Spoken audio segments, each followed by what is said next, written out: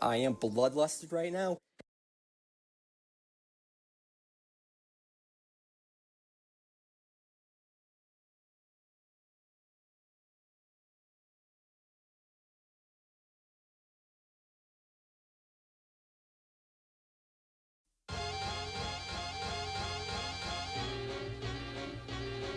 Get your hands on his cash in. While he was scheming, I was beaming in the beamer, just steaming. Can't believe that I caught my man cheating. So I found another way to make him pay for it all. So I went to Neiman Marcus on a shopping spree. And on the way I grabbed Soleil and Mia. And as the cash box rang, I thought everything away. Oops, there goes the dreams we used to say. There goes the times we spent away. There goes the love I had, but you cheated on me, and that's for that now. There goes the house we made a home. There goes you'll never leave me alone.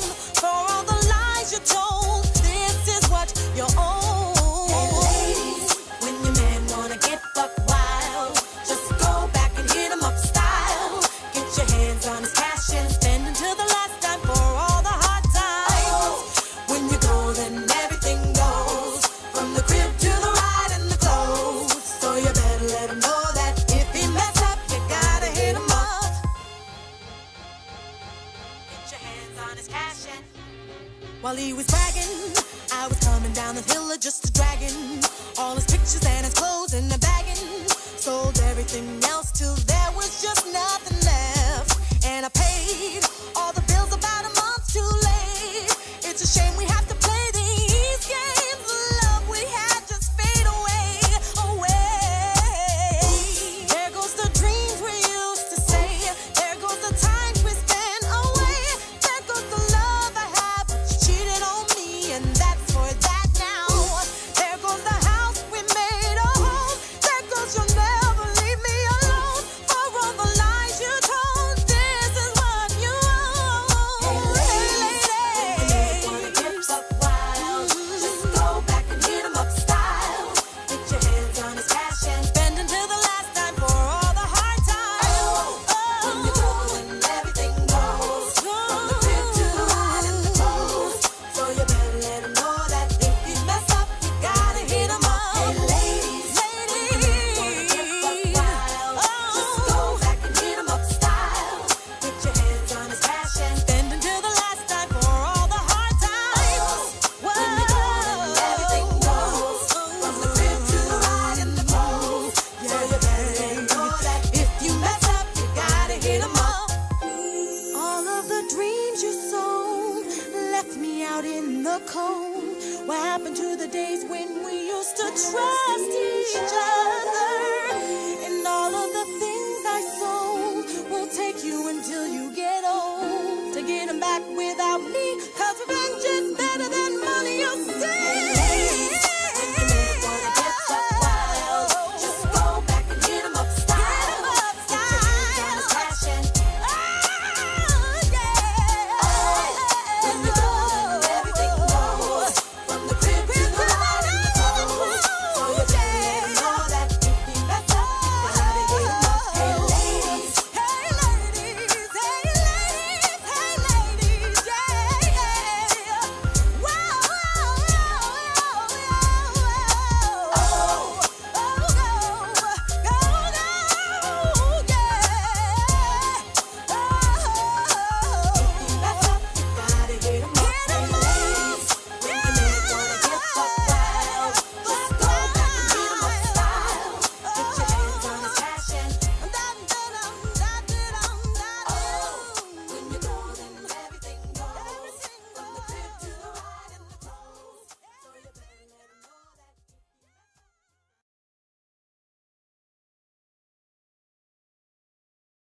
These words he speaks are true. We're all humanary stew. If we don't pledge allegiance to the Black Widow.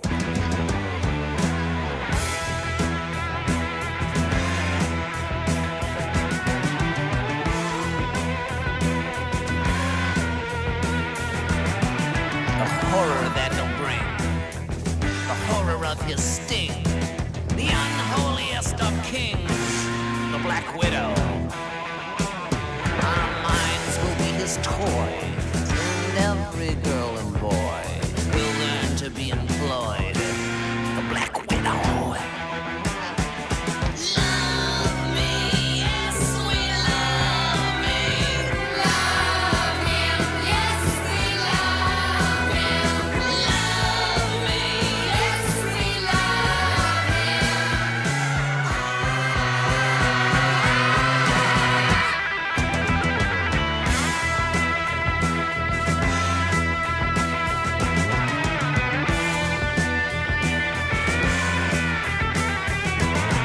He sits upon his throne and picks at all the bones of his husbands and his wives.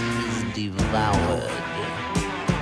He stares with a gleam, with a lamp so obscene. The virgins and the children he's deflowered. Love me, yes, we love me. Love him, yes, we love him. Love me, yes, we love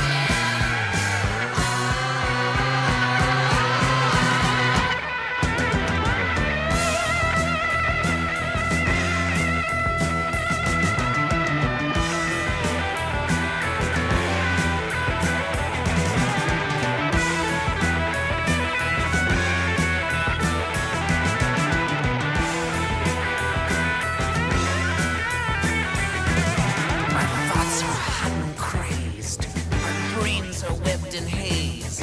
Mindless, senseless days. Like a Black Widow. These things he says are true. We're all human Aries stew. If we don't pledge allegiance to the Black Widow.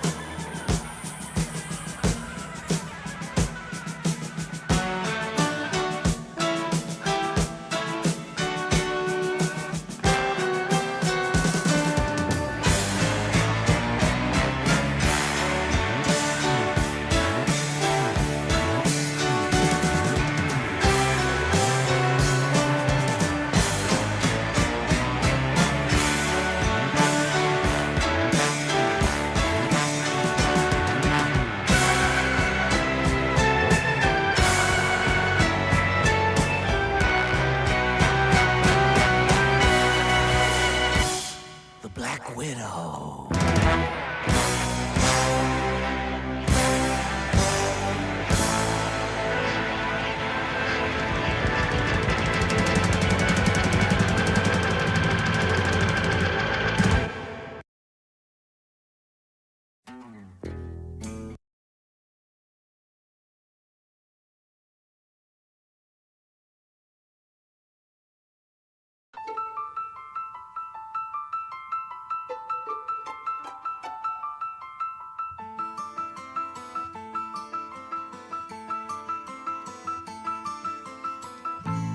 I don't want to see you go. I don't even want to be there. I will cover up my eyes and pray it goes away. You've only lived a minute of your life. I must be dreaming. Please stop screaming. I don't like to hear you cry. You just don't know how deep that cuts me. So I will cover up my eyes, and it will go away.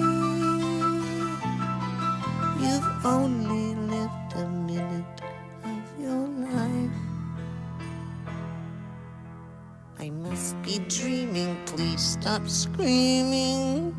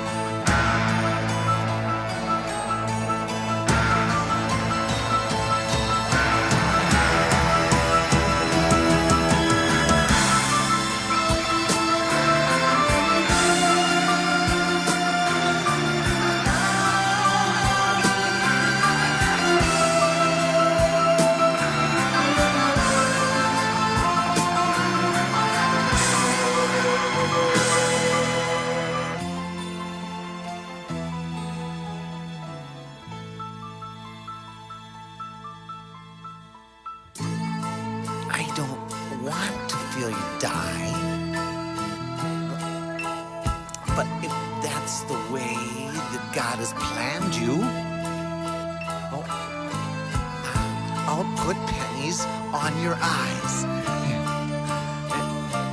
And it will go away. See? You've only lived a minute of your life. I must be dreaming.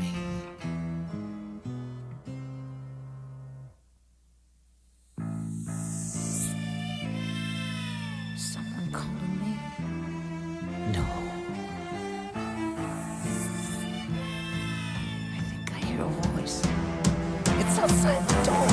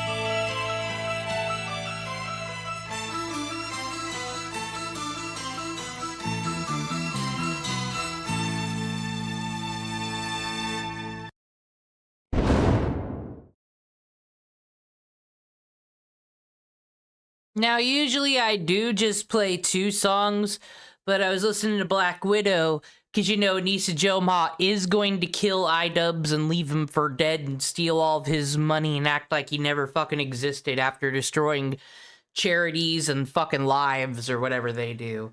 That's how that's gonna end. But then I was like, man, I love the Alice Cooper Welcome to My Nightmare album. I gotta listen to the song Steven, all about the men her voices yell, and then I'm like, while this song's playing, I'm like, oh my god, that's fucking Destiny in Hasan's head.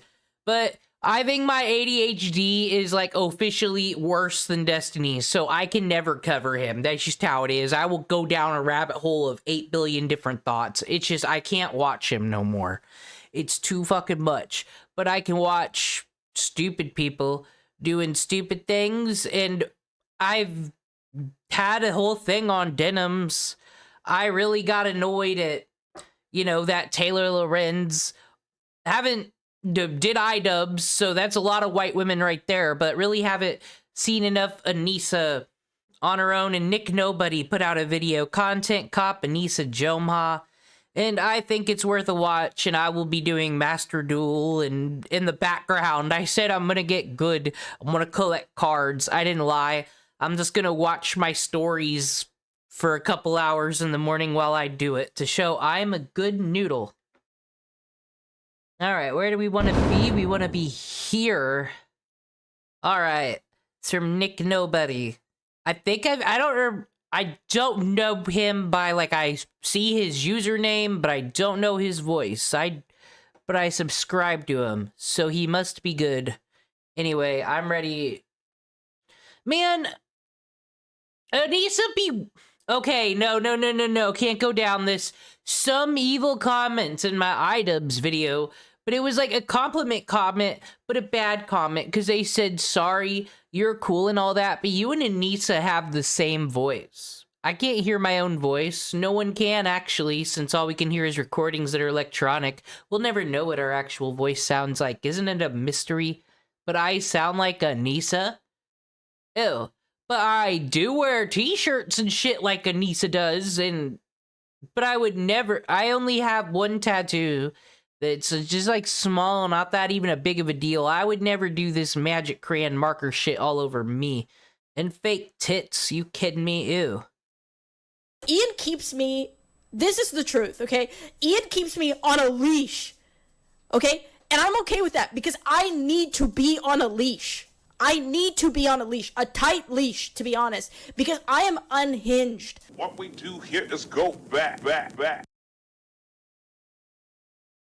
This is the worst Dom sub relationship if that's what you want, fucking Anisa, cause... No, not the one. Is experimenting on 10 children to obtain a cure for thousands of kids' lives justified? That's a really hard question. Even when Lion Maker, whatever his name was accused of pedophilia, like, it gave me a lot of anxiety because... Oh, I forgot what she's gonna say here, but... I also believe that German propaganda, where the fuck told me that shit? I just thought it was true. Did this school teach me that? But now I have learned through YouTube, drama, and commentary, there are no good things that can be said about the Holocaust. Not that there ever were. You know what? Maybe some cures. Let's even say the propaganda was real. They would have found them cures in a few years anyways. They would have invented the X-rays. Maybe tech would have been better if, you know, 6 million... Okay, whatever. If all those people weren't gone, we'd be in more of a utopia. Therefore, yeah. No, I can't be Anisa. I don't want to be Anisa. I feel like a lot of it is based on a lot of fiction and not a lot of fact. Crying in dog makeup, come on. No, not a Daria shirt. No. The fucking beta fish in me is going strong so early in the fucking morning. I'm mad. I am bloodlusted right now. Stop co-opting me. Go away, you skin... Speaking of Germans, they say some things about fucking doppelgangers. I'm tired of these doppelganger fucking skinwalker creatures.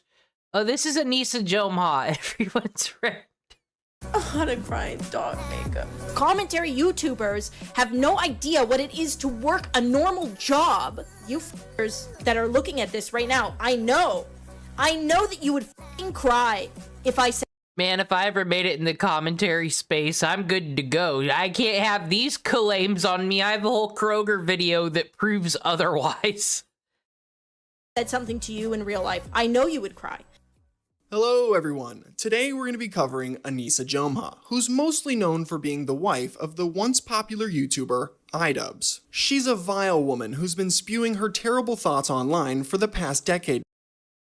Yo, doesn't matter who's making the video, even if that fucking Sly Boy, everybody with the content, fucking FBIs and cops against him, and doing his own style and having a better background and more personality than him, it's just bangers all day. Now, and before we really begin, let me just make it clear, I'm not going to spend this entire video skinwalking as Ian. I've seen other people do it before, and I find it incredibly cringe. I don't need to prance around in the woods smoking cigarettes, or use a bad European accent, or even travel to Canada to find Anisa and say the N-word to her in order to criticize her like Ian did with Tana. That was Anisa's idea, by the way. I also take ownership for the Tana, the Tana thing was my... Oh, that was so long ago. Was my idea. Was my stupid idea. You all hear that, everybody? Anisa Jomha said, iDubbbz, I need you to go to a convention and say the N-word. And she wants to tell us who's right and who's wrong. I need to launch up Master Tool. Beta Fish, stop. Idea. Instead, in my typical fashion, I will metaphorically let Anisa hang herself with her own actions like everyone else I've covered on my channel. I would just be remiss if I called this video Content Cop Anisa and didn't show up as the content cop for at least the beginning. Could you imagine a content cop video without a content cop? That would leave you feeling like Ian in the bedroom. Totally cucked. Now that I've gotten that out of the way, let's get right into the video. Anisa Jomha started her online career in 2014 when she began streaming on the website twitch.tv. Her original handle was Rainbow Kids, and she mainly streamed herself playing the game League of Legends. Under the name Rainbow Kids, does anybody find that odd? Like, cause I think this era of Anisa is actually attractive. Well, like, if you like fucking Betsy Brandt from Breaking Bad, Marie, like, she looks like fucking Marie here. she's gonna like go shoplift something from the store, but like, or maybe it's because she's got the fake tits in here. I don't know. She was fine in the Rainbow Kids era, but she was a booby streamer, and like maybe she was attracting certain people to click on that. The VTuber of her time. Anisa was originally what is known as a booby streamer. A booby streamer is a woman who exploits her breast in order to gain followers, subs, and donations, typically from a young male audience. They usually wear things like low-cut t-shirts and push-up bras to accentuate their bodies, as they will be used as the primary focus of their streams. This phenomenon was especially popular way back before Twitch degenerated and allowed things like just chatting and hot tub streams. The live streaming website was originally a strictly gaming platform, believe it or not. Booby streamers weren't necessarily good at the games they played, but they... Is that true? You used to only be able to do gaming on Twitch? Who the hell said you had to be good at video games? There's this channel. would still generate an audience because of the obvious assets they showed off. This is exactly how Anisa would manage to become popular when she first started out, and it's what she would continue to do for a large part of her streaming career. She was initially inspired to start doing this by another female streamer who was originally a booby streamer herself named Caseytron. Caseytron started streaming in 2012, and for a while she played a satirical character of a dumb gamer girl. Man. Caseytron fell hard. The last 10 years have not been kind to her. Now she's getting engaged in Walmart parking lots. Anisa claims before she started her internet career, she was poor and barely scraping by. One night, she had a friend tell her about Casey making $200 from streaming on Twitch. She would see this as a potential opportunity to make some side money for groceries. Like, I was poor, like, poor, like, I was eating oatmeal for every meal, and then my one friend, literally, I'm not even kidding, like, this is not a joke, Casey. You're the reason why I started streaming, because I had a friend that was like, You've told me this. Girl, yeah, she made $200. I was like, $200. I was like, I could buy like more groceries, and so I went into debt. I like got a computer, which like not smart at all to do. I got a computer and I started streaming, and I got really lucky. Anisa has always been the definition of a pick-me, so her decision to do this isn't surprising at all. One of the best examples of this being true goes all the way back to when she was in high school. It was here Anisa decided to play on the male lacrosse team instead of the female one in order to prove she wasn't like the other girls. She didn't get accepted onto the male team because she was extraordinarily talented or anything, but because her parents allegedly complained to the school, which seems exactly like something Anisa's mother Maureen would do. More on her very shortly. After being inspired by Caseytron, Anisa would spend the next couple of years trying her hand at booby streaming to much success. By the middle of 2016, she managed to grow her Twitch channel to over 200,000 followers. An article was even written about her on the popular gaming website Kotaku. This write-up about Anisa didn't highlight her stellar gaming abilities or anything like that though. It actually focused on the insane fact that Anisa's mother was her head chat moderator. Anisa Jomha was a so-called booby streamer until last March. Her sizable Twitch following includes ardent fans, horny dudes, toxic trolls, and an unusual chat moderator, her mother. This article details how Anisa got popular streaming as a booby streamer and even noted some of the popular type of comments she would receive in chat. One section states, in fact, a counter on Rainbow Kids' channel estimates that her breasts have been mentioned in Twitch chat nearly 30,000 times. Until recently, Rainbow Kids wore a double Girl, I could stream about the text messages from my mother. She would never take the effort to ever look into anything I do on the internet. The internet isn't real to her after all. Like, so this whole fucking concept of a mother moderating a chat room is completely fucking foreign to me. I couldn't imagine. Push-up bra highlighting her cleavage for her audience. Viewers would pay real money to have their commentary of her read out loud, much of which was deliberately offensive. Criticisms of her body or gameplay were bolstered by targeted, personal attacks meant to get a rise out of her. Variations on the word slut were a common refrain in Rainbow Kids' Twitch chat, which one day included her mother. The craziest part about this whole thing is the fact that Anisa didn't even know the person she appointed to be her head mod was her mom at first. She just liked this chatter's immense support and pseudo-janitorial work so much in the beginning that she modded them. What makes this article really funny is the fact that before it was released, Anisa was trying to claim she wasn't a booby streamer at all. I don't consider myself a titty streamer. I don't consider wearing a non-padded bra and a tank makes me one. If I ever said, yeah, I'm a titty streamer, or I'm doing this for attention in the past 2 years or so, it's sarcastic or a joke because that's how I handle rude people. Am I aware that I'm a bit bustier? Yes. Should that force me to always cover up my body? No. I don't think it should. This isn't the Middle East. This claim doesn't work when you have an entire article written about you being just that, where your own mother is quoted saying, "At first I was surprised," Anisa Jomha, 52, remembered when I spoke with her on Skype earlier this week. She's what you'd call a booby streamer, where you'd attract viewers to your stream, trolls,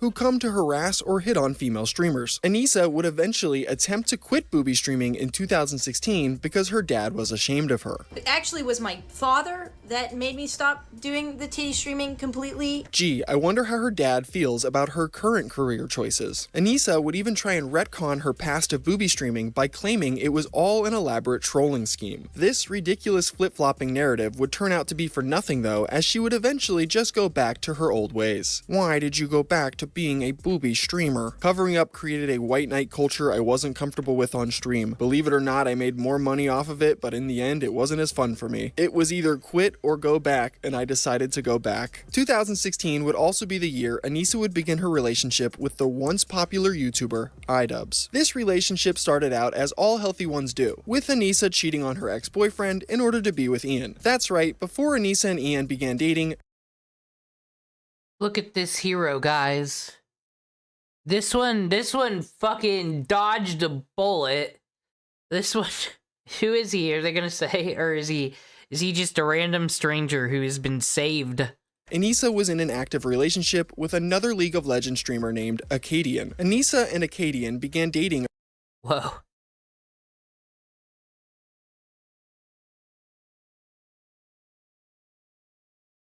I bet he's better off. Around late 2015, and this relationship lasted until the first day Anisa would meet Ian. Quick side note, I've seen multiple people report on Acadian's age being 17 when he was dating Anisa, going as far as calling her a potential predator for this. Acadian was born in 1996 and began dating Anisa sometime around September 2015. Very basic math would show you that he was at least 18 years old when they began dating. I also reached out to Acadian when making my iDubbbz video to ask if there was any validity to the claims of him being 17 when he was in this relationship. He let me know that it wasn't anything like that and that he was actually 19 years old when he dated Anisa. I wanted to make sure and put this info out there as I've seen other people call Anisa a pedophile over this, and I didn't want to continue to perpetuate a false narrative. Now back to the story of how Anisa cheated on Acadian to be with iDubbbz. In 2016, this League of Legends couple would go to TwitchCon, which was located in San Diego, California. Coincidentally, this happens to be the same place iDubbbz was living at the time. Anisa originally claimed she accidentally booked an extra day of her trip and was left all alone once TwitchCon ended, despite sharing a room with Acadian. She decided she wanted to spend this extra day with iDubbbz, who she messaged asking if he wanted to hang out. How did you and Ian meet? I was in San Diego for TwitchCon, and I, being an idiot, accidentally booked a extra night and an extra day in San Diego. So TwitchCon was over, everybody was gone, and I was stuck in the hotel alone with nothing to do. And Sup, Sigma Sakura. Anyway. Once again, I'm just trying to focus on my Yu-Gi-Oh cards over here. Oh my god, I get a gene warped werewolf. Anyway, but then the beta fish. I grew up in the 90s. You had to be into basketball. A god walked on earth, and his name was Michael Jordan. But then I'd get bored of basketball because why do we need like a billion games? Just play the one. I don't know. But I would wear all the NBA merch, and I love the Charlotte Hornets logo, and here I am being culturally appropriated once again by Anisa Jomha. Oh well, I'll get over it. And I was on my Twitter feed, and it was when Ian was just spamming his Twitter feed with something about Leafy and Max Mofo backstabbing him like as a meme. And he was just like, it was like tweet after tweet after tweet. So I was like, okay, this individual's bored. I know he lives in San Diego. Maybe he wants to hang out because anything's better than like sitting in this hotel all day. So we ended up messaging each other, and he was like, oh, do you want to go and eat? And I was like, sure, just whatever. I just don't want to be in this hotel room anymore. She goes on to describe their date of going to a taco shop where the two would awkwardly interact until Ian took her back to the hotel. Anisa didn't. Man, I don't know if this is low rent. Maybe this proves that I'm the low self-esteem girl everyone should target. I don't know. But I prefer my first dates to be at the Taco Bell. Because, one, if you're nervous, gets a first date, someone's smoking something or drinking something maybe sometimes. So it helps. And it's like, it's great value at the Taco Bell. Who cares who's paying for it? It's probably like $7.20, whatever. Like, it's great. I thought it was the Cheesecake Factory, and I remember judgments about that, which is weird, because I find the Cheesecake Factory to be quite bougie for a first date. Think anything would come from this interaction, but surprisingly, they would continue to talk from this day forward. So when he got home, I guess he was fighting with himself whether to text me or not, because he thought that it was like completely done. But he decided to message me anyways, and he said, hey, I made it home safe. And the amount of relief that I was like, holy shit, this human is still talking to me, it was unbelievable. We didn't stop talking.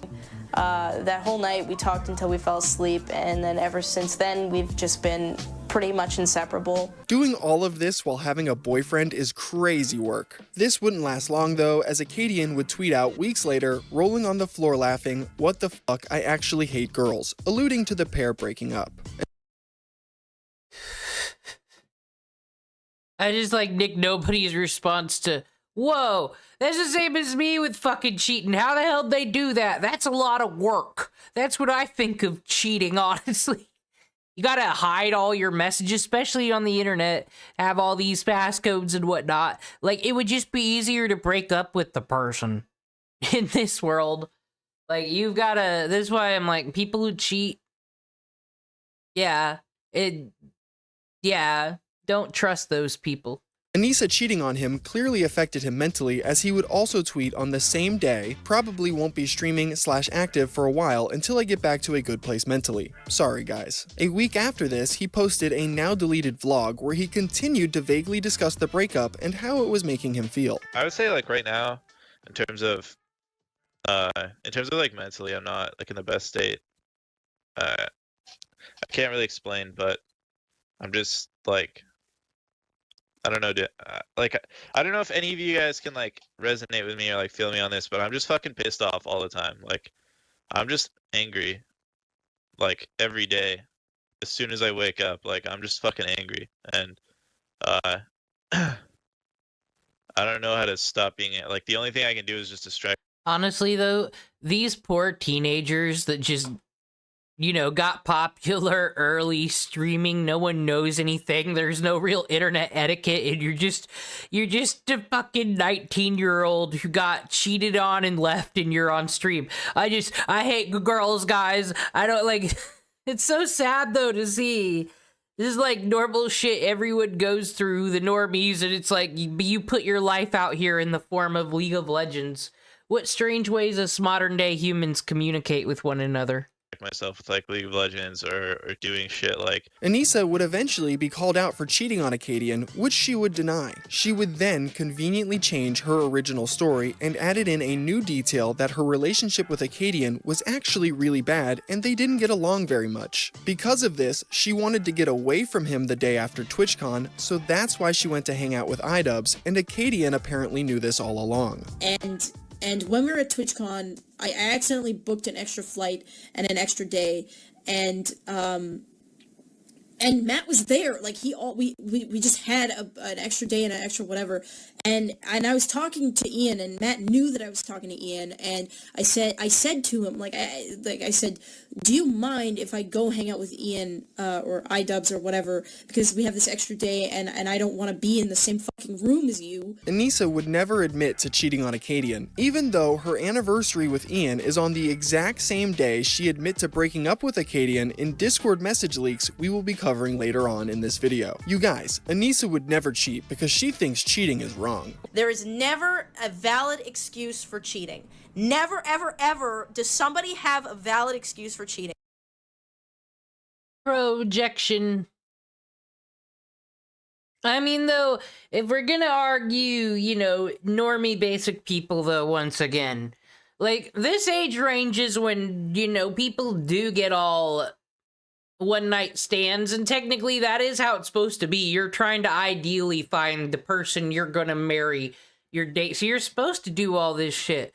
But, like, all the justifications, just be like, yo, I like this guy now, bye. It should be that simple. You're young, you got a billion years ahead of you, people, and just gotta die on the hill. I can't be a cheater because society says cheaters are bad, I just found out. Ah, projection at its finest. Anisa is a hypocrite, and she has a habit of constantly contradicting herself. One of the easiest examples of this to point to around this time comes from a storytime video she made promoting body positivity in the gym. She claims she overheard two women in the gym making rude comments about an overweight person trying to work out. She then goes on a long-winded diatribe about how fat shaming is wrong and people should never do it. It actually... Okay, here's the thing. Is that fucking bullying to be, like, bitching about the fat person in the gym? It is kind of weird. Actually, at the gym, like, you just shouldn't say things about appearances and stuff, because isn't everything supposed to be judgment-free, or is that just Planet Fitness? I don't know. But if they weren't, like, in front of the fat person maybe they knew that bitch from school. Maybe there was a reason, I don't know, if they're not bullying or harassing a person, like, to their face, and they don't know the conversation's taking place, who the fuck are you to get on a soapbox? Yeah, like, they're just the type, you gotta watch out for these people who just wear every social situation and talking point like a fucking jacket. Doppelgangers, as I said. We might need to go look into the German myths so we can better prepare ourselves for the war. Blew my mind that this was even... This was coming out of their mouths. Any bit of disgusting that they thought this woman was, if they would just look in the mirror or hear what they were saying, like, that is a million times more disgusting than any fucking abomination I can even dream up. And I'm just sitting there flabbergasted at the idea that there's these two women actually ridiculing somebody who has the balls to get up and go to the gym and deal with the shitty people like them and still come back and better themselves. Anisa fails to take her own advice though, because after she made these statements, she would go on to fat shame other women on her live streams. I'm surprised that she gets less hate than that whale, the I believe that's because it was Internet Blood Sports, Medicare, Edgy. Is that Andy Worski there? Maybe, I don't know. Like, so then it's cool to be a bully. Now you're pushing against the libs and the SJWs. Doppelganger. the leather wearing, yeah, Amy Schumer. I'm surprised that car can hold up on that. The crash test rating on that car must be amazing. It's nice to know that the car can handle that kind of weight without denting. To our knowledge, it might have dented, actually, who knows. A similar phenomenon would happen when Anisa would make a video explaining her struggles with an eating disorder and body dysmorphia. Gotta earn those sympathy points. You would think someone who claims to be suffering from these things wouldn't go out of their way to insult others who are also struggling with similar eating disorders, but Anisa did just that. She would react to another content creator named Venus Angelic, who made a video describing her struggles with her own eating disorder. Anisa couldn't stop herself from doubting, insulting, and making fun of this woman for her situation. She asked me how I got to the point. Which means, once again, well, I don't know, with the fucking eating disorders, that's something. That's some kind of control. That's OCD. There's a lot of things going on there, and I ain't no psychologist, but Oh, what else is there to really fucking say on Anisa? But I remember Turkey Tom's videos, and this is like histrionic disease. Your constant obsession with self, but then also obsession with other people's fucking selves. And constant need for validation. Like, she fits the whole thing to a T. I don't know what all these psychologists they brag about going to are doing. It is because I couldn't drink or eat anything. So I still tried to eat or drink, but I puked out anything I ate. Not because I wanted to, but because I couldn't keep it in my stomach. I puked about 10 to 15 times a day for about an entire month. So Like, what the fuck? Like, Anisa, I almost don't think she's actually gone through this to not understand. This girl is saying, like, you know, to prove this is both a medical and mental thing with the body. Like, she has the food in her... She's not going to the toilet, putting the finger down her throat, you know. Her body is rejecting the food because of everything she's done to it. And Anisa's like, whoa! Whoa, gross. So she's a fucking liar. She's never gone through this shit. Watch that fucking Tracy Gold movie. That girl suffered from anorexia and then starred in a movie about it. And I had to watch it in health class, Anisa. You'd at least know some more stuff if you're gonna lie. I said it, Anisa Jomha is a liar, and she doesn't get no mercy or pity or belief anymore around these parts. You'd be dead! You would be dead! If you puke 10 times a day for a month, you would be dead! You wouldn't be alive, that's a lie! There's no way you can put that. That's a month. That's not real. Yeah, there's no way. that gets you kind of dehydrated. Let me just read the comments. Oh my god, that's actually brutal. Are you dumb? Where's the, excuse me, human, but you cannot.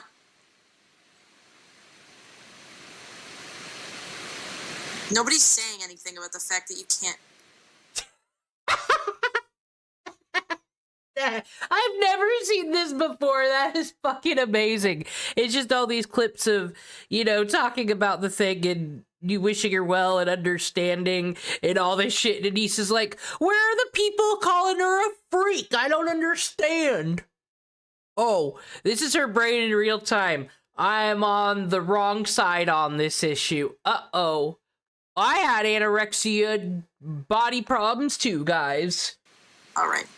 Well, let's just keep watching this perfectly sane human. As you can see, Anisa's streams are a bountiful source of horrendous takes and needless shit-talking. This would lead her to get involved in many petty dramas with a handful of different creators. One of the most notable dramas happened after the YouTuber Pyrocynical made a video criticizing booby streamers. Anisa wasn't someone called out in this video, but she still couldn't stop herself from making comments on it. Gaming section. I mean, you can just see with this clip, look how small the screen is for the game. Jesus. And I know that mentality that's been presented before, don't like it, don't watch it. The problem is, you're bringing a lot of kids onto the... Why do people always make that argument? Like, there's no way when she's playing the actual game that it's that size. Like, what the hell is that? What is that? Everybody always makes that point. Whoa, iDubbbz became early Nisa. This is not what podcasting is. When he, as said, Pyrocynical ain't even talking about her. But once again, this is the era. This is the Gamergate shit. This is the time where I would say, culturally, internet-wise, the gamer boys here with gamer audiences are kind of taking a stand. Because what the hell, these girls... I remember Trainwrecks having this rant, and even though I am the woman folk, I kind of understood it. Call me a pick-me or not. Because we've all been to high school, and him going on saying all these women streamers who are just being given money for just sitting around not doing that much, how are they any different than the women in high school who wouldn't even look at you, who wouldn't even give you a response? Why don't you stand up at these bullies? That's how I find this content, and just how she's so triggered. I had to prove she was the right target.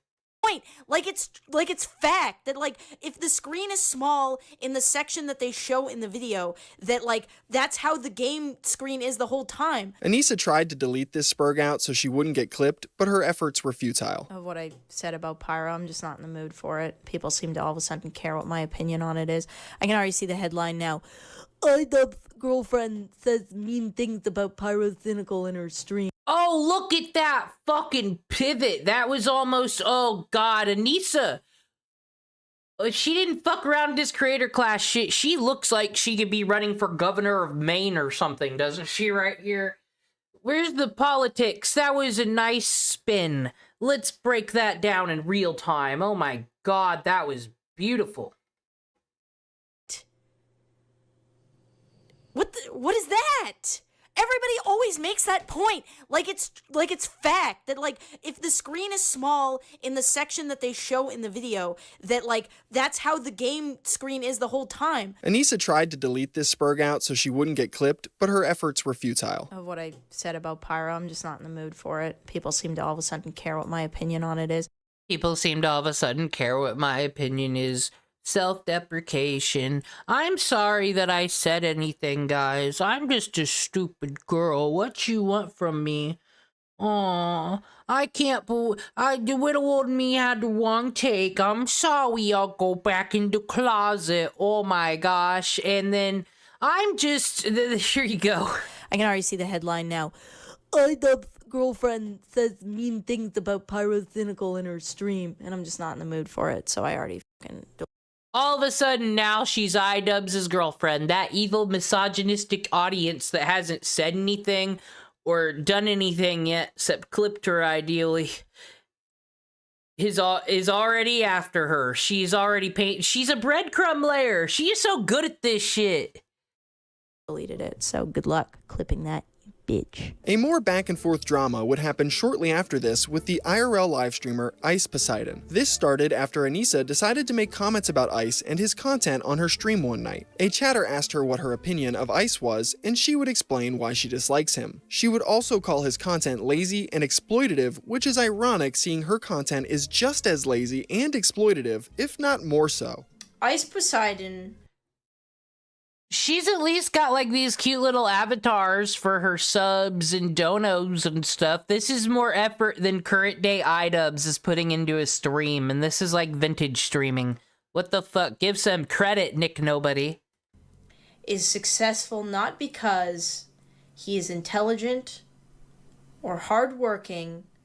Ice Poseidon is successful because he figured out that he could exploit his douchebaggery and overall laziness and scumminess to make money off of people. That's my opinion on Ice Poseidon. I'm not a fan of him. I do not enjoy his YouTube videos. I don't enjoy his live streams. I cringe at when he said to that woman that he's famous. I don't enjoy him. I don't like him. This clip would go somewhat viral, and eventually Ice himself would see it. He decided to respond to Anisa in quite a hilarious... Like I said, don't think of her as Anisa from Creator Clash and all this iDubbbz drama. Think of her as an annoying fucking HOA manager in Maine or some shit. I don't really care for his content. It seems rude and crude. It just doesn't belong in our society. Like, that's how she's coming off, and now she's fucking radical of the people now. Fashion. Let me this. All right. I don't know who the fuck she is. Apparently, iDubbbz's girlfriend. I don't even know who the fuck she is. My laziness. Listen, I was reading the comments. I've never watched your fucking stream. Apparently, you're a fucking titty streamer. How can you tell me I'm lazy if you're sitting down in a motherfucking chair being a titty streamer? Listen, I don't need your shit. Okay, you're talking about me being an asshole to people. Stop being a fucking triggered motherfucker. Who gives a shit? That's my 2 points right there. I mean, I don't really have to continue anymore. If you're a titty streamer, you automatically lose the argument there. I mean, there's nothing for you to say other than that. So This drama would only become more amplified after the YouTuber Keemstar made a drama alert video covering the back and forth, which garnered over 1.3 million views. If Anisa wasn't getting into petty dramas with other content creators, she was outright saying ignorant things that would often get her in trouble. The most egregious example of this comes from the time Anisa decided to defend the human experiments conducted by the Nazis in concentration camps. Yes, Anisa actually tried to justify the senseless torture. Oh my, just every time you have to do this issue on a stream. Here, I'll do it for Nick Nobody. Once upon a time, there was a World War I, and people were mad about it, and things happened. And then there was a World War II, and there were bad people called the Nazis, and they did really bad things. And the Nazis, the Holocaust, not cool. Everybody else on the other side of this thing, bad, which is true. That's all everybody needs to know. This just seems basic information. Torture of innocent people. Is experimenting on 10 children to obtain a cure for thousands of kids' lives justified? That's a really hard question, and I think... By the way, chat, thank you. Thank you, members who stick around and hang out and message me. Thank you for never asking me questions such as, what is your thought on how many children we need to murder to fucking save lives? What prompted this question is what I always think when this clip comes around. If people are being 100% honest, they'd give you a different answer than what you're expecting. As terrible as the Holocaust was, obviously, it was horrendous, and how disgusting the doctor was that did the experiments on people. It was gay people, handicaps, twins. I mean, that is when I started doubting all this shit, because, God, I don't even want to remember his fucking name. Mengele. Because when I was listening to the last podcast on the left covering Mengele, I did still have the propaganda in me. I was thinking, didn't they do all this important research, though? But it doesn't sound like it from the retellings of fucking Mandela. It sounds like he had his one stupid thing. He didn't care what fucking team he's on. He was just like, I just need to prove this thing about twins. And nothing fucking, everything horrendous happened and nothing of value happened. That's the summary. So now I know I am fixed from the propaganda. I think that's, and obviously, they were obviously Jewish, or they did it on Jewish people. They found a couple of really groundbreaking discoveries through that experimentation. There were no groundbreaking discoveries that came from the human experiments conducted by the Nazis. A Google search that takes less than 10 seconds to do will show you that Anisa's take is profoundly untrue. There was no scientific method followed during these human experiments, and the notes recovered from them amounted to scribbled gibberish. These experiments were nothing more than a sick way to torture people under Of course it was gibberish. Them Nazis love their meth. Yeah, why did I ever fall for this propaganda? Anisa, we're stupid. the guise of science. Anisa would eventually walk this take back years later once it resurfaced and blew up in her face. She wouldn't apologize for the statements she made, but instead claims she was only parroting talking points she heard in a college lecture that she thought sounded smart, which is pretty insane. The same year as her pro-Nazi take, Anisa would also defend the pedophile YouTuber named Lionmaker. Lionmaker was a former Minecraft content creator who was arrested in 2016 for a variety of different charges, which include Yeah, defending Lionmaker is definitely the wrong side of history, because as far as pedo allegations on YouTube is gone, this one's the one who's gone to jail for it, so I'd say he's guilty. A court of law over there in Belgium, so not even America, so no politics can be thrown in this one, no psyops, said, hey, you're a bad. We got proof you're bad. Go to jail and you're on the list. So what do we do? She just is talking out of her ass, though, with that absolution of I know things because I heard it. Follow journalism rules. If I didn't show a screen cap, it's just dumb shit I said. Don't take it as fact. included possession and distribution of CSAM materials. This guy was caught talking to multiple minors and soliciting nudes from them, some of which he posted on his own Twitter at one point. He even admitted to all of this in an interview conducted by the YouTuber Colossal is Crazy and eventually went to jail for his crimes. This was a wildly popular story that I watched that. I might need to watch. No, because that would drive me crazy ever watching that again. I don't understand. When Colossal called the video, like, the king of manipulation, no, Lion Maker's fucking stupid. He just went into this interview and admitted everything. Like, his original lies was everybody was hacking me. That's what all these screen caps are. I was hacked. And you know, if a popular YouTuber said, I got all these haters and this group is impersonating, like, it's at least believable. But nah, he was just really bad and threw it all away. I don't even think anyone could even think Lion Maker was innocent for a second. Anisa somehow didn't know about, yet she still chose to ignorantly run to Lion Maker's defense because she doesn't like when people are criticized online. I don't like when people go in and rip a content creator apart like that, no matter what like really happens. It gives me anxiety. Like, even if it is like I'm like that, unless it's that pedo troll Ethan Klein, that Zionist piece of garbage that also doesn't like Israel, but he disagrees with us by 1%, then it's okay.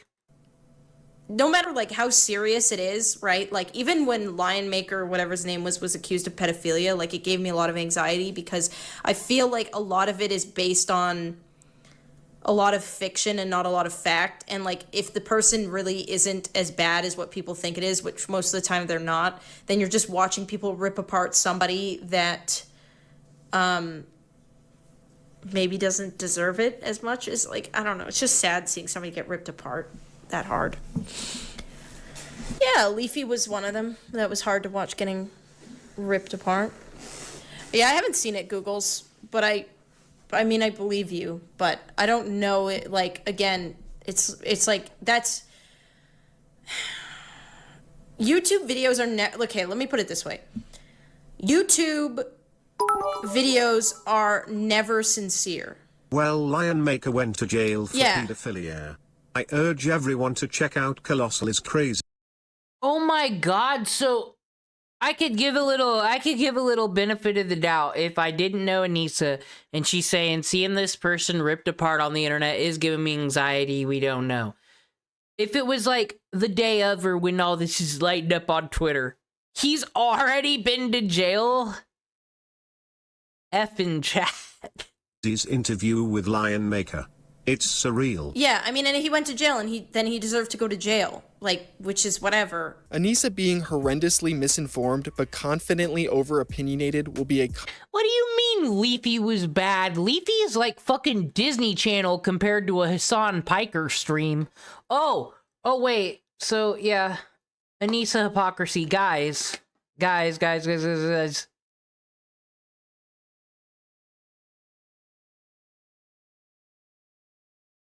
This is my favorite video all week. This is my favorite video all week. It's a pure and beautiful video.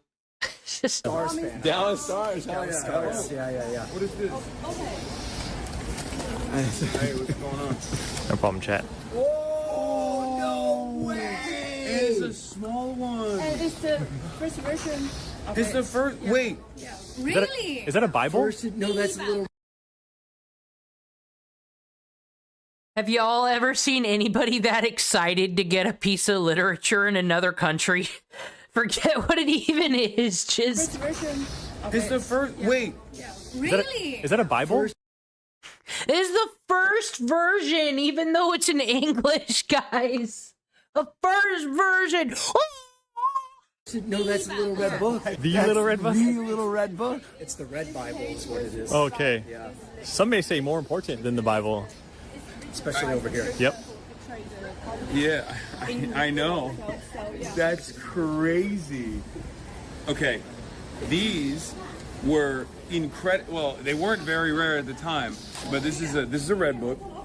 Okay, quotations from the chairman Mao Zedong, and This is an English version from I guess from 1966. Okay, so initially they actually started printing these. I mean, there were so many that they printed of these. So why is that, is the Chinese journalist or someone who's taking pictures for something, why does he really doesn't want to be in a shot with Hasan. I've noticed that on my third rewatch of this.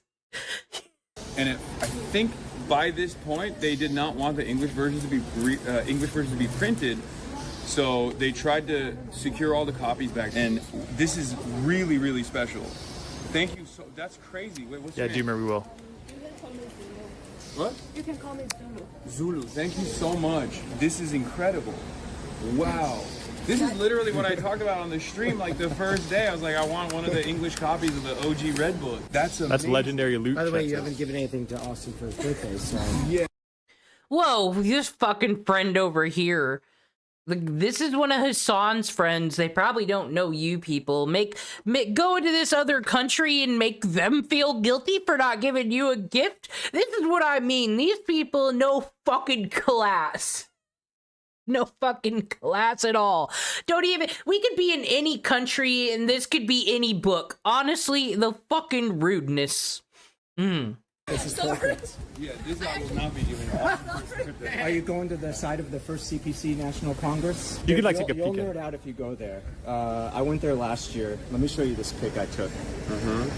You'll want to take a pic in front of this. What? Oh wow! Like, can you imagine? Wow, that's sick. So I mean, yeah, it's Now this conversation's interesting to me. pretty awesome. But yeah, it's like the buildings where they founded the party, and there's a giant underground museum with all sorts of artifacts and stuff. Cool. It's pretty cool to check out. That's dope. Yeah, this is where the CPC was. See, now, I was listening to this guy because I would like the one-day vacation to China. I don't know when, but, like, I want to see the temples and that museum in Shanghai. Sounds really cool. That's cool information. Notice that Hasan only engaged in this information with this guy when he showed Hasan a picture that's like, this would be really cool for you to take a picture in front of this, something for his image. Hasan was engaged then. But the second information about where the party was founded and that there's an underground museum, doesn't care. If only this man was a hot Chinese woman, then I bet he'd care, or had a communism book. But he didn't. How dare you bore Hasan Piker, sir? Found it. Yep. In Shanghai. Xintiandi, they even changed the subway station a couple years ago to the from the Xintiandi station to the first Congress or what? Yeah, Yeah, of course. That is dope. Okay, so it's time to read some choice quotes from the great chairman. In order to cheer people. The CCP also already, like, he's already been like, let me see your phone. What are you doing? Like, you know, that thing where in America, the police need a warrant to do. A whole law has to sign off on a cop seeing your phone. And this happens to Hasan in China. And he wants to say that our country's more fast. Now, mind you, he's not allowed to say otherwise there. He might have already been reading a statement on stream from what it hears about that was sent to him by someone to say. But I don't know if most people have to pog face when they get this book. That was like Nintendo 64. Below. Should I start with a foreword from Lin Piao? A very good place to start. Yeah, the second edition of the quotations from Chairman Mao Zedong.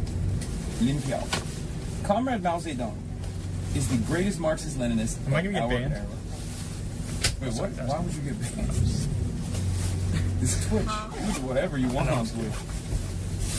Alright. Okay, what? Pick a segment and we'll read choice quotes. That subtrain's really getting hot. No worries. It's Twitch, you guys. You can do whatever you want. This fucking heel. This heel, am I right? Back to the true valid target. Actually, you know what, though? There was this gut reaction, this mother bird voice in me when I was seeing Hasan with his little red book in China, where I'm like, Hasan, come home. I don't like you in other countries. You're not. I want you back here where I know that nothing's gonna fucking happen to you, actually. Where you could go to your little LA protest and somehow get a return to your $3 million mansion every night. Like, come back home, Hasan. You're our idiot, not their idiot. Ours. Get back here. Now back to Anisa, who fled to Canada, and no one's complaining about that. Common theme throughout this video. You'll also notice that after Anisa's comments on Lion Maker, she would go on to claim it was hard to watch the internet go after Leafy too. Yeah, Leafy was one of them that was hard to watch getting ripped apart. This is incredibly rich, seeing the fact that her own boyfriend iDubbbz was the main person leading the charge with his Content Cop Leafy video that ended up garnering over 31 million views. She would even tweet at Leafy after the Content Cop on him was dropped. I'm actually sad to hear Leafy is taking a break. I've always had a soft spot for you, dude. Hope all is well. Again, her boyfriend is literally the reason behind him taking.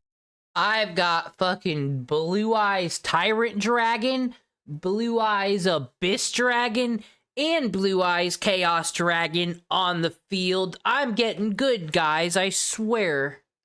A break. Anisa's sympathy towards Leafy absolutely makes sense when you consider the fact that she had a crush on him before she started dating iDubbbz. And there's plenty of things that point to this claim being true. Starting with her tweets to and about Leafy, the first one being a reply to a tweet saying, "Real question, who wants to fuck Leafy tonight? Nashville, genuine offer." Anisa replied, "I thought you would never ask." She also tweeted out several more things like, @Leafy, why am I never in your videos? Do I need to lower the cost of money to get me to bend over? And, @Leafy, I will shield you from the storm with my breasts, my son. Anisa even got excited and hoped.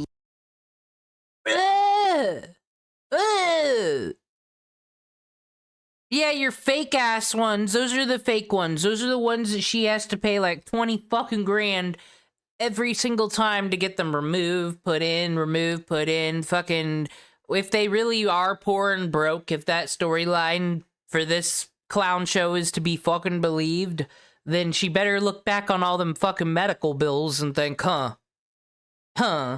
Leafy would talk about her when he made a video bashing booby streamers. I haven't watched it yet. I actually haven't watched it at all, but apparently Leafy, I don't know if it's true or not, because Leafy's never put me in one of these videos. It always kind of made me sad. But apparently this one he finally did. So, let us see. To her severe disappointment, he didn't talk about her. Anisa being attracted to other men is a common trope when she's in a relationship. Leafy isn't the only man. Leafy talked about mentally disabled children and wouldn't even talk about Anisa. That's all there is to be said. This fucking picture. This needs to be my next Anisa thumbnail. I need to make a new white woman coded thumbnail. This is Junko Yanishima on a podcast. That's my next thumbnail I'm gonna make. I need to find this. Fucking Herder's stupid Sailor Moon shirt. Fucking cat. And she's had a crush on while she's been dating iDubbbz. Another man Anisa had a crush on around this time was named Chris Raygun. Chris Raygun is a YouTuber with over 500,000 subscribers and was most popular around the same time as iDubbbz in 2016. Anisa has been friends with Chris for quite some time, with Chris making occasional appearances on her Twitch streams back in 2017. Okay, now in my internet sociology history here, Chris Raygun, this is where we got some interceptions with some political people. This is the skeptic community, which was like the fucking atheist community. Because this is what I remember from Gamergate. The atheist community had a hard time because they found out that, like, it doesn't matter what political party you're in, so it's not all leftist, and the Civil War began. And I believe the right-leaning ones called themselves the skeptics almost, and this whole thing happened on YouTube. I think Chris Raygun's part of that crew. I don't know exactly. On these streams, Anisa would I don't speak with absolution like, oh my god, that guy's just getting piled on, like some people. I just don't know enough information, but I've heard about this guy. Awkwardly interact with Chris and ask him about things like his sex life. What's the weirdest thing you've ever done in the bed? I've had sex in an elevator before.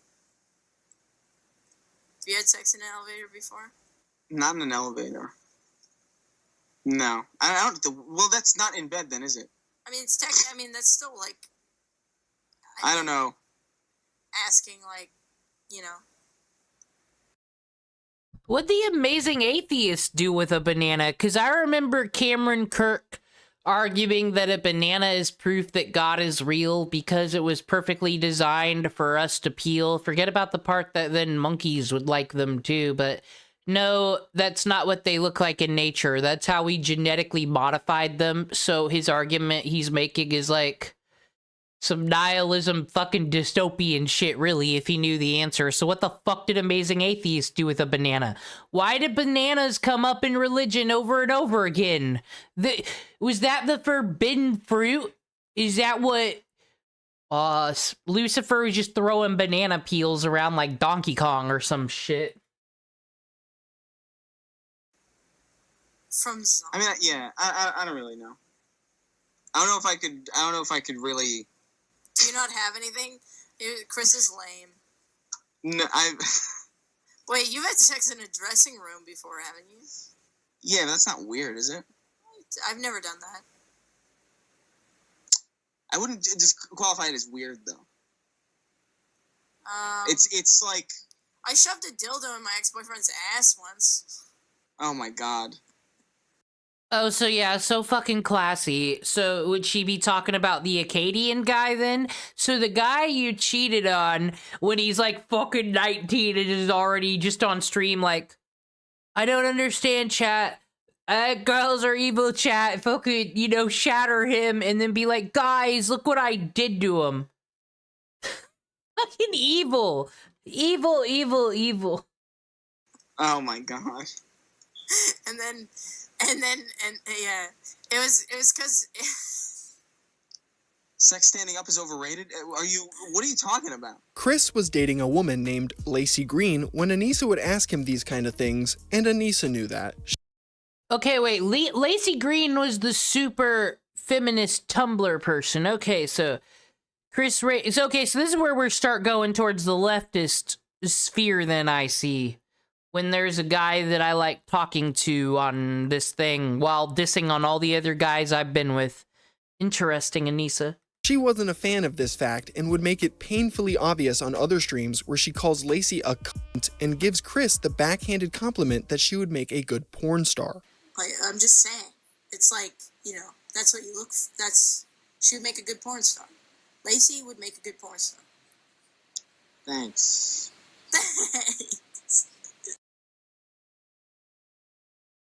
Oh, God.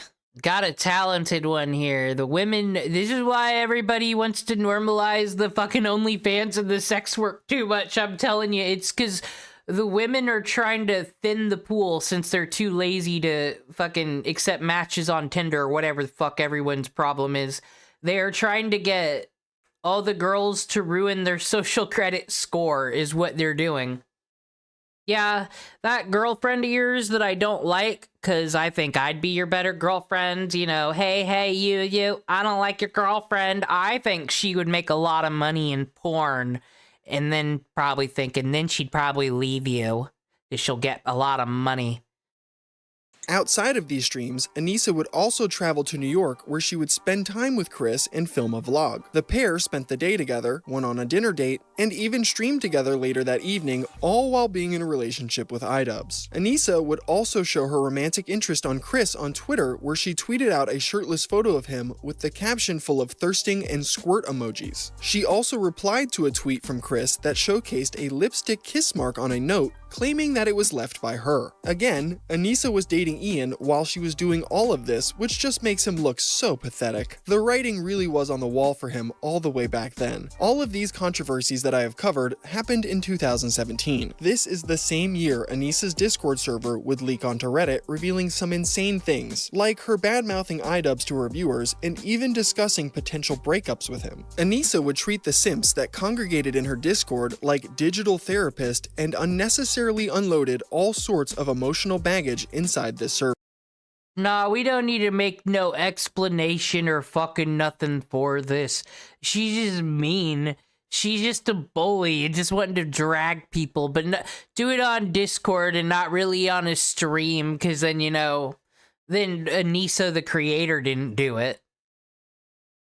Here, you can see Anisa talking about breaking up with iDubbbz. I think I'm breaking up with Ian. After our first relationship scare and our last trip, I was a lot better and Ian seemed happier. But after I left, it seemed like Ian's opinions on things didn't change much. He hasn't called me in 4 days and we have barely talked. He's at PewDiePie's house. He said, I will call you with my answer when I get back, so about 2 to 3 hours. But I think I might have to leave him, guys. It's not working out, but I'm gonna name drop that I am with a guy who's popular enough to hang out with PewDiePie. I'm finally right for putting my foot down. He can't have you waiting around the corner. Even his sister called me and said, hey, he's not treating you right and he needs to learn some hard lessons. Put yourself first. Oh my god. This personal family member of his that he's never had on stream or talked about because they probably either don't want involved or he doesn't want them involved. I just want you all to know that they talked to me and said that he sucks. I don't know why he needs 2 to 3 hours though. I had hoped you wouldn't get back together like last time, just saying. I have no idea what's going on in his head. I'm just so sick of the emotional shit I go through and he seems fine. He legit hasn't called me in 4 days. Listen to your gut. And when I called upset, he's like, oh yeah, I guess there were times I could have called. I just feel like a loser. Out of sight, out of mind. A thing to remember is that some people deal with shit by themselves. Now, I wonder. She just might be, I dare I say it, she just might be a bad partner because there be some boys out there in this world, girls. Unfortunately, they're just not good texters. This is why you're not having great in-depth conversations on Tinder. Some of them just ain't good texters. Some of them want to be out here in the world, living life and not being attached to that screen. So they don't see every single text message and notification and respond to every fucking vibrate they get on their phone. Stop freaking out at them. If you want a person who will always be your pen pal in every situation, go find that person. I will stand up for past iDubbbz for this, because I used to get mad at these people too. Once again, beta fish shit, but it's just how it is. And you know, I'm kind of jealous that they don't need to be fucking tied to their phone. Shout out to those people. Heroes. And only by themselves. They deal with it with thought, not communication. Yeah, but for a healthy relationship to work, you need to talk. In another leak, you can see Anisa talking about how Ian would never defend her, but her crush, Chris Raygun, definitely would. Lol, yeah, somehow. You think Ian is the main boss? Even though Ian would never publicly defend me, even if you threw acid on his skinned alive body. Maybe, but he's probably too pussy. Anisa is the final boss of this game. And Chris would stick up for me, sure, but like, Anisa would even reveal personal details about her relationship with iDubbbz, like the time he peed on her in the shower. I showered with Ian when he was here and he peed on my leg and thought it was funny. Very cool. Anisa and iDubbbz are R. Kellys. Cancel them today. I definitely wanted to know that. If Anisa wasn't discussing her relationship, then she would be talking about how her content sucks and she knows it. The more I upload, the more subs I lose. Sub glitch all over again. Nah, I think the people are just watching and unsubbing. I blame YouTube. Nah, it's me. It has to be me. I'm not growing. It's the opposite after a month of consistent uploads. That's a clear sign I need to go back to school or get a job. There's also a leak that shows Anisa talking about her ethnicity. She claims that she's 50% Irish, 25% Italian, and only 8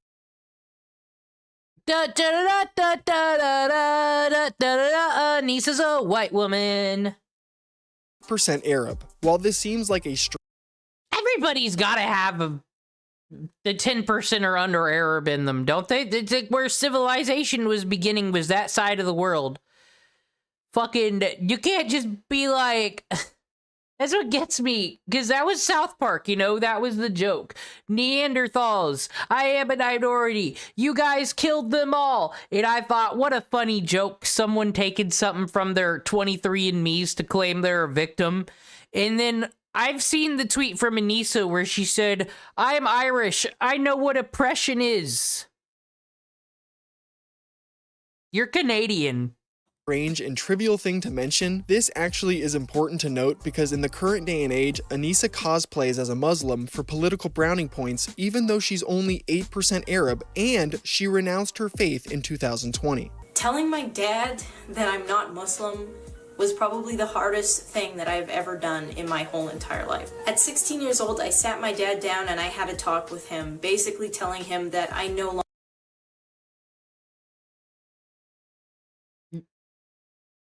I mean, the last name is Jomha, though. But I just don't think a family of believers, where it's such a big damn deal, would be the type of people that are out here creating YouTube content and being booby streamers and shit. God, this is truly a white woman in distress. She does not know who she wants to be. We all need character arcs. We all need a Lifetime movie based on us in our head, you see. And she just doesn't know who she wants to be. Does she want to be the abused girlfriend? Does she want to be edgy atheist girl? Does she want to hang out with the super liberals? Does she want to be a conservative standing up for the small town folks? She don't fucking know. longer wanted to be a part of Islam. I didn't want to be Muslim anymore, and I just wanted to be agnostic or spiritual. I don't really know what the word is, and he did not take it fantastic. Agnostic and spiritual is code for atheist, but you want to be fucking extra and separate yourself from the pack. Because you see, atheists used to have a bad rep. It was neckbeard shit, it was fedora tipping stuff. But then sometime in recent months, it has been decided that Christianity is illegal now. So now I don't know who's in the right and the wrong anymore, and that's why we play Yu-Gi-Oh! And make fun of Anisa Jomha on this channel. Anisa's Discord echo chamber of simps will never actually criticize her, so that's why she feels so safe divulging all of this personal information to them. Thankfully, all of these Discord leaks would be archived on the Kiwi Farms after Anisa's Reddit page was taken down. In 2018, Anisa, for some wild reason, agreed to debate the controversial YouTuber known as Vegan Gains on the topic of veganism. Vegan Gains is a vegan content creator, if that's not obvious enough, and he gained popularity. This is the real Ethan fucking Klein move, I'll say. Vegan Gains is the fucking idiot saying dumb stuff on the internet this week. Charlie probably said something about him, so he's low-hanging fruit. All the other low-hanging fruit, make sure you dogpile on him so everyone forgets that you're a piece of shit. Because Ethan tried to, like, interview Fresh and Fit and shit when everyone was talking shit about Ethan, and all of his interviews were really bad, actually. Ethan's not free from sin. These people are just 80 billion times as worse. So fucking weird. Just no one have drama with Ethan Klein. How about that? Because you all keep turning him into a hero and making his comedy better. He kind of sucked before all this. Why do you all make him relevant if you all hate him so much? I don't understand why Ethan Klein lives rent-free in everyone's head. I just don't get it. Popularity for his debates and mockery of non-vegan online personalities. He is also known for saying some truly insane things. I fucking hate children. They literally make me sick. When I see babies in a commercial, I start to gag and almost throw up, and I have to look away and mute it. And when I see babies in a stroller, especially when they're crying, I just want to put my foot through the fucking thing and step on it until it's nothing but blood and pulp on the fucking pavement. This people would be saying based now, just saying. That as a vintage Alex Jones fan, that seemed actually more controlled than an Alex Jones fucking crash out, honestly, so I gotta give 20 points for performance on that.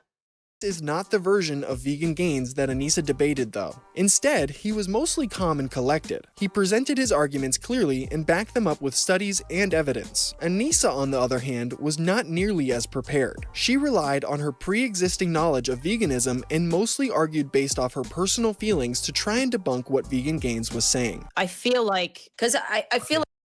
Yeah, like, Vegan Gains did... I'm just gonna summarize what he said. Isn't fucking, I'm not into his shit, but he is kind of super obsessed with nutrition. I think he's more of the PETA argument that we shouldn't be interfering with animal life at all. No pets, None of that. No eating them. No using their body as products. So, like, of course he has talking points because he actually believes in the things that he's part of. He really is a vegan. Vegans know all about veganism. Fucking Anisa, you idiot. Like, How is that not? I feel like I've been told, but I feel like I don't know. I just feel like it, but I feel like a lot of the shit because I feel like This conversation surprisingly lasted almost 3 hours before Anisa would get frustrated and rage quit the call. She claims Vegan Gains was speaking aggressively towards her throughout this debate, but I watched a decent chunk of it and he really wasn't.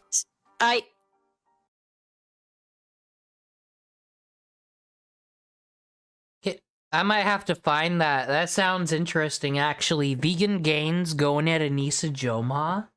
That sounds like a great time, everybody. Who wants to learn about veganism? From an extreme veganist, and they will sound better than fucking Anisa Jomha. Oh, I'm gonna find that. I get it. We have different opinions. It's not going to change. Clearly, I'm too stupid to understand what you're saying. No, and that's, like I'm at not too stupid. just fully. You're not too stupid. Like we're good. Look, but I think you're getting. Look, I think you're getting upset and a little too emotionally invested into this. And I'm just really tired.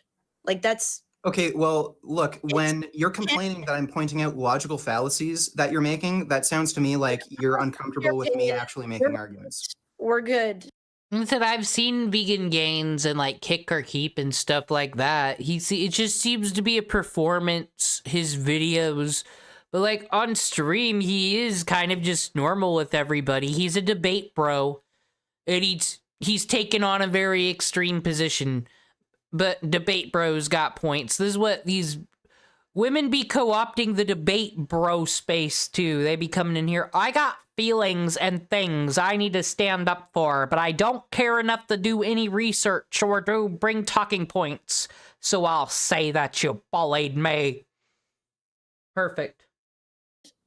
I'm so at that point. If this is your view of winning, which is talking very aggressively for a period of time, very confident, you've won, man. Like I've made arguments. Well, no, I've made arguments and presented evidence. You haven't. So yes, I have won on that basis alone. Well, then there you go. Okay, so you agree that you don't have any evidence for your claims and your arguments are completely logically inconsistent? Look, if you don't agree on that, I want to continue this conversation. I don't want to misrepresent your views. I actually am interested in having an honest conversation about this. Yeah, I'm done. After this debate happened, Anisa would somehow walk away feeling like she won. She would later go on to her stream where she accused Vegan Gains of being a dishonest liar while her chat reinforced the idea that I wonder if her chat called him an incel. Yeah, I wonder if the Casey Tron tactics were put into place yet. Yeah, that is what I fucking hate. That's why the debate sphere. It would be lovely on the internet, no media messing with us, everyone to debate these things and have them matter. What fucking ruins them are one, people like Anisa, and the fact that everyone keeps walking away thinking they won. I don't... said maybe I'm just because I'm unbiased and I can pause my own side. I could easily tell who fucking won and who lost. The person who won is the one that took time to do their research. And the other one's Hasan and the Charlie Kirk debate. Wouldn't it be cool if we all had free health care? You don't like that, I don't think, so you're bad. Own! she won the debate. Anisa would also DM Vegan Gains, claiming that if he continued to criticize her, that he was encouraging his audience to swat her, which is just delusional. So at Anisa Jomha is trying to claim that I should no longer criticize her or challenge any of her fans to debate because that will encourage swatting. Ridiculous statement. It sounds to me like she just can't handle logical criticism of her position. A few days after the debate, Anisa would tweet out this: "I hope there is a day where I can do something and someone chooses to criticize me without including my significant other. I make myself quite independent, especially online, and I just crave the day people..." I've already got into this. I don't need to say much, so just recap. I cannot fucking stand that these two do this. They keep switching back and forth. If you got a problem, then just talk about me. You don't need to bring my content creator husband into this. Me. But then the second that... Okay, fine.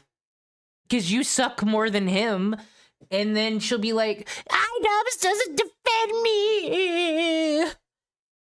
And then he does. And then he loses for it because it's easy to bully him. Why don't you just not post stupid shit online? Have you ever considered that, Anisa?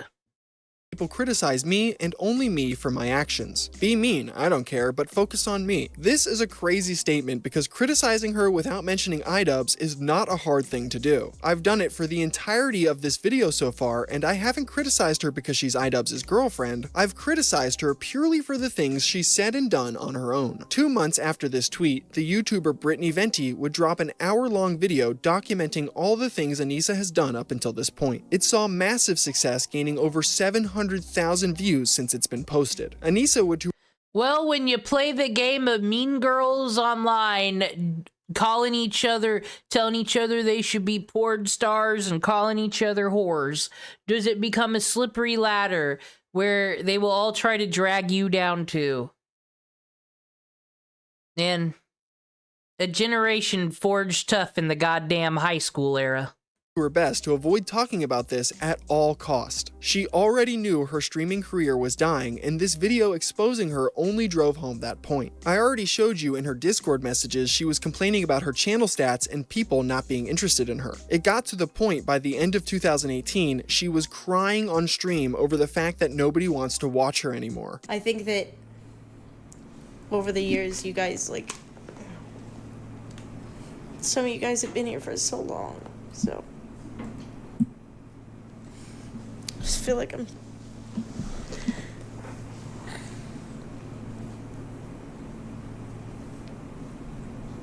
talking to people who care, so sorry, I'm getting gay. I mean, if you don't know who these people are and you randomly see this, you'd be like, what the fuck is this Christian shit? I'm crying in dog makeup. Come on. I'm how to cry in dog makeup. So stupid. Anisa's numbers would only continue to fall going into 2019. By this point, she was struggling to maintain 100 viewers per stream, and she was constantly taking breaks to pursue other career paths.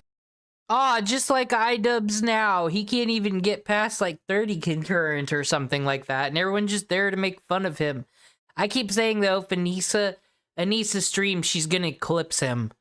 Who ain't gonna be here for this downfall and to fucking fuck with her?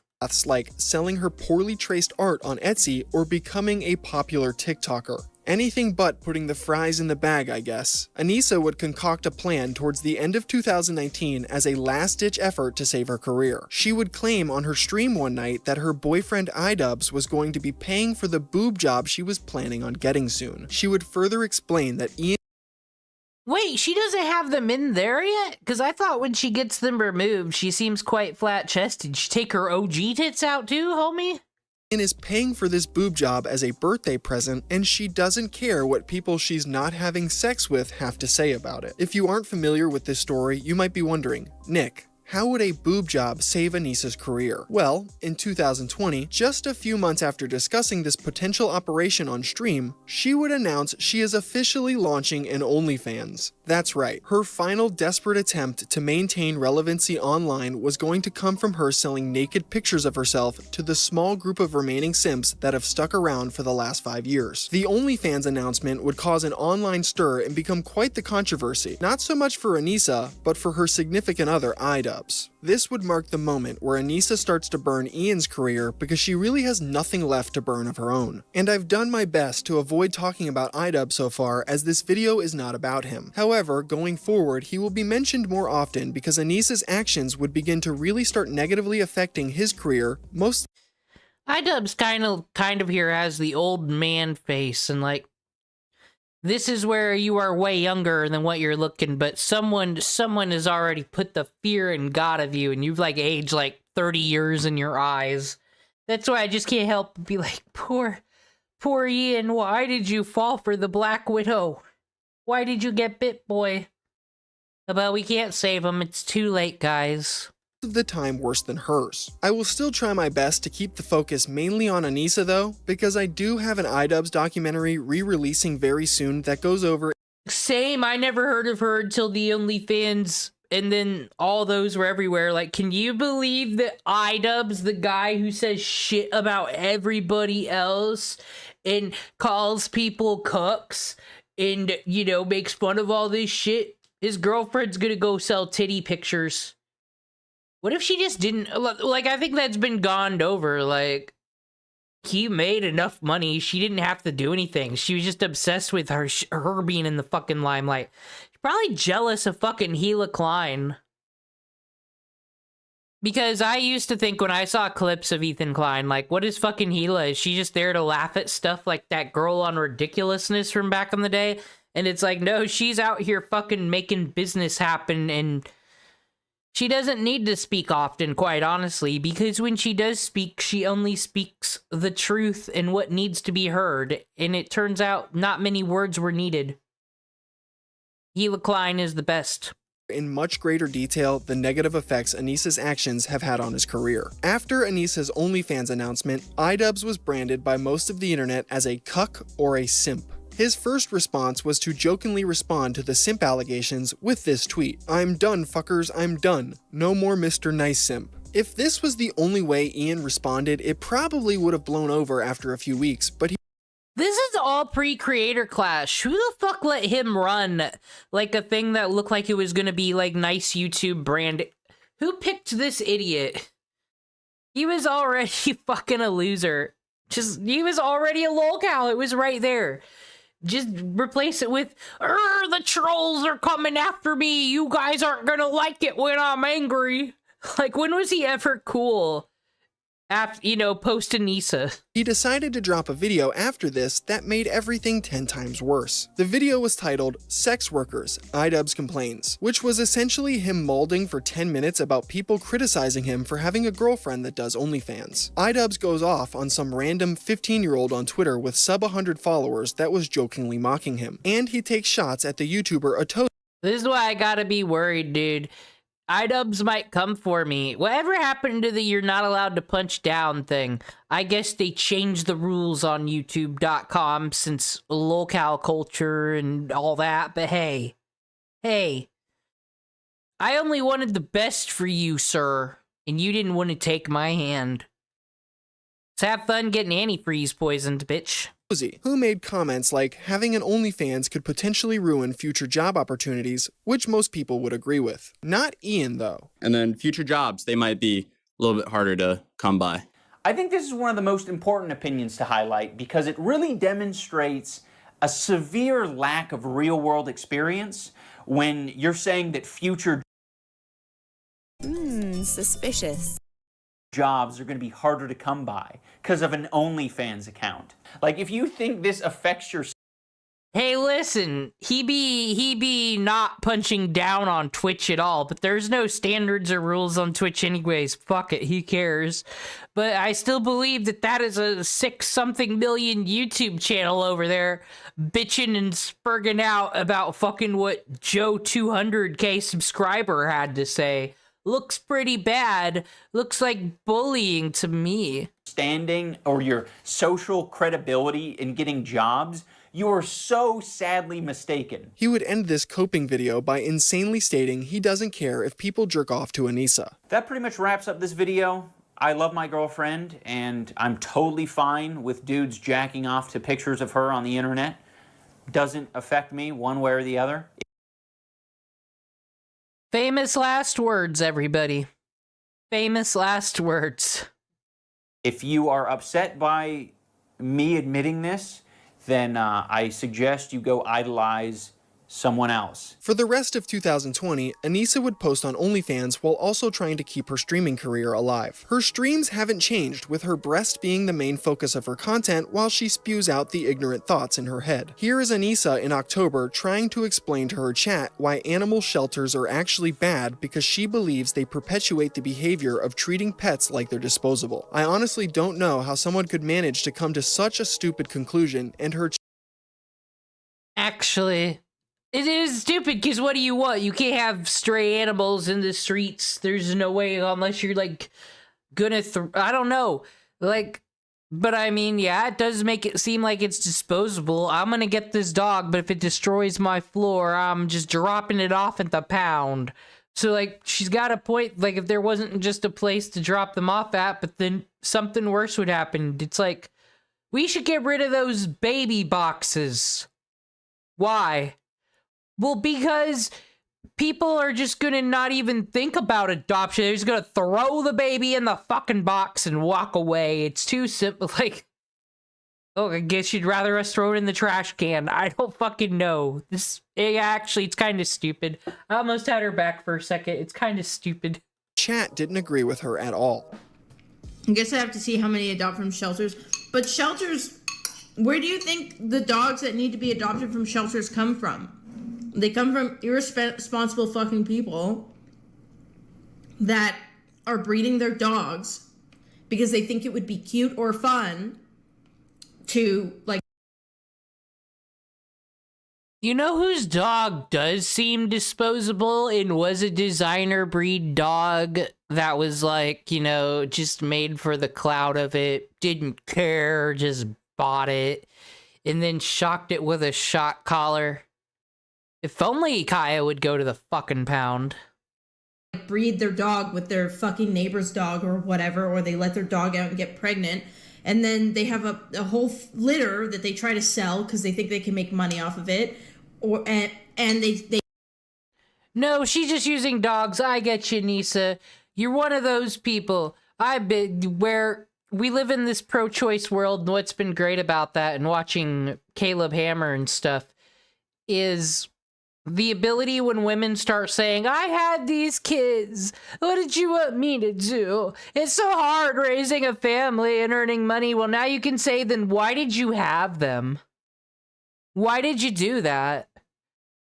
The blame is on you now. I gotta hear about these kids all day. Why'd you have... She's mad at people with kids. That's what this cope is. They do irresponsible things, like they give the dogs away too early. They don't socialize the dogs properly. Then when the dogs go to other homes, to typically bad homes, because the bar to purchase a dog when it comes from a backyard breeder is so low, then you have a bunch of horribly treated dogs across the board, dogs that were just set up from the get-go to have horrible, like, lives, and then they wind up in the pound.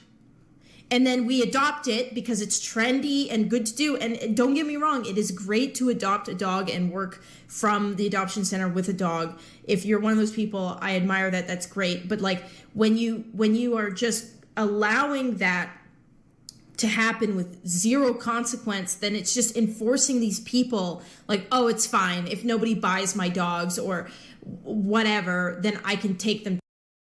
See, guys, that's why iDubbbz hasn't showed up at the pound yet. She's taking care... She fucking takes responsibility for the creatures she takes in, at least. She's got that going for her. She's horrible and everything else, but no one will say she wasn't responsible for her pets and animals. To the fucking shelter. And then people who are like, oh, it's fine. I'm having problems with my $50 dog I bought from my neighbor. I'll just send it to the shelter.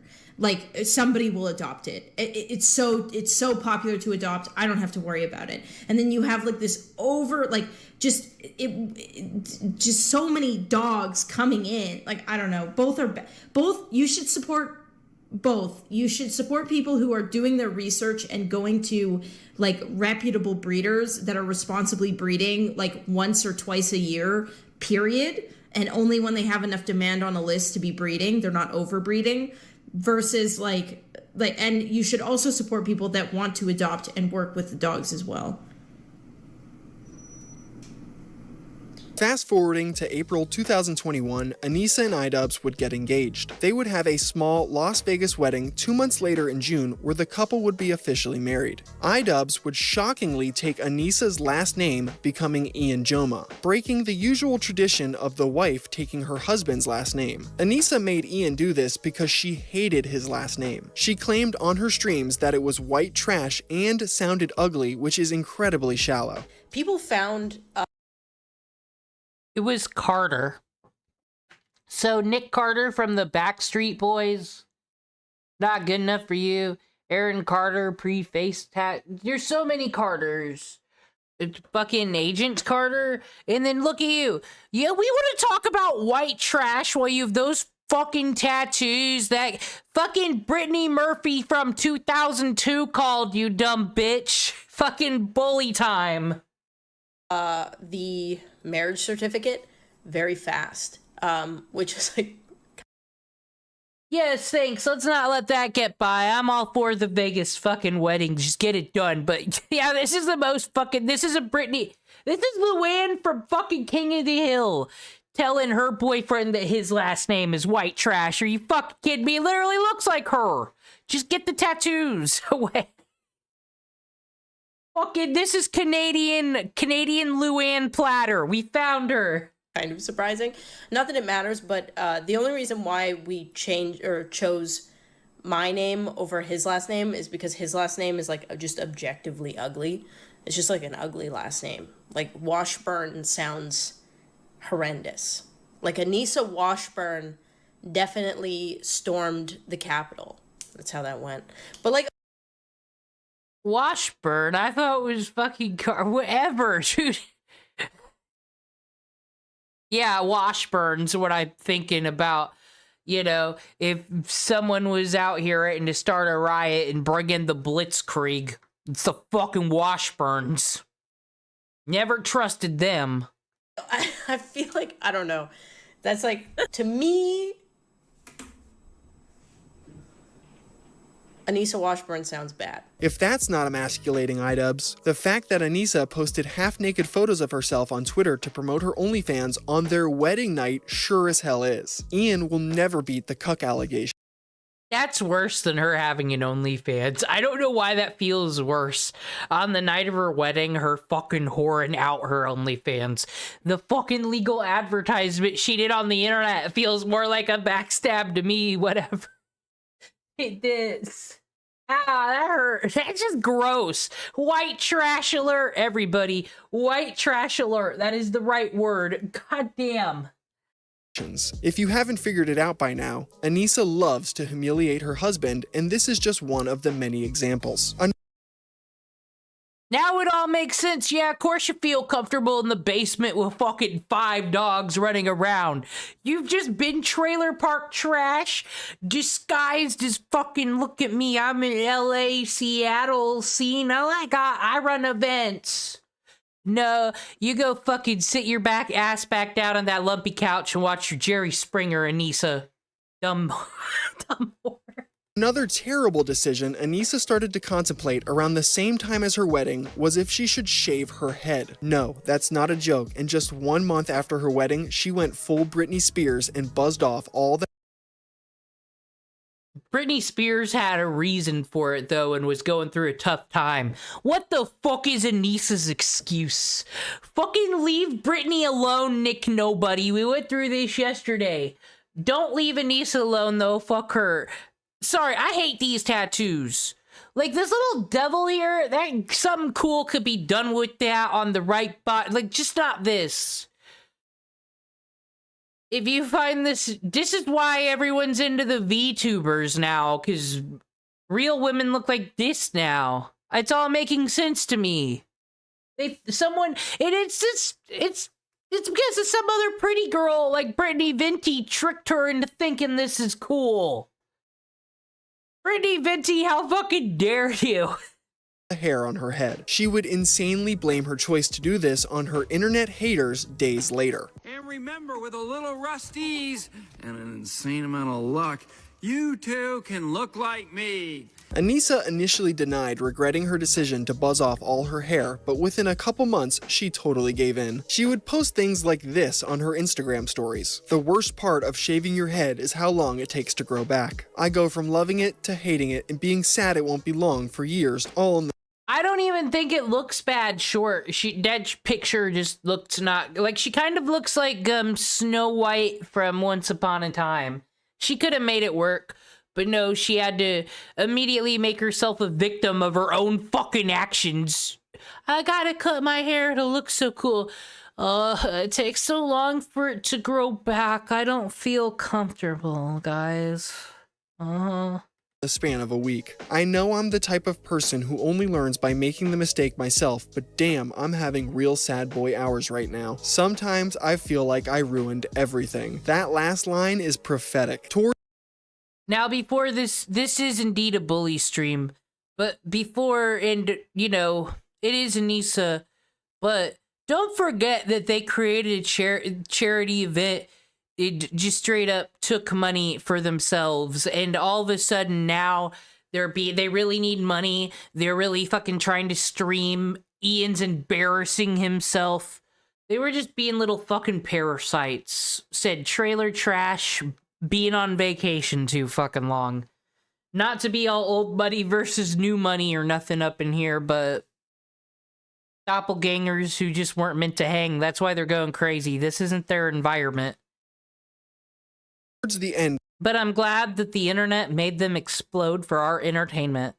of 2021, Anisa would receive a DM from the YouTuber known as RiceGum. RiceGum was somebody iDubbbz made a content cop video on years prior. He sent Anisa a message challenging iDubbbz to a fight and stating that he fell off. Anisa would then show this message to her husband and convinced him to set up a legitimate boxing match. iDubbbz would go along with this and Wait.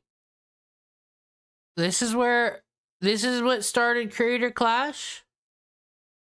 Someone talked shit and Anisa was like, someone needs to get hit. Hilljacks. It has nothing to do with like I said, Aaron Hansen from Creator Clash 1 and also this channel called the Game Grumps or something.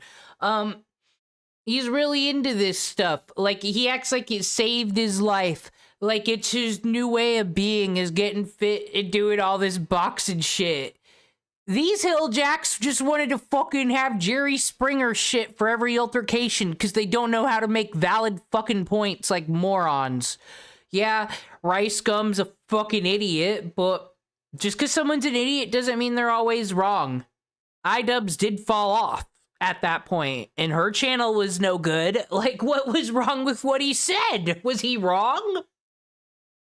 planned on throwing a whole event backed by a boxing promotion until RiceGum pulled out of this idea. This wouldn't stop the Jomhas from continuing forward with the idea. Yeah, of course, RiceGum created Creator Clash and then was the first one out. Just because his fucking persona's dumb doesn't mean he's financially fucking dumb. Of hosting a YouTuber boxing event, which were growing in popularity around this time because of other YouTubers like Jake Paul and KSI. Anisa and Ian would create what is known as Creator Clash. With YouTuber boxing events already being an established thing, the Jomhas decided to make their event for charity to stand out from the other popular promotions like Happy Punch or Misfits. The pair recruited 18 well-known.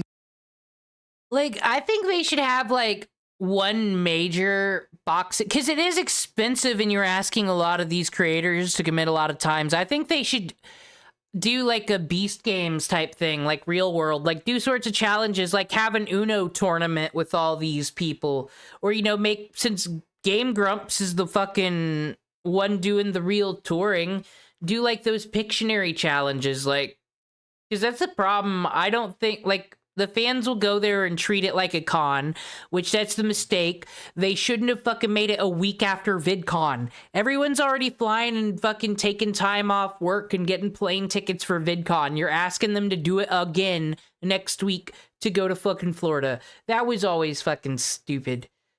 But, like, yeah, make it like a con on the opposite part of the year.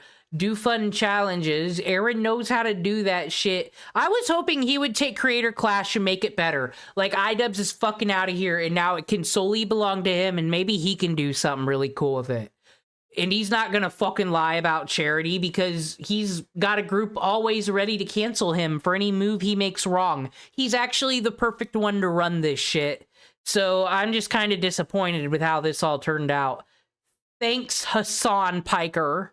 YouTubers who were interested in the idea of boxing for charity. Ian would begin boxing training because he was going to be the main fight for the event, going up against the YouTuber Dr. Mike. Anisa would also train alongside Ian because she was supposed to fight the streamer Justa Minx as well, but she would end up dropping out after allegedly receiving a concussion.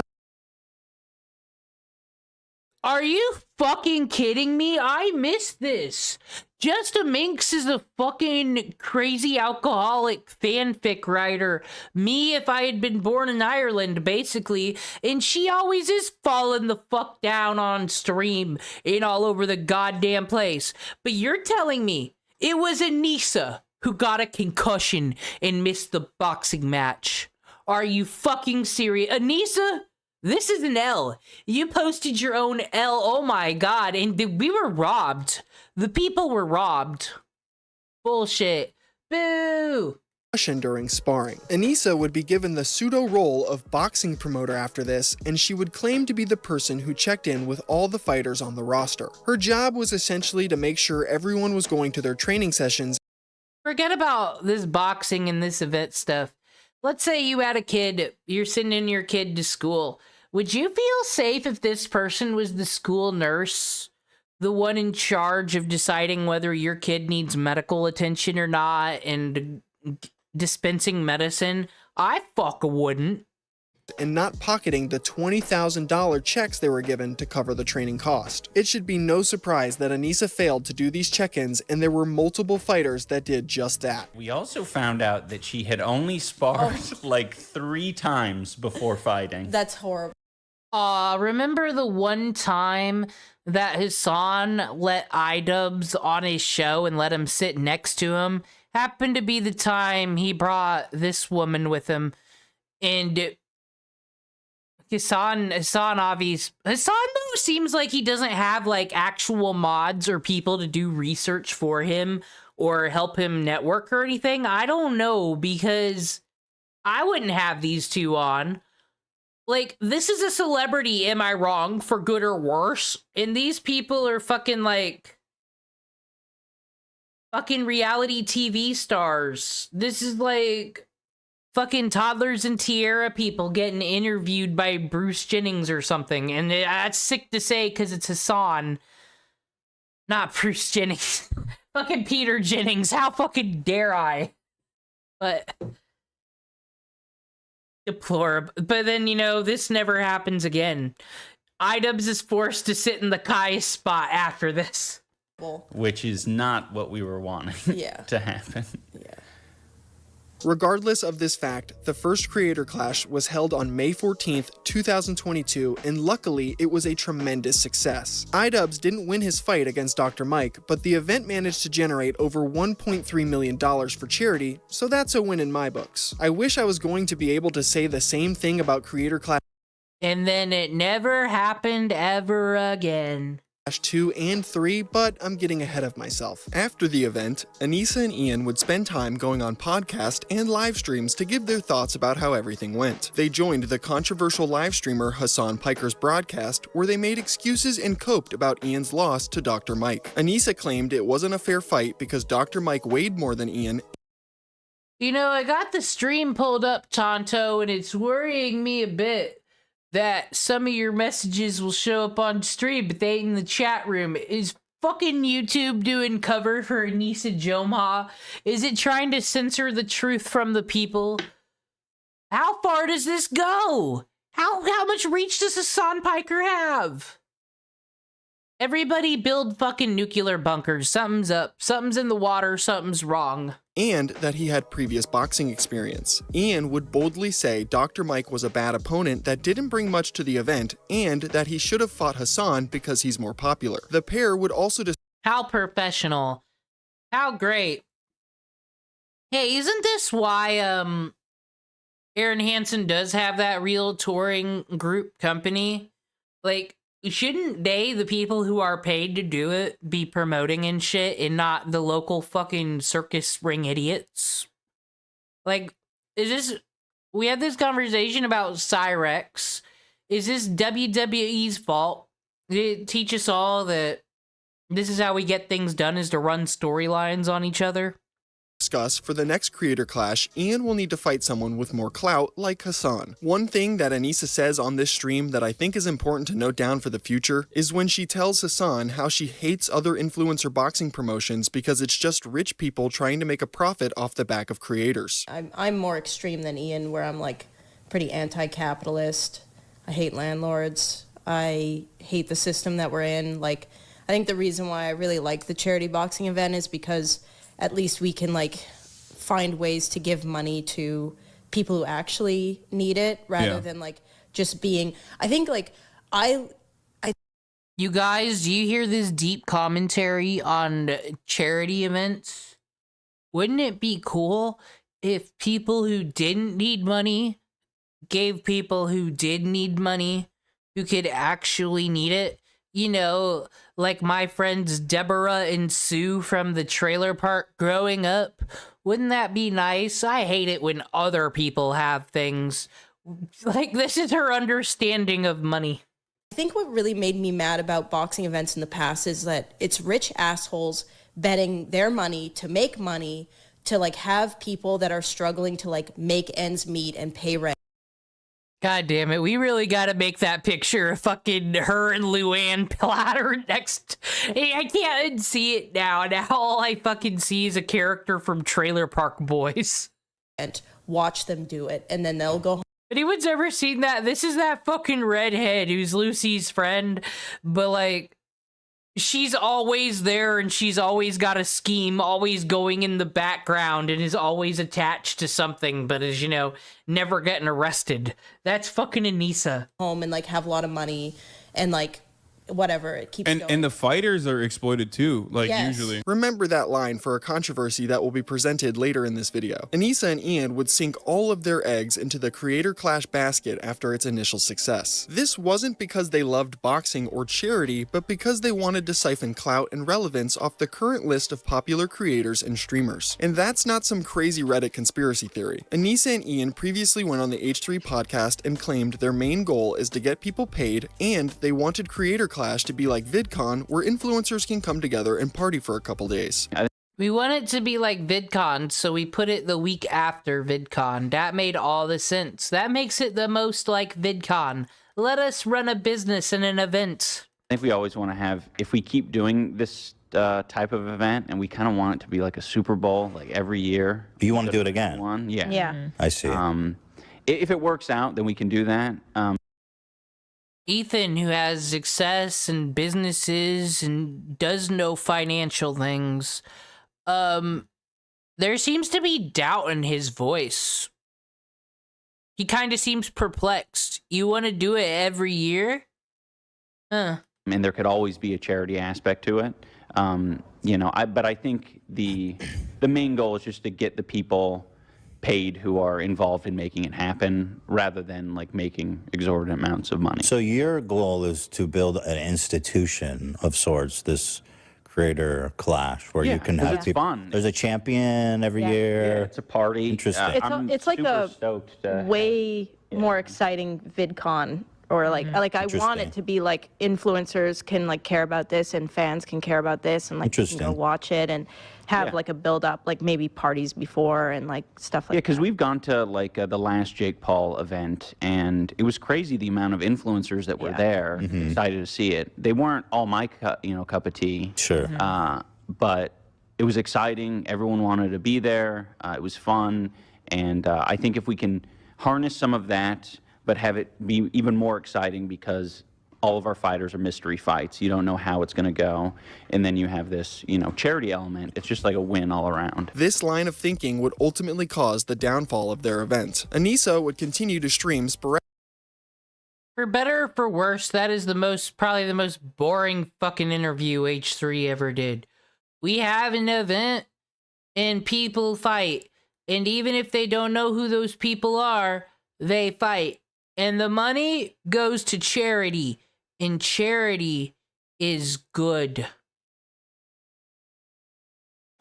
Good job, iDubbbz. Good job, Ian. Anisa probably told him when they got in the car later.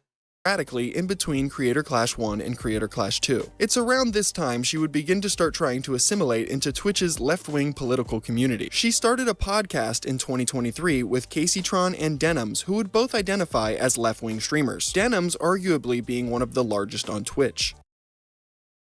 Was Anisa not on the fucking Sabra Hummus Jew tier list? I don't think she was. I don't think she was cool.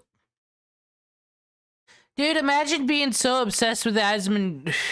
Start dragging Asmon. Their people demand it. This podcast was called The Take, and it was honestly one of the most uninteresting things I've had to force myself to watch. In the first episode, the group explained that the podcast was created because they felt like there was a lack of female voices giving their opinions on what happens on Twitch. Within the first 5 minutes, these girls divulged that they have a private group chat together. So basically, they have, you know, the official podcast with Charlie. Trainwreck's had his thing where, like, everybody was there. Keemstar, Destiny, Charlie, fucking everyone was there.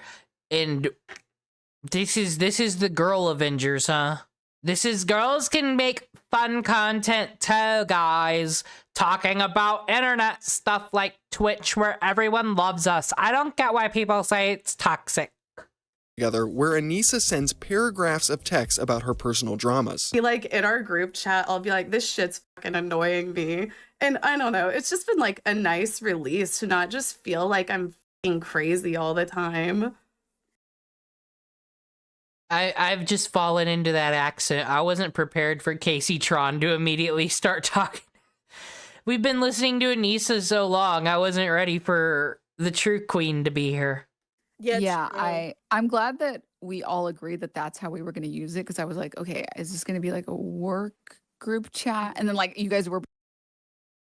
This podcast seems like it hurts. I'm not gonna lie, because I was thinking, oh my god, they're all together. The villains, they're all together, and well, where's Frogon? This isn't cool. Why didn't they invite Frogon to be on with them? Are they leaving her out? That's not cool. They left her out. Fucking rude. Both like, no, this isn't. I'm like, yes, okay, good. I was so ready to unload. I feel bad because I send you guys like books on there. I'm just like fucking typing for like 10 minutes. I'll like send like a fucking thesis. But it's also interesting though. Like Anisa will just like tell me some, like I'm like, holy shit, I didn't know that at all. Like Anisa will just tell me like. But it's kind of weird because we know Casey Tron and Anisa are OG booby streamers, while Denims is of the new class. Denims, dare I hate to say this, is almost too good to be here with these people. Honestly, Denims, just start keeping to yourself. You'll be fine. Like some real like. Anisa then goes on a weird tangent about how she doesn't like her American neighbors because they're too friendly. She believes they're only friendly because they have an ulterior motive to eventually take advantage of her. And then she claims she's had a nightmare experience with her neighbors in all 3 of the homes she's lived in. Me and Ian have lived in 3 different houses over the past 7 years.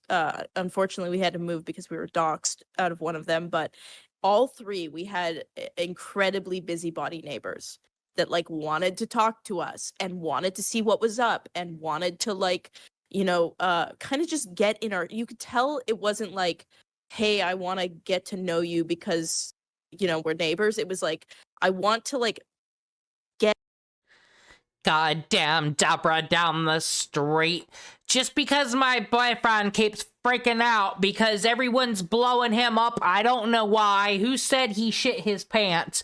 I don't know. And then they have to ask questions. Well, I don't ask them. And then she turns back into her original.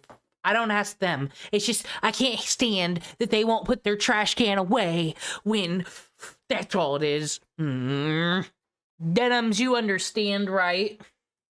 In a position where if I need something in the future or you're doing something that I disagree with, I can like get in your shit.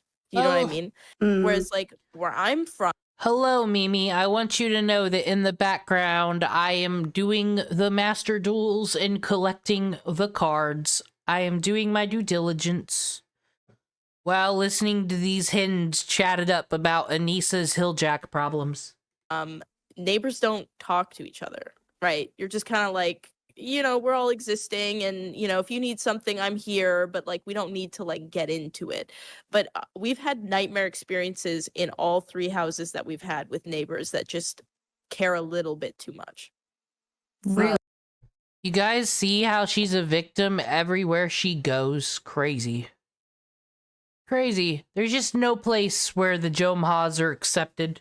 Yeah. I didn't understand the busybody neighbor meme until I moved to the US. This reminds me of the popular saying, if you find everyone around you is an asshole, you just might be the asshole. Anisa, if everywhere you go you have bad neighbors, you just might be the bad neighbor. After this, the group would discuss streamer-related topics like Aiden Ross saying inflammatory things because it's an easy way to grow an audience. This is ironic coming from these girls who essentially became popular for doing a very similar thing. The girls planned on making this podcast a regular occurrence, but only 2 episodes. Okay, though, but listen, I just see that they called it The Take. I must have missed that part. So, you know, they're being like The Talk, The View. Honestly, I hate to say this, everybody, but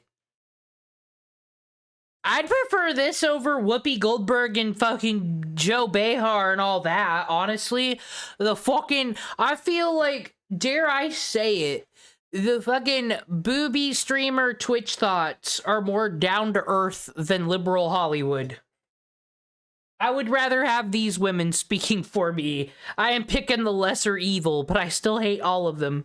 Episodes would ever be released, so that should show you how much of a disaster this was. Around the same time that this failed podcast was created, Anisa and Ian would announce Creator Clash 2. Following the success of Creator Clash 1, Anisa and Ian pushed forward with their dream of hosting their own version of VidCon. They massively scaled up from the first event with things like a larger production, more fighters, and a bigger venue. The Jomhas also thought it would be a genius idea to rent out an entire hotel for the creators they invited, costing over $150,000. They also flew in streamers like Hasan Piker, Denims, Frogon, and many more just to quote-unquote promote the event, which none of. Could we say that Hasan Piker is morally a better person than Anisa because he makes sure to always include Frogon in things? Like, she is his mod. He made sure to pay to fly her out. He didn't forget about her. Why can't she be on The Take? I don't understand. You need more than 3 hoes talking about the issues. I'm fucking free Frogon. They don't have her best interest in mind.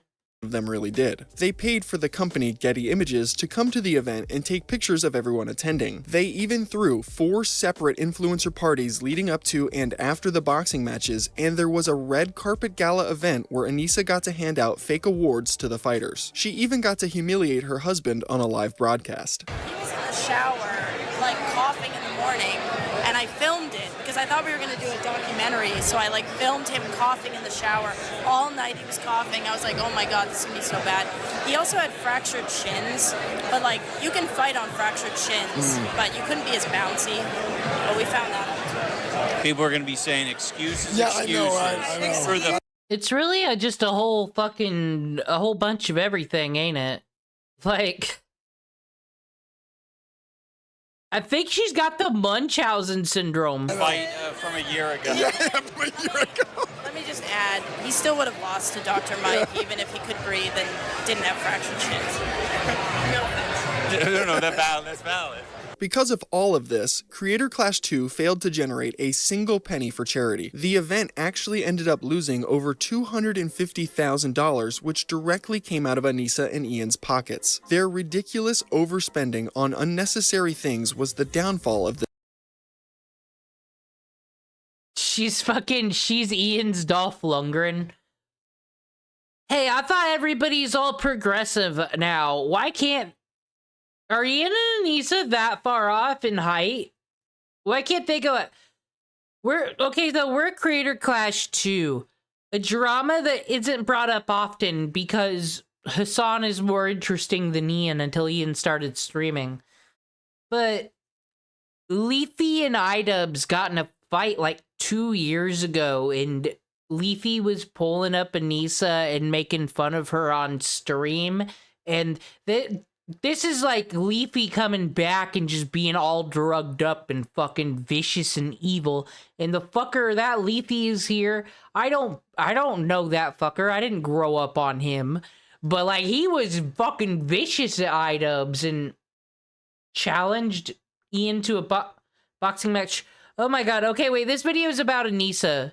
But I feel like you also have to put the Sam Hyde lore in here, because they use that as an excuse to do everything wrong as well. This event. The charity for children's cancer research didn't receive $1, but at least Anisa got to rub shoulders with influencers while a comedian who was paid $20,000 told his bad jokes at her after party. There was also a massive drama between Anisa and one of the fighters before the event happened. This caused Creator Clash to receive a massive wave of negative publicity that contributed to its failure. One of the original fighters on the Creator Clash 2 card was Froggy Fresh. Froggy is a legacy YouTuber that is beloved by many and was easily one of the most anticipated fights on the lineup. He was also one of the...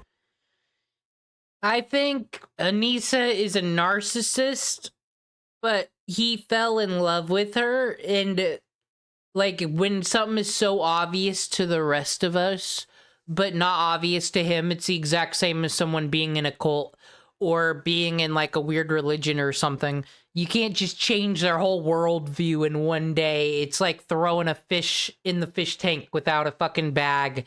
It's just bad.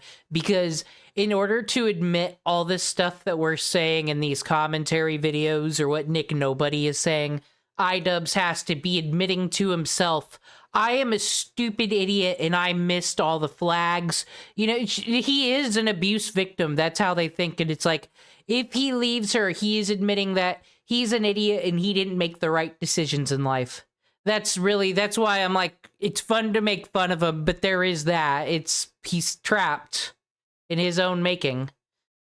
Biggest promoters of Creator Clash, going on different podcasts to promote the event and build hype around his fight. Unfortunately, one of the ways Froggy tried to promote his fight would end up costing him his spot on the card just 3 weeks before the event was scheduled. Froggy would go on Twitter and jokingly claim that if he lost his fight to Chris Raygun, he would be so ashamed of himself that he would subscribe to Anisa's OnlyFans. There seems to be substantial evidence that Chris Raygun is now on Adderall. Well, young man, amphetamines couldn't save Hitler. Chris Raygun making fun of Anisa's OnlyFans. Oh no, but like all this drama is totally over Sam Hyde. And they can't save you either. On April 15th, if I don't hurt you beyond what anybody could have imagined, I will be so disappointed in myself that I will subscribe to Anisa's OnlyFans. This greatly upset Anisa, and just 2 days after Froggy would post this, the Creator Clash Twitter would announce that he has been removed from the card. This announcement didn't give any explanation on why Froggy... This was when I first heard of Creator Clash. I never even heard of the frickin' first one. When this drama started, and I had no idea. I'm just now learning this is because... Still, what's amazing about YouTube drama, all these views, all these controversies, is that half the damn time it starts because someone said something about someone on Twitter or unfollowed someone. All the damn time. Why don't you humans learn? Why don't you learn? Was removed, and they even disabled the comments on the post in an attempt to mitigate the onslaught of criticism they know they were going to receive. This removal would cause a massive uproar amongst the fans who were all anticipating seeing Froggy fight. Even larger creators like Moist Critical, Some Ordinary Gamers, and Gideon voiced their disappointment with this decision. They even offered hundreds of thousands of dollars worth of charity donations if Froggy got put back on the card. All of this fell on deaf ears though, as the Jomha's unexpected... Yeah, God forbid Creator Clash 2 would have made money. That would have been terrible. Decision to remove Froggy was final. Anisa and Ian would come out over a year later on their podcast and claim that Froggy wasn't removed for this OnlyFans joke, but because he was bad-mouthing the event and OnlyFans creators. This wasn't even remotely true, as Froggy wouldn't begin to trash talk Anisa and Ian or Creator Clash until after he was removed and was rightfully frustrated. Another reason people speculated Froggy was removed from the card was because he received his boxing training from the controversial creator Sam Hyde. Sam is someone iDubbbz tried to make a documentary on back in 2021. This documentary would blow up in Ian's face tremendously, as Sam rightfully suspected it to be a gotcha-style hit piece and effectively trolled Ian throughout the whole filming process. Well, let's be real. We would have gotten nothing if not for fucking Sam Hyde. The cassette is so sad that we need liberal fucking Hollywood to interfere with our dramas, but an idiot like iDubbbz let it happen. Process. Ever since this happened, iDubbbz has hated Sam. Again, I cover this entire feud between these two in much greater detail inside my iDubbbz documentary that will be re-releasing soon. For the sake of brevity, just know that because of this situation, Anisa hates Sam, and the feeling is probably mutual in return. She would go on her streams and compare Sam to the scorpion from the old fable, The Scorpion and the Frog. Ian, we talked about like the possibility of like maybe one. Everybody. It's time to, you know, get cozy. This is my cozy music, I guess, as Anisa Jomha is gonna tell us the tale of the scorpion and the frog. The tale of betrayal. The tale of don't trust people. Tell us, Anisa. Let's go. Day going back and trying to film like something again, like trying to like maybe now Sam would be more open to it, but to be honest, I have a very strong feeling in my head. It's like that. My dad always used to talk about the scorpion and the frog. I don't know if you guys like have ever heard that story, the scorpion and the frog, where the frog, he's like. I wonder if he remembers that story that day where his daughter said, "Dad, I am not Muslim anymore. I have to walk away from the faith." And her dad goes, "We're not even Muslim. What are you talking about? Did you see the ancestry test? Just 80%. I mean, not 80%, just 8%. Nah, your grandpa was a minister was like a fucking volunteer at the church. You know the church was his whole life, but I have left the faith, Father. I must do my OnlyFans now." He knows not to trust the scorpion. Scorpion, like, they... Wait, what? The scorpion and the frog is Zionist folklore? Cancel her in Radiohead today. Wants to kill the frog, wants to kill and eat the frog. But there's one day the scorpion is stranded on an island. And he needs to get off the island because obviously he's fucked, he can't swim. So he asks the frog to help him, and the frog, thinking like, okay, like, you know, you need help. If we get into the water, you know, you sting me, we both die. I can help you. I know that you're not gonna like hurt me on the way back. And the scorpion ends up stinging him, and they both drown. And he's like, "Why'd you do that?" And the scorpion's like, "I'm a scorpion. It's in my nature." And my dad's always like, "See, some people, it's just in their nature to do things like this, and it's just who they are." Anyways, you gotta learn from the scorpion and the frog. This is ironic, seeing the fact that Ian would have actually been the scorpion in this story, seeing he tried to trick Sam with his documentary. Sam would see Anisa's comments about him and responded on a stream of his own. With the 15 says, "Sam, get Jed a raise for the consistently pleasant streams. Also, in Anisa's own words, Sam, you are a scorpion and Ian is a frog. Some kind of Muslim story fable, I don't know." Yeah, I don't think so, man. I think it's the opposite, my fellow. He's the scorpion? He's a fucking snake. Oh, there we go. And what are you? What do you think about that? I think he's a fucking snake. There's a certain... I think he's, he might be too foolish to be evil. He's got an ego. Yeah. He thinks he's a fucking, like, mastermind. And he definitely viewed me as a... No, we're gonna take a quick break from that. Let me ask you a question. Have you ever been walking through a busy street when all of a sudden out of the corner of your eye you caught sight of someone you know well slipping past in the crowd? An old friend, a distant cousin, but then your heart sinks. It's not them, it's just their doppleganger, their spitting image. You see, it's a disposable phrase that we often use, a throwaway term of endearment, to let someone know that we were thinking of them. After all, there are only a certain number of faces in the world, right? The thing is, though, there is a far more sinister undertone to this conversational piece. The fear of the South is a very difficult concept. We need to do our research. Just in case. Just in case. You never know. To approach deep down in the inner recesses. Where'd the original Ian and Anisa go, some may ask? Of our mind, the most obscure and most challenging fear to face is our own image. Let's see where it all came from. Hello horror fans, what's going on? And once again, welcome back to the Scary Channel on YouTube, Top 5 Scary Videos. As per usual, I'll be your horror host Jack Finch, as today we continue our Lore Explored series and take a look at the origins of the doppelganger. Roll the clip.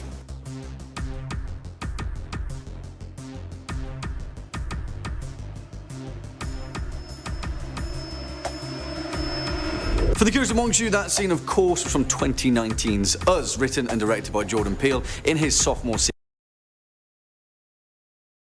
Oh, I'll have fun. Thank you for hanging out.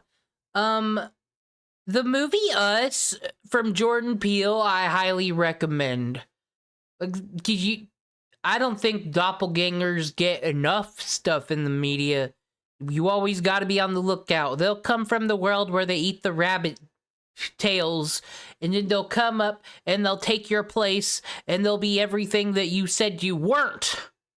Because you wouldn't possibly be a hypocrite if you're the best, coolest person in the world, could you? Sequence as a horror. So they gotta be a fucking doppelganger. That's all there is to it. Yeah, they eat rabbits in doppelganger land. That's all they have for sustenance. That's why they gotta come to our world. I don't know. Don't you dare. Don't you dare hurt me like that. Tour de force, and one film in particular that managed to take the concept of the doppelganger, put it through the modern horror machine, and then take it to the next damn level. As a side note, that whole scene is brilliantly well made, and yeah, whilst that movie is pretty damn awesome and worthwhile of your attention, it also gave us The Tethered, and we'll talk about those guys in good time, because by that point we may be looking at the uncanny from a whole new perspective. The point is though, cinema, particularly horror cinema, has often used the concept of the doppelganger ever since the early days of the silver screen, but its origins are far, far older than that. Also, we should probably preface this video with the fact that the fear of the uncanny is one of my deepest, darkest fears. I'm not scared of much, but I am absolutely same. It's why I haven't enjoyed looking at Anisa's face all stream that fucking doppelganger. Terrified of things that resemble the human form or people that I know that then turn out aren't those people at all. That goes for mannequins, cyborgs, and yes, clones. And also, sorry to anyone that is an identical twin, but you give me the heebie-jeebies. So yeah, let it be known that I'm facing my own fears. First and most importantly, we should probably approach this Lore Explored as we do with all others. After all, what's in a word? And if you're a fan of the King Killer Chronicles, then you'll certainly know that knowing the true name of something or someone is power enough, particularly if you know the name of the wind, but that's a story for another time. You see, the etymology of the dude, the name of the wind is actually just Sam. Told you, I'll let you know. When you feel it blow by, just say, "What's up, Sam?" That's its name. Spoilers. Doppelganger is as straightforward as you may imagine. The German language is remarkably efficient, and so it is a compound noun formed by the two German... Okay. Okay. Let's not be getting insane, saying ridiculous things here or nothing. Words doppel, meaning double, and ganger, meaning walker or goer. Literally, doppelganger means double goer, the non-biological... If German's such an efficient language, why the fuck did I fail it? Questions. Spitting image of someone or something. Now, whilst the phrase was first coined in the German language in a novel written in 1796, which we'll get to later, the origins of it are older still. It is a function of folklore that has been disseminated. No, I paid someone $5 on Fiverr to make it. I don't know how to draw. We'll see my art on... Hey, it's RPG Maker Monday tomorrow, everybody. Maybe I'll draw some pictures.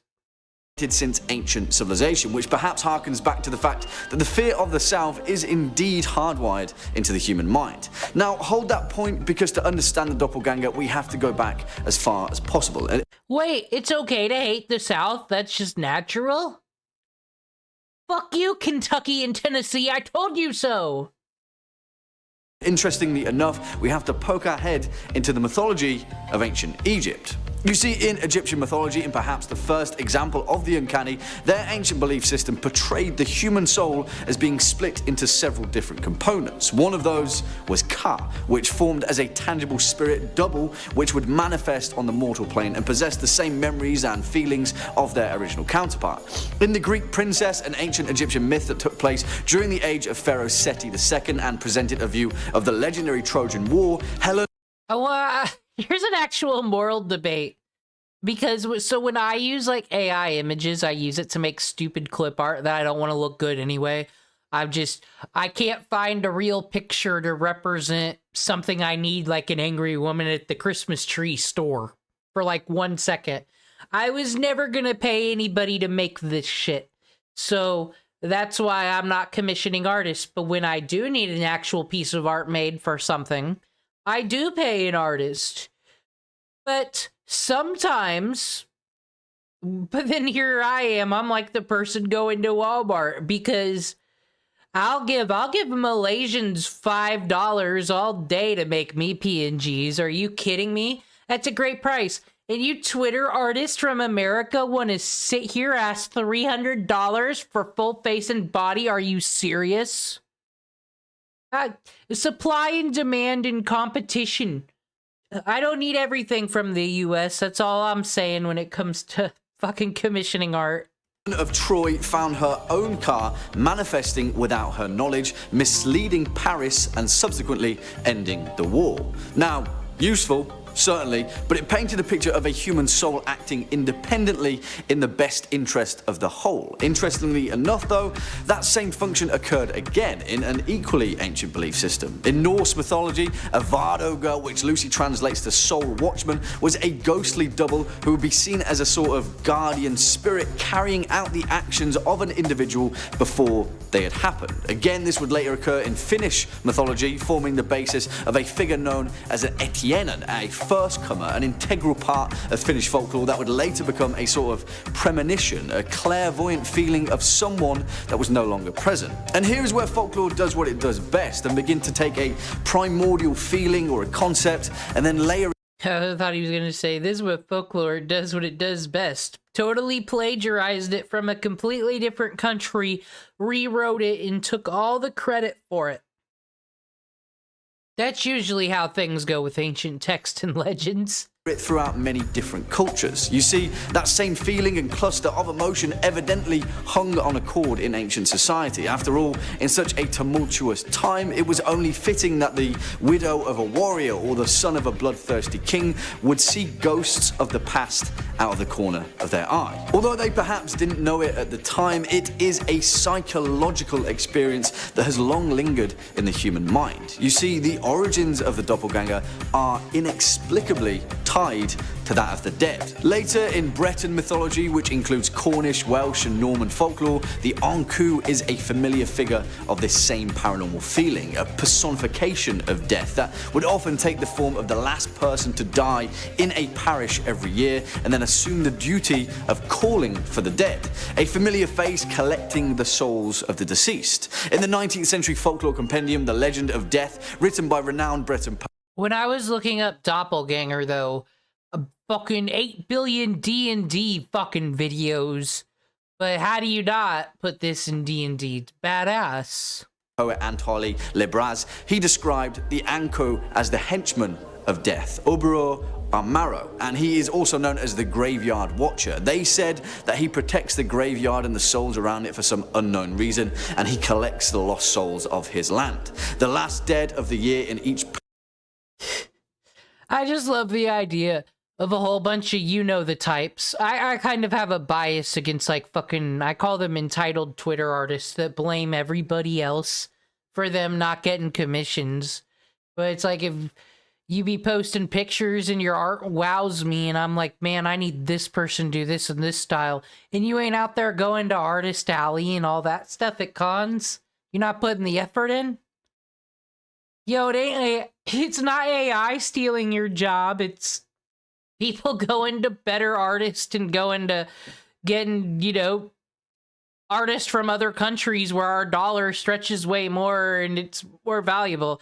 The only issue I have with that is sometimes it's hard to communicate your vision to a person if they don't speak the same language as you. But that's on me. I'm just like, I see this cool thing in my head. Can you make it? I should like start sketching stuff or doing something. That's on me. I'm the bad commissioner. I'll take all the blame. Parish becomes the onku of his parish for all of the following year. When there has been in a year more deaths than usual, one says about the onku, on my faith, this one.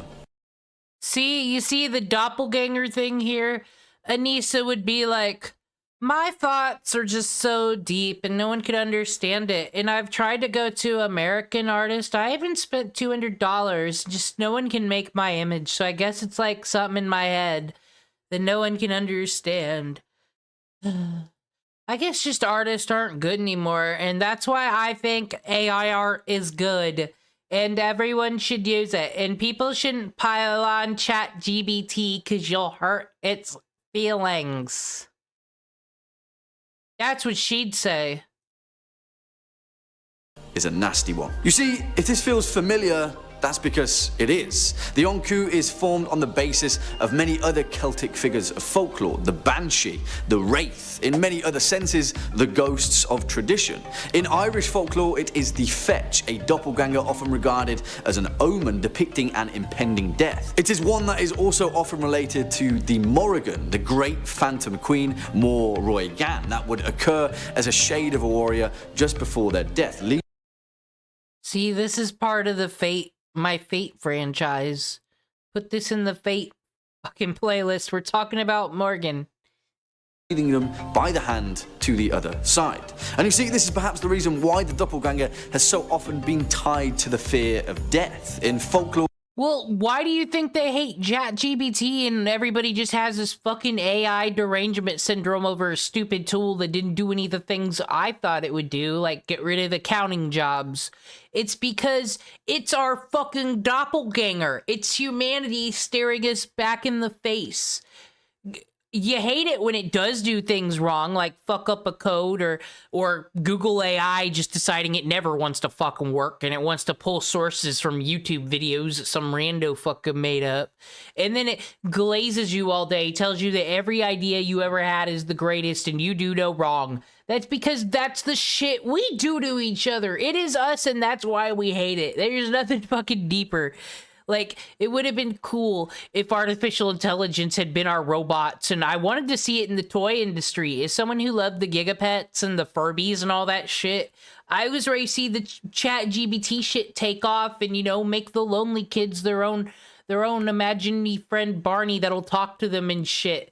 Like, instead of grown adults having to talk to it to fix the fucking stove. This is not what I thought we would do with it, quite honestly. It's disappointing, but just seeing people hate it. Just acting like it's a moral fucking issue. And I swear to God, these people that act like AI is such a moral issue, you're stealing jobs from artists, they don't give a fuck when a factory shuts down and a whole bunch of blue-collar workers lose their fucking jobs. They don't give a fuck. They're probably like, oh, well, you know, they want to live in a capitalist system. That's what they get. They could work for DoorDash. They'll be fine. It's the attitude of these people because they're also doppelgangers that hate their other doppelganger. It's getting insane out there, people. It's why we're getting educated. Throughout Europe and the wider world, seeing a shade of yourself or a version of yourself that should not exist heralded your untimely demise. If you caught a glimpse of yourself or your loved one where they shouldn't be, it often meant that the spirit already...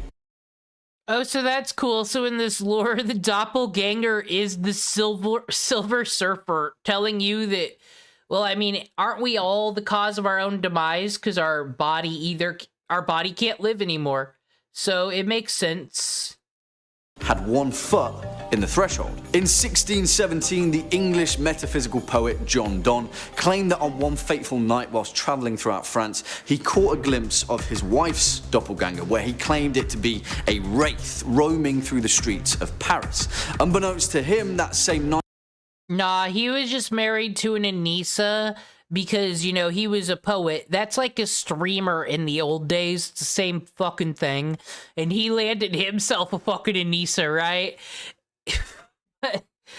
But, you know, it was the old-timey days, so she got consumption or fucking bubonic plague, and he doesn't know what it's like to be free from such an evil, so his brain conjured her as a wraith walking the streets of London, screaming at vegan gains.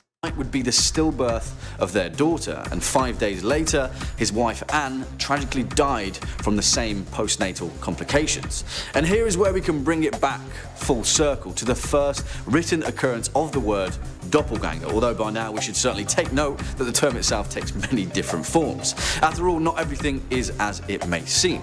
In the romantic novel Sieben Cass, written by German writer Jean-Paul in 1796, the unhappily married titular character, Sieben Cass, consults his friend Liebgeber about what to do to end his unhappiness. Unbeknownst to him, but aware to the audience, Liebgeber is the alter ego, or doppelganger, of Sieben Cass, and he advises him to fake his own death to get out of it. Now, while Sieben Cass is a relatively comedic tale, the uncanny was still tied to the act of death. Yo, is this where Prince and the Pauper comes from? Y'all been stealing from the Germans, you Brits. Dying, cemented in the folklore of Europe, and so used as a literary device. But it was in the later, more gothic period of literature where the true horror of the other took another turn. In the 1824-part drama Prometheus Unbound, Percy Shelley speaks of the character of Zoroaster walking through a vast and abundant garden and meeting with his own image. Although only brief, it laid the seed, and this narrative device was used far more abundantly by Shelley's lifelong friend, the notorious Lord. Man, the more and more I think about it, these old novels that were just like about demons and shit and facing the human condition, they were just anime. We're the anime of the days. Byron, who employed the figure of the doppelganger as a metaphor for the duality of human nature. Again, although Byron skirted around the truth of the form, it was an example of a far more ancient feeling. Fear of the self, an extension of the human mind coalescing on the mortal plane, the consequence of one's actions, the metaphysical manifestation. Oh! Fear of the self. I thought he said fear of the South. Okay, so I'm not justified in saying those things about Tennessee and Kentucky. I thought this was just gonna be like some biological hatred I couldn't fucking face, and I had to accept it, that I don't trust Southerners. Especially those Southern Indiana folk. Ew. Blech. Station of fear and desire. In 1815, in The Devil's Elixir, a novel written by E.T.A. Hoffman and based on the Gothic classic The Monk, a man murders the brother and stepmother of the beloved princess. The Gothic classic The Monk, a man murders the brother and stepmother, and he had OCD. Oriel on her request, who then finds that his doppelganger has instead been sentenced to death for these crimes. After battling with his own inner demons, he goes to great lengths to free his own doppelganger, who then goes on a rampage and kills the princess. Consequence: in action. Later in the 1825 work Tales by the O'Hara Family, written by brothers Michael and John Bainham, they talk of the fetches, the familiar image of villagers that occur throughout the twisting tales of proto-Gothic horror, this time taking a function of folklore and describing it on a larger scale. More importantly though, several decades later in 1846, the legendary Russian writer Fyodor Dostoevsky would pen one of his most remarkable novellas, The Double. It centers And now here comes the Russians with their interpretation. That's all literature was, is everyone's like, this culture, everybody just wants nostalgia. Everybody was just remaking each other back then. It's like, man, I can't wait until we see Russia's take on the doppelganger. We're all asking for it. On a government clerk who goes mad, and the text itself then deals with the internal psychological struggle of its character.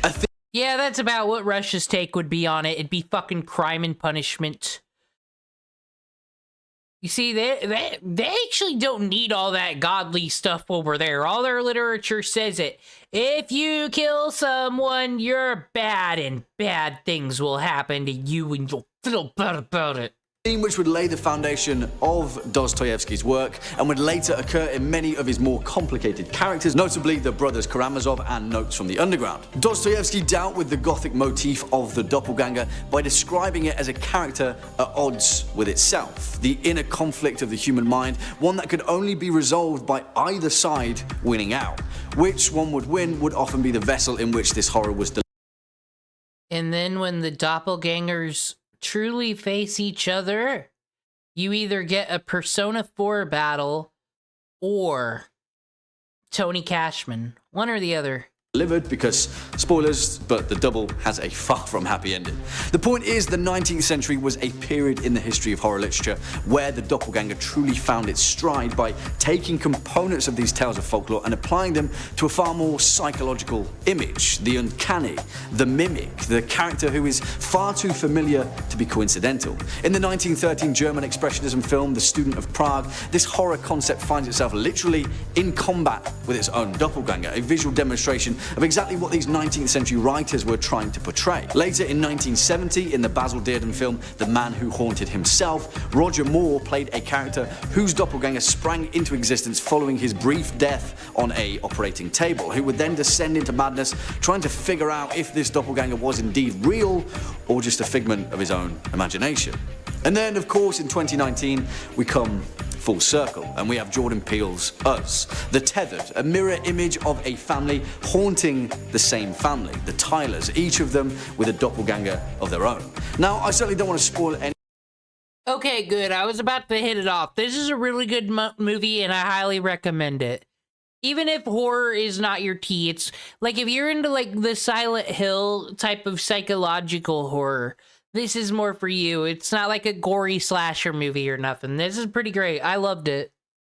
I would have given it an Oscar. And I gotta watch that No Way Out right before it too. Jordan Peele is my type of fucking horror, and I really need to watch that FX show he had going to about Compton and how being the one black family in an all-white neighborhood is actually the psychological horror. Like, as many episodes as I saw, I don't think anything happened to anybody. It was just the horror of moving into suburbia.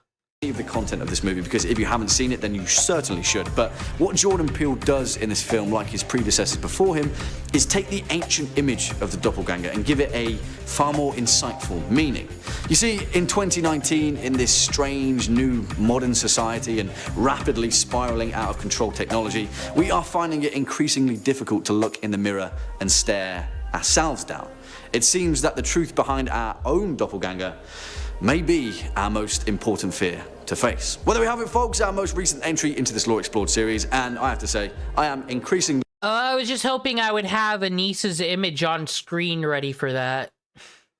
Yeah, the more and more things spiral out of technology, seems strange that humans have more and more of a hard time facing themselves in the mirror, and they adopt a whole bunch of things that aren't real and not the real morals, and next thing you know, folks, we have doppelgangers walking among us.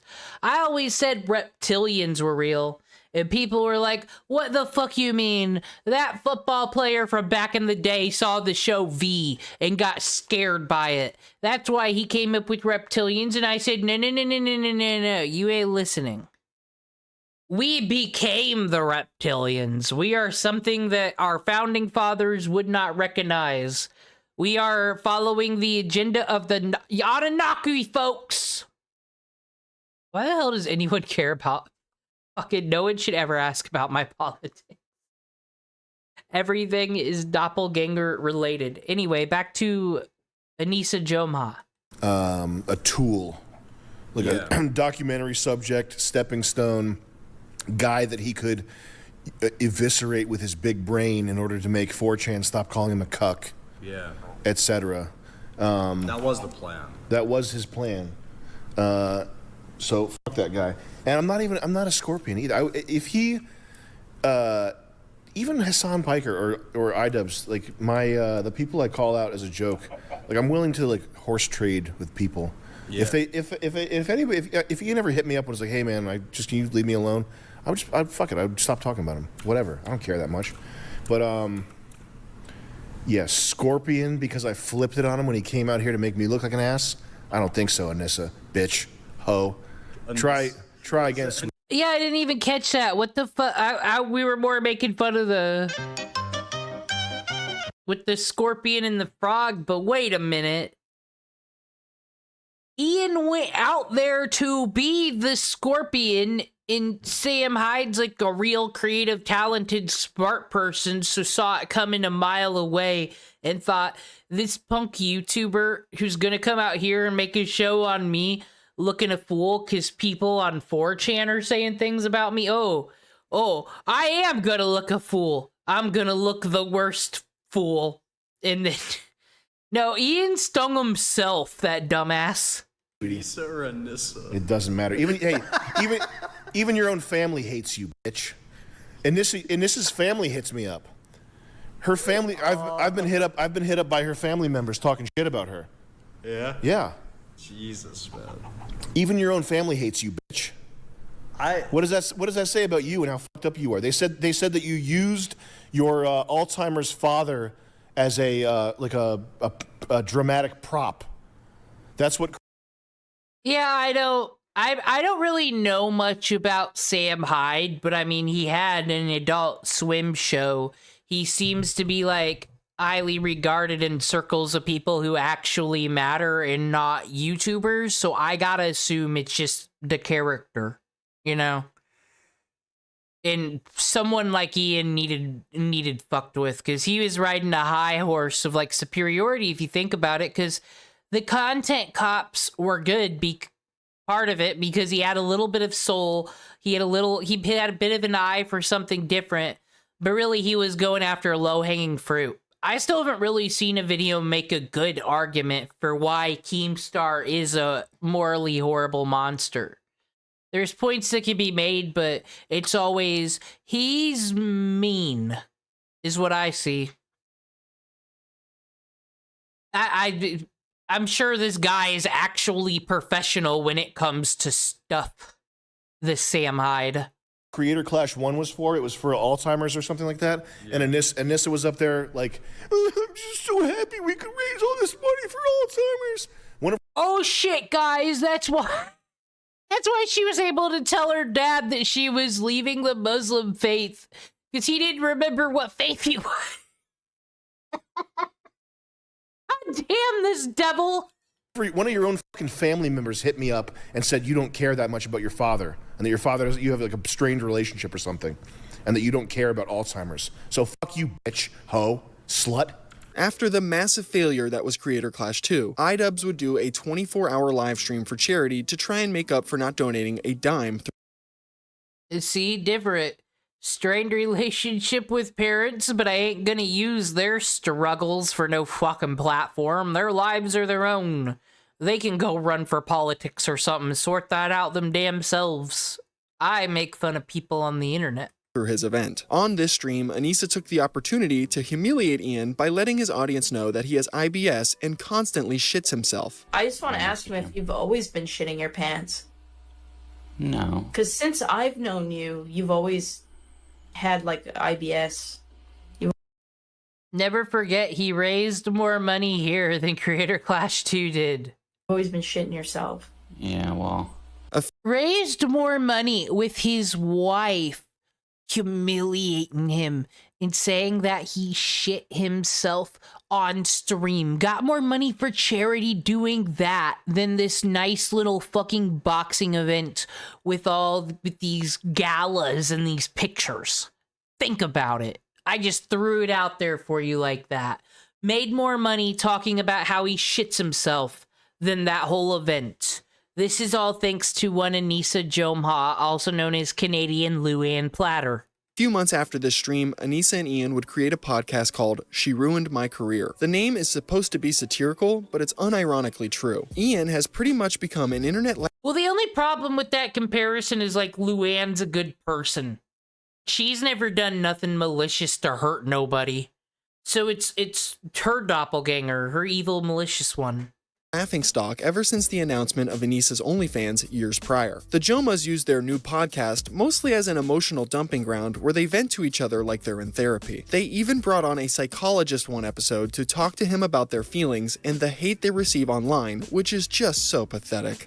I can't imagine what the two of you went through, and Yeah. I feel really. Look at them, they're acting like they fucking came out of the war. Like their village was stomped on and they watched everybody be put down. No, you two said stupid shit and did stupid shit online. So hard, it's so hard. Bad for what you are going to continually. So how do you read every comment? That was my original question. So the thing is, and what makes me kind of sad about all of this is like, I wanted to get him to share more. Like as our relationship went on, I share a lot. He's wanted me to share less. I've wanted him to share more. We've started to meet in the So this is the meet in the middle, you running your mouth on Twitter all day and him being stoic. Is that what where we're at? middle. But as he shared more, he gets punished online. No, he cried in the content cop, I think, when he went to go talk to this guy. Okay, so QT Cinderella was crying about something, as she does. Ethan Klein made fun of her. The left told him it was a serious situation. I think people were making AI porn of QT Cinderella, and she had a meltdown about it. I think that's what happened. And Ethan made fun of her, and then he got bullied for it because Ethan was subservient to Hasan's audience at the time, and he had to apologize for making fun of QT Cinderella cry. And that psychologist, well, we'll probably get into it when we get to, well, no, because it's Anisa's video. All right, so the psychologist met with iDubbbz in Seattle, and iDubbbz said, "Can you take Ethan's apology rating back? It'll be such an own." And he went, "No." And then iDubbbz was like, "It's so hard, creator." And then, just vented about himself. And then put that in a video. I think that's what happened. I might have timelines mixed up. I don't think it's this. For it. Do you read all the comments though? He does and is fine. I won't Not say fine. fine, but way better than me. Yeah. I'm the problem. I think I would describe it kind of, she's described it a little bit like body dysmorphia, where it's like if you're looking yourself in the mirror for a little too long, you can get a little bit really down on yourself, Yeah, because Anisa Jomha knows everything about body dysphoria and hating your body. Ew, that Japanese girl vomits every day? Disgusting. She's a liar. You'd be dead. Ugh. I have anorexia, guy. I hate this bitch. You read one negative comment, you're like, all right, let's find another one. Yeah. And you keep going. Yeah. It's weird. It definitely hurts, and I can get caught in that. I don't really know why they created this podcast. It certainly isn't paying the bills, which is something they might find themselves struggling to do soon, as they claimed on the H3 podcast they haven't made any money in the last 2 years. Well, it's like these two actually know nothing about fucking content creation, because think about it. iDubbbz made waves being edgy, doing these commentary videos, doing these documentaries. Anisa, for whatever fucking reason, now that she is not hot enough to be a booby streamer, is like wanting to create The View and let's have cozy talks about society when everything they think is surface level. We've heard their hot takes on things. It's all fucking surface level. It's white trash shit. She's like, this is basically, he does not give a fuck. He wants a lawn chair. He's the lawn chair commentary, and she wants the place to look like Starbucks. Like, the two do not clash at all. She's horrible helping him out. She doesn't, it's just the wrong fit. It always was. Yeah, you mentioned you got to start earning money again. Are you guys not earning anything right now? No. No. Oh, boy. We have not earned money for the past 2 years. Hey, remember when iDubbbz was dressed all nice and looking way better than this on H3's podcast, and he was saying, "I'm gonna do Creator Clash every year," and Ethan was like, "Really?" He should have saw all this coming a mile a fucking way. He knew the doubt was in him. The census was in him. He knew bad business is happening. Bad business. I like these two. I've had nothing but pleasant interactions with two. He's thinking, but I'm beginning to think they aren't. He's having that moment right here, I think, where he's like, oh my God. They are white trash with money. Look at that fucking, once again, Brittany Murphy, 2002. which makes taxes very easy. That's good. Nice. We love that. Easy taxes. I like looking at the bright side of things. By 2024, Anisa was desperate enough to try and start streaming again. This wouldn't last very long, with her only doing a handful of live streams before disappearing from Twitch once again. Okay, so this is the era where she fucking starts saying commentary community people don't know what a real job is. Yeah, I was like, why doesn't she stream? She would do way better than iDubbbz, and it's like, this is why, this whole arc. One of the last streams she did showcased an explosive meltdown triggered by the YouTuber Blacks. You've seen me there, Blacks. I would also let me speak. Blacks made a video after Creator Clash 2 failed to raise any money for charity.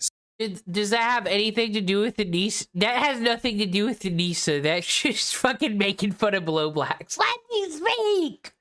This guy has caused so much, has lived rent free in everyone's head when he was nothing but a fucking weirdo. Speculating on how much money the event really made and questioning where it all went. His theory was that fighters were paid more money than what was initially stated, and that Anisa and Ian took a paycheck for themselves as well instead of donating their profits to charity like the year prior. Now, his assumption wasn't correct, as he failed to factor in all of the egregious overspending on things like parties that I mentioned earlier, but his video allegedly caused a lawyer to investigate the Jomha's financials surrounding Creator Clash 2, as they thought the Jomhas potentially pocketed the profits and defrauded charity. Anisa, for whatever reason, would decide to bring this fact up on her. I'm trying to remember because everybody fucking knew this shit. It's kind of like I don't understand why Mudahar had to make that video on Keffals. Everybody knew Keffals was lying and defrauding people and spending GoFundMe money that was meant for safety. GoFundMe money that I'm sure any other trans person would need more than fucking Keffals needed to go dox herself with the camera. No one, everybody knew that. Why did the documentary have to be made a year later?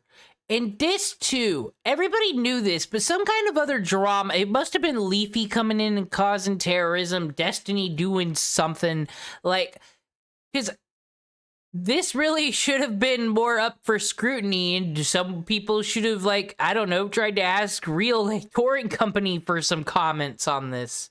Because I don't see that company wasting all the money on this stupid galas. This had to be Anisa wanting to throw adult prom because she's a fucking loser who never got invited to a party as a child and taking it out on everybody else. Stream, leading to this insane meltdown where she claims commentary YouTubers have never worked real jobs in their lives. The lawyer used the YouTube video to say that this was proof that we were pocketing money. So the point that I was making with that clip that got taken out of context again, or like he just didn't understand what I was saying, is that we were in a shakedown lawsuit, and part of the reason why they thought that they could bark up our tree was because commentary YouTubers have no idea what it is to work a normal job, let alone put on a whole event, okay? You have no clue. Neither do you. You don't even know what it's like to clock in and have someone breathe down your neck. So don't tell me how much it costs. $100,000 does not even cost 1/4 of the broadcasting fees. So, like, I don't know what crack these, like, commentary YouTubers are on, but I want some. Yeah, when I think fucking people who are crack addicts, I think Nick Diorio, Tipster, motherfucking, well, Bo Blacks was, and that explains why he's the one. She was at least right about that. Just because you're an evil person who doesn't recognize that you're evil doesn't fucking mean you can't sense it about other people. She was right on about fucking getting triggered by Bo Blacks. But yeah, the commentary community and their fucking crack use. No, I know. This is going on. I love how I didn't wear makeup today. I look disgusting as shit. But this will go on every and I don't care. I'm at the point. I don't care. I don't care anymore. Because even when we don't say something, they think we're saying something. Do you know what I mean? Our silence means something. Oh, thanks, guys. Thank you. Yeah, they're gonna assume. Nick Nobody, please. Please, when the timeline gets to the content cop coming out, please be like, and since it's Anisa story, please be like, and Anisa's response was, I was making cookies. Don't they look cool? Shit. So I'm so over it. Like, and I'm over them crying. They cry like they're the victims. Bro, you like made a video like with all these weird out-of-pocket assumptions. Like, just so out of pocket. I don't know. I know a lot of them have never worked a real job. I know that for a fact. And if you have, you worked there for a... This doesn't mean nothing. This is my own studies. I wonder if she is actually Irish or if that's just a lie and she's actually German. Because one, doppleganger creature. Two, just my own personal studies and bias, I guess. I see this finger-pointing shenanigans with the people that have the German last names. That's all I know. Or just, well, I guess, every dramatic woman ever. Never mind. Ignore my studies. Weak, and you cried and you quit. The OnlyFans model talking about people not knowing how to work real jobs is amazing cope. Anisa would continue this spurg out by claiming she has confronted commentary YouTubers in the past and made them cry. But you fuckers that are looking at this right now, I know that you would fucking cry if I said something to you in real life. I know you would cry. How do I know? Because I've done it to one of you fuckers in real life and you have cried. You cried and apologized to me. And you even said that I made you feel like a bitch. And I'm glad that I did, to be honest. Some more people should do that to you. This claim isn't even remotely true. She is referencing the time she approached the YouTube comedian Rusty Cage at an after party for Creator Clash 2. Rusty tweeted a picture of someone in the crowd holding a sign that said, "Froggy did nothing wrong." This, of course, upset Anisa so much she felt the need to confront him about it after Creator Clash. Wow. Fucking Creator Clash is less accepting than the WWE. Which is true. WWE is like pro LGBT, pro everything. Fucking, like, they are pro free speech. You can bring whatever fucking sign in. You can bring in Chris Jericho chugs turkey jizz. They don't fucking care.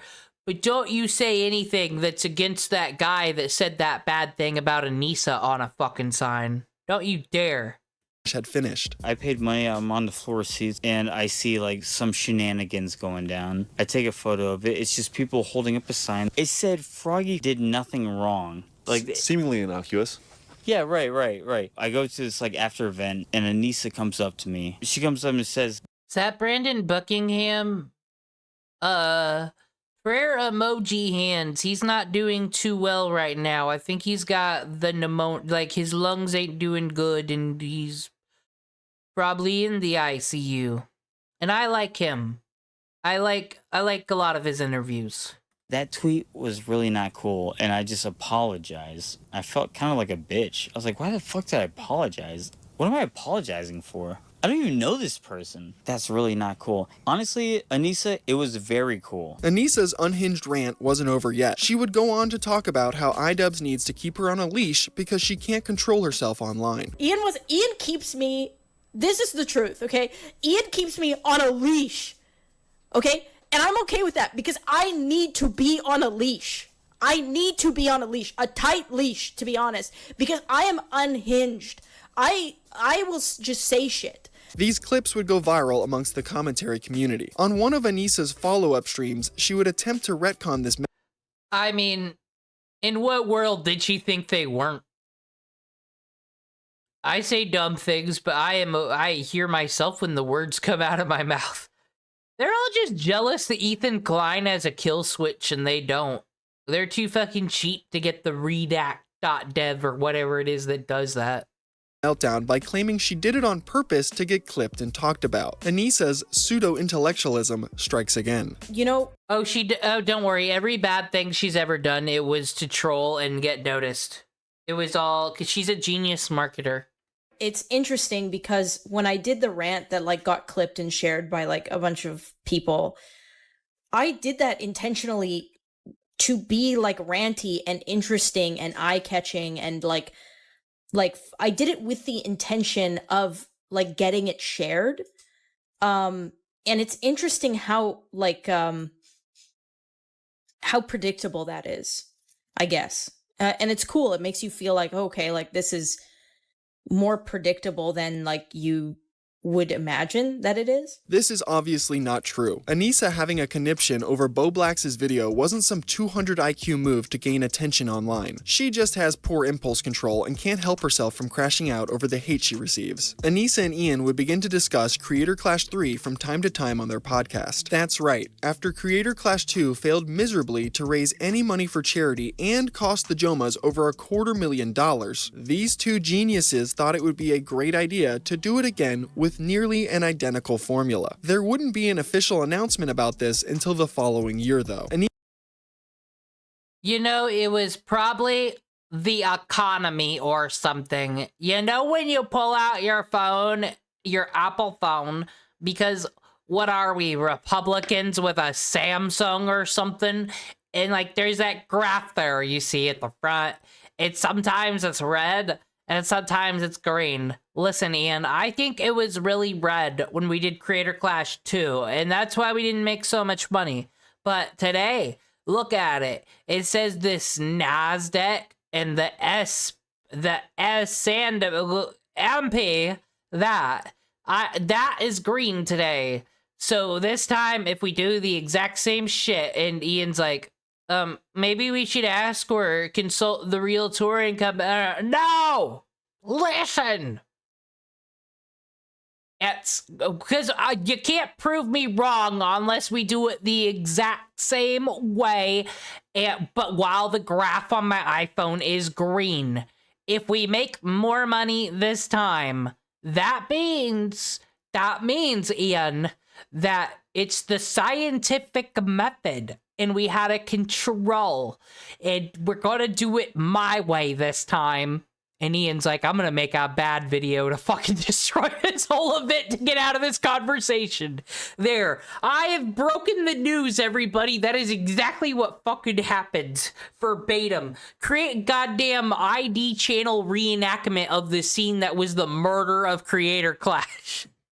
Anisa would spend the rest of 2024 ranting about ridiculous things on her podcast with Ian that struggles to break 5,000 views on most episodes. And this would continue on into 2025. It wouldn't be until the end of January where Anisa and Ian would both post announcements on their Instagram stories promoting Creator Clash once again. After miserably failing to be a boxing promoter for Creator Clash 2, surely Anisa would have learned from her mistakes and the third event couldn't be any worse than the last, right? Right? iDubbbz would drop a video officially announcing Creator Clash 3 on February 7th, 2025. I don't know how he And then it was over. or Anisa could possibly think doing this again was going to be a good idea after Creator Clash 2 promised 14 different charities donations and failed to raise a single penny. I think the main reason the Jomhas chose to attempt this event again was because they decided to remove the charity element and— No, I just explained why. It's the scientific method. Anisa needs to be proven fucking right. Made it 100% for profit. The pair will still call this a charity event though, but that isn't true at all. They will even use its false for charity aspect as a shield for criticism in the near future. Creator Clash 1 and 2 followed an identical donation model where all net profits from ticket sales and pay-per-view buys would directly be donated to charity in its entirety. Creator Clash 3 did not follow this model and dropped that previous element entirely. The ticket sales and pay-per-view buys generated from the event did not guarantee any money for charity now. This was not explicitly mentioned by Ian or Anisa, and you could This is all verified. He doesn't have to show no screen caps proving this, because I kept around this time. I was seeing this drama really before the Hasan Piker drama. Like, I'd seen the clips of him glazing terrorists or saying Russia will not ever declare war on Ukraine. That'll never happen. Like, I saw those clips. But it wasn't until this happened, because Nick Diorio was covering this shit every day. It reminded everyone every day that it's not for charity and how the checkout cart system will work. He broke this shit down every day and paid attention to how much money it raised. Always updating. Really only find this information out. And by updating, I mean the charity donations to Creator Clash did not until Hasan got involved. By combing through their terms of service on the Creator Clash website. The only way Creator Clash 3 attempts to raise money for charity this time is by attaching an external link to a GoFundMe-style page asking for donations for one specific charity now. Calling Creator Clash 3 a charity event is like calling McDonald's a charity restaurant because they have a donation box at the register for Ronald McDonald's charity. I just wanted to make that very clear because the Jomhas will go on to make fraudulent claims about this still being a charity event. In March, Anisa and Ian would begin to sour their relationship with Ian and Eli. A lot of people did. That fucking, not Jaden Animations. Who's the other one? The fucking the fucking Michelin Man looking thing, animated storytime person. He was also out here saying he was getting punched in the face for charity. No, you got paid. You people have actually benefited charity none either. It's fucking bullshit. And I don't even know if they were liars. They all could have been lied to. Who knows? From the H3 podcast. These four have supposedly been friends for almost a decade, with Anisa and Ian being semi-regular guests on the H3 podcast. Ethan and Ela have stood by, defended, and promoted the Jomhas throughout all of their... Dude, though, it said, so Ethan has Tourette's, he does his things, but... And Hila's doing the nice, courteous thing. He knows. Said he's got the senses. He knows something's wrong. And this is what I'm saying. No matter what someone's politics are, no matter what their pronouns are, no matter what they say or what their tragic fucking backstory is, if there's a gut feeling telling you something's wrong, that you don't need politics and all that stuff to fucking explain what's happening. That's your natural fucking fight or flight. Something is wrong. Just trust your gut feeling. If you're uncomfortable, you're uncomfortable. You don't owe anybody in this life anything, really. Dramas they found themselves in over the last few years. They were also one of the largest supporters and promoters of Creator Clash 1 and 2, so the animosity building between the group came as a surprise to most. What caused the initial rift between the friends was the fact that Anisa was seemingly good friends with a former... This is what a 2-month obsession with the fucking interrogation videos did. I'm the thing that Ian's bitching about. I'll just admit, I'm the fucking... What other women do with the fucking astrology and psychology I'm out here doing with. He raised his eyebrow slightly. This means he's suspicious. He knows. You gotta trust your guts. And sometimes it's not rude to go across the sidewalk. What you do when you flee someone from the sidewalk is you pull out your phone and look confused. Then it will look like you're like, damn, Google Maps, you've lied to me again. And you won't be seen as a prejudiced, untrustworthy person. There's my advice. Editor of Ian's who would regularly hate on Ethan and Ela online. The editor, Froggy Tonic, could be found on Twitter calling Ela a cunt, accusing Ethan of killing his dog, and suggesting that the pair don't properly take care of their kids. These sentiments are echoed throughout a... Yeah, so Froggy Tonic did all that, while Froggy Fresh made a joke and trained with Sam Hyde one time. That's what happened. Snark community that has been built around hating Ethan Klein for the past few years. Anisa is also seemingly good friends with Denims, who uncritically reacted to false claims about Ethan. Once again, I don't think any fucking person, if you're gonna have a moral high ground against Kiwi Farms, these Reddit fucking snark page things that have always been available on fucking ClearNet. Reddit, I would say, is bigger fucking platform than goddamn Kiwi Farms. Can you all go after that one first? These are just harassment fucking boards. I don't see why this is allowed, why this is the acceptable one, but everything else is degenerate. Children that eventually led to unjust calls to Child Protective Services against him. Ethan would see Anisa regularly interacting with Froggy Tonic and Denims online and eventually asked the Jomhas to publicly defend him, which they refused to do. Anisa and Ian would even go on their podcast and state they're not interested in getting involved in any of the drama surrounding Ethan.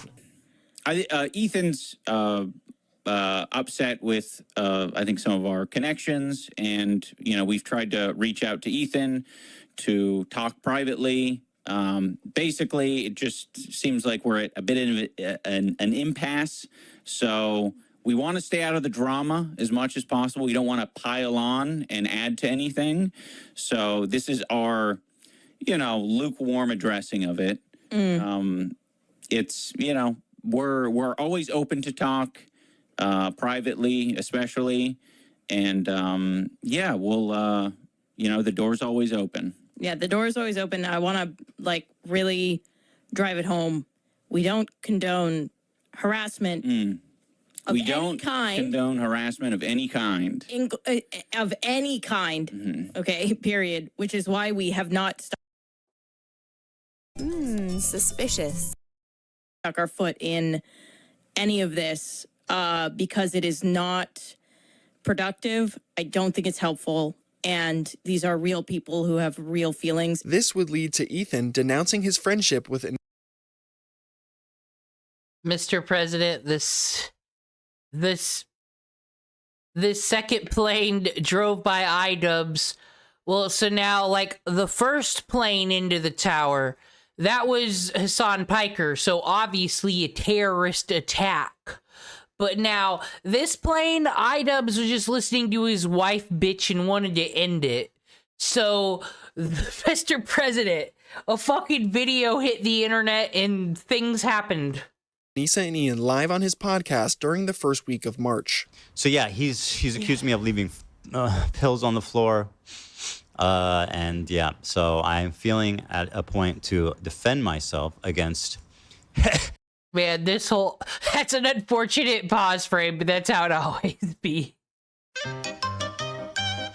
I mean, no, though, this whole thing for me, though, this is Ethan's Inglorious fucking Bastards arc.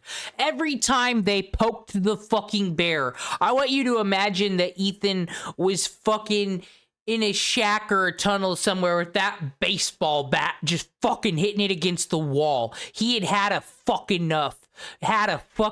And he won't care when he comes out. He's gonna be swinging. He doesn't fucking care. Casey Tron, iDubbbz, fucking Taylor Lorenz. He is done and he doesn't give a fuck. I am so happy for Ethan Klein. Anyway, this guy was saying shit like that Hila's a Nazi, that she kills kids, that she went on like, she's like a IDF baby killer, all this types of shit. And that's showing up. Yeah, because when I think Nazis, everybody, I think Jewish people. That's how that works now, don't you know? Right up on Anisa's and iDubbbz feed. My good fucking friends who I stood by after all these fucking years can't find a spine to speak up. You know why? Because they'll get murdered for saying one goddamn fucking thing in our defense. Like, actually, Hila's not a baby killer. Actually, accusing Ethan of killing his dog is maybe too far, because they have mobilized such an insane harassment group that anybody who says any fucking thing, they will attempt to ruin their lives. And once again, I'm the crazy one. It's not bad enough that I have this group of people harassing me and everyone in my life. It's that people outside of this group, journalists, creators, are actively participating in this gaslighting to make it seem like I'm fucking crazy. Like, dude, I probably done and stood by iDubbbz and Anisa more than anybody. I've stood by them when all the internet hated them because I love those guys. I vouched for their character, and I stood by them 100%. And listen, I'm not saying that they're not the good, nice, fine people that I thought they were, but I'll say this: I don't think they're fucking any friends of mine. That's what I'll say at this moment. And certainly, I don't think they're any fucking friends of mine based on the text conversation I had with them too before I even talked about it. So I have nothing. I don't need any fucking halfway friends, man. As I said, I'm not streaming here for clout. I'm not streaming here for views. I don't pay attention. I don't know who's watching. I don't care. I'm here for therapy. I'm obsessed with this Ethan arc because I'm kind of having this moment IRL, and just like I said, that gut feeling that you've had of other people, but you ignored it thinking you're the person in the fucking wrong. This is what everyone would say, so you're in the wrong.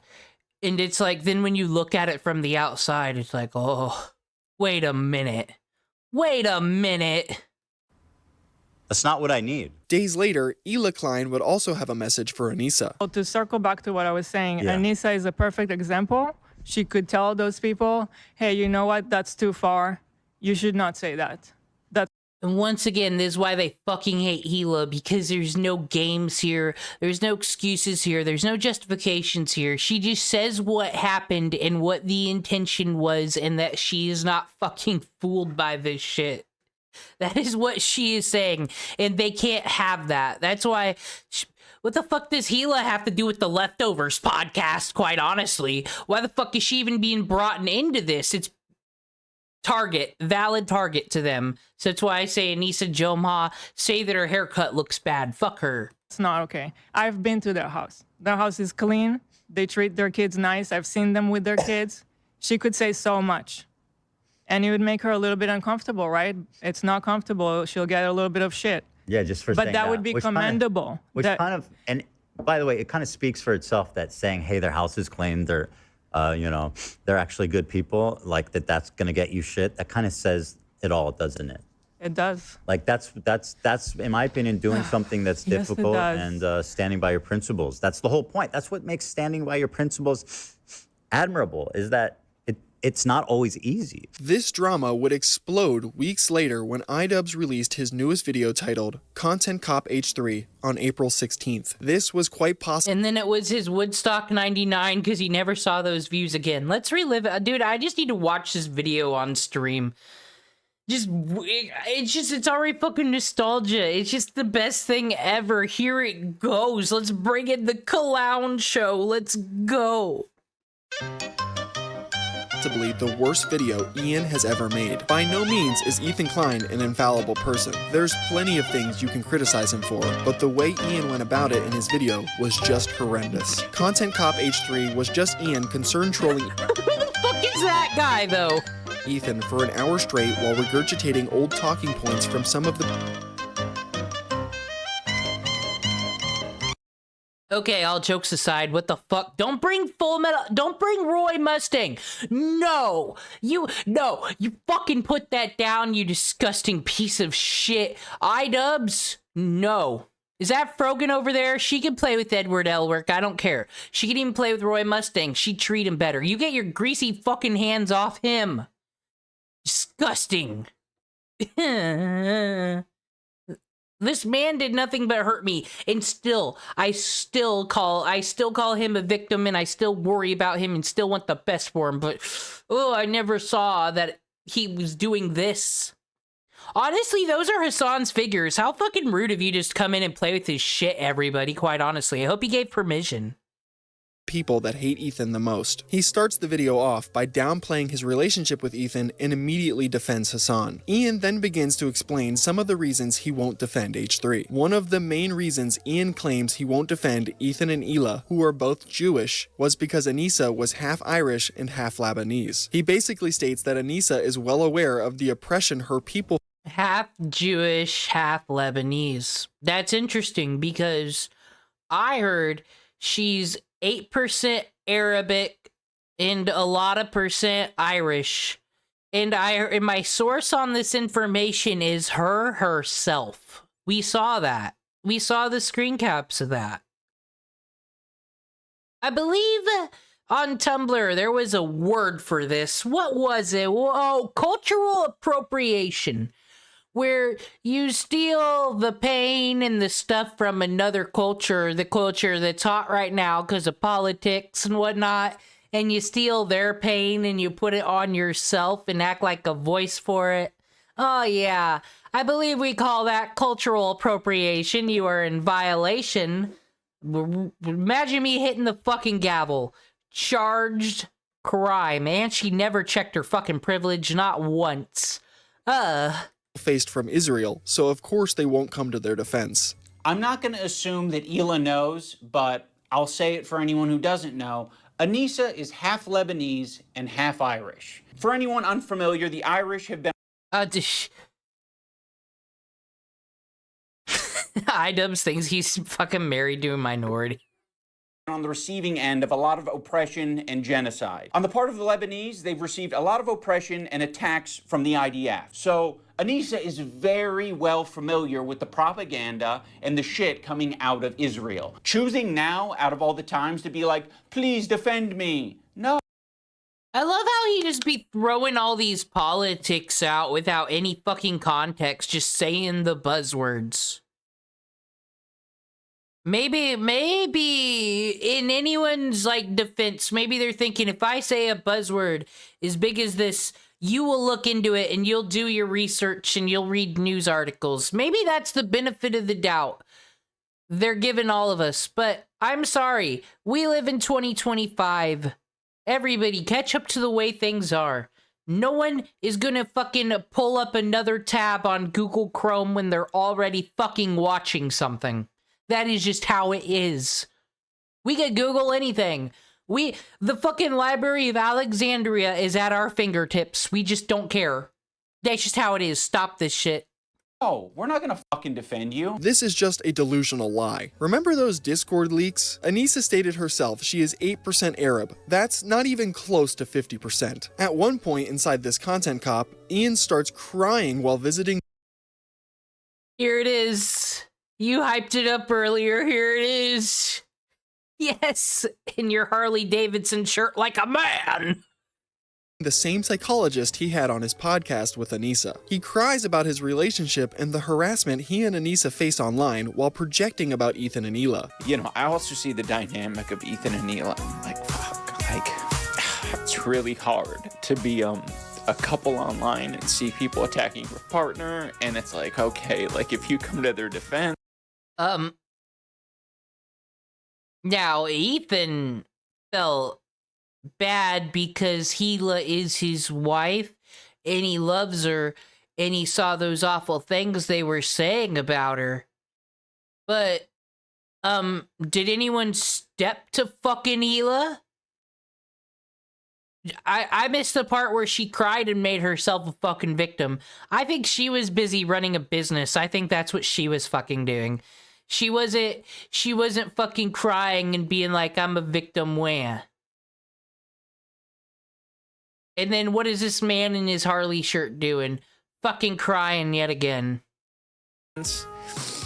That doesn't always help them, right? Sometimes that makes it worse for them. This is definitely a very, very brief description of Idubbbbz's video to try and avoid going on a 30-minute tangent that doesn't necessarily involve Anisa. Again, a much greater breakdown of this situation will be found in my Idubbbbz video. While Anisa didn't show up in this content cop video, I definitely believe she played a role in its creation behind the scenes. This wouldn't be the first time she helped Idubbbbz with one of his videos, as she's taken credit for some of his previous works like the Tana content cop.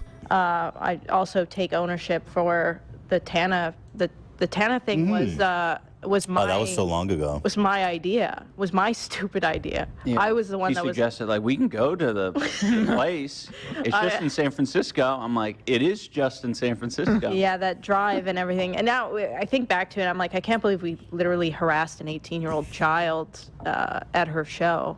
It's like kind of. That's I guess when you put it that way, it doesn't sound like horrendous. Yeah. It's horrendous. It's probably like my most like it is. It's fucking embarrassing. Releasing this content cop on H3 completely backfired on Anisa and Ian in more ways than one. Ethan would respond to the video live on the H3 podcast, completely dismantling the criticisms Ian tried to lob his way. And to add insult to injury, a majority of the internet would ultimately take Ethan's side in this.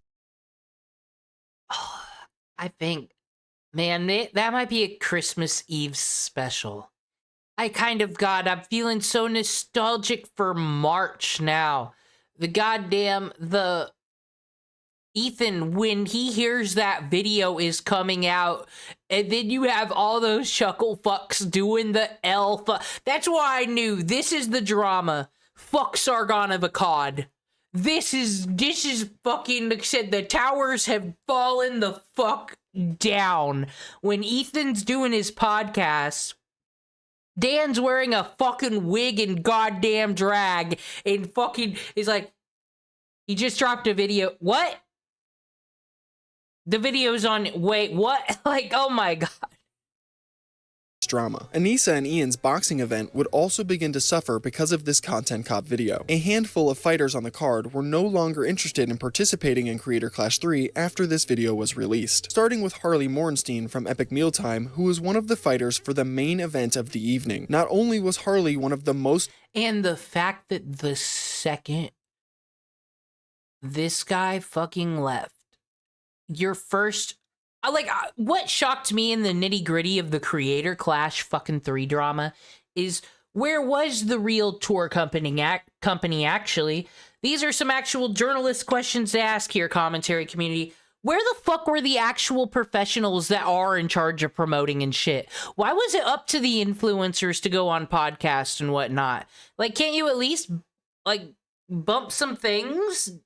Do some power hours, do something. And it seemed like it wasn't. It seemed like there was no fucking communication between any of these people, and no one was promoting it right. The way Ethan dug in, once again with the whole drama, Ethan's own employees having to suffer from it all, also being involved. It's just, where the fuck were the adults in this situation is what I want to know. It kind of does look a little bit bad on Aaron Hansen's company, I'm not gonna lie. Important fighters on the card, he was also one of Creator Clash's biggest promoters and defenders, so him walking away speaks volumes to Anisa and Ian's actions. The next fighter that dropped out almost immediately after the Content Cop video was Lena Ayad. She literally works for Ethan, so it's not even surprising that she chose not to fight anymore. This was a tough situation for everybody, and it wasn't something that any of us took lightly, least of all AB and Lena specifically. It is with great regret that we announced that Lena will not be participating in Creator Clash either. Now listen. There is a Jewish thought process that me, a non-believer, shares. And that is the concept of blood money. The concept that the money that was given to you is illicit means. That's why you get punished if you sell stolen goods knowingly. Like, there's just something gross about it. Like, someone got hurt for me to be able to buy stuff. Like, it's more, money's kind of fake anyways. It is whatever we say it's fucking worth. It used to be rocks back in the day, so it really is fucking inflation. We've moved up to paper. I don't want to chop down a tree. Whatever. But fucking, you know what I mean. I don't like blood money either. It's kind of gross. But what Ethan does here, where he gives, so I see the way Ethan, like, giving these people the money that iDubbbz and Anisa should have paid them, because it's, once again, no joke to be practicing for boxing and having to commit to training every day. They can't just sit around and watch Netflix and play on their phone for fucking 5 hours. No, they have to go run now. And are they ever going to get all that time back? No. Ethan sees this, I believe. This is a great thing. He is making up for all the disgusting blood money that all these influencers have. And I approve. I'm glad for this capitalist. Yes. First off, I apologize to any of the fans who were going to see Lena. It's been a lot, and Lena's just sort of been thrown in the middle.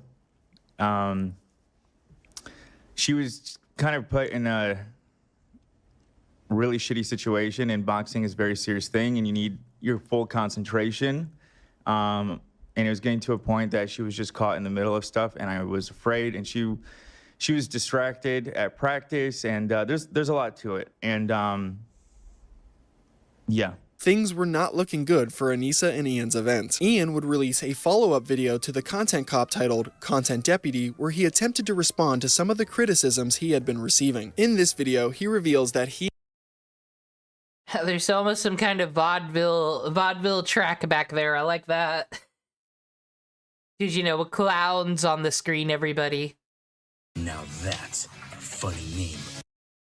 I haven't heard no fun jokes anywhere lately. I haven't gotten to use that one, so there we go. and Anisa have decided to step away from Creator Clash entirely and handed over the responsibilities to the company that helps organize the event. He insanely blames the reason behind their decision to step away was because Ethan was quote-unquote attacking his charity event because of the Content Cop video. Ian would also make the insane claim that he believes the internet was going to blame H3 for ruining Creator Clash. I was hoping that if I made a video about Ethan, he would act like an adult and he would keep the attacks directed at me and Anisa. Unfortunately, I was wrong in thinking that because Ethan, in a desperate attempt to attack and smear Anisa and I, he started attacking our charity event. He's highlighting this post that equates Creator Clash to a crypto rug pull. He's saying the event is going to be worse than TanaCon. Can't wait for them to blame us for their failed event. Don't worry, Hila. I'm not going to blame you guys for anything Creator Clash related. I know you're terrified of taking accountability for anything, so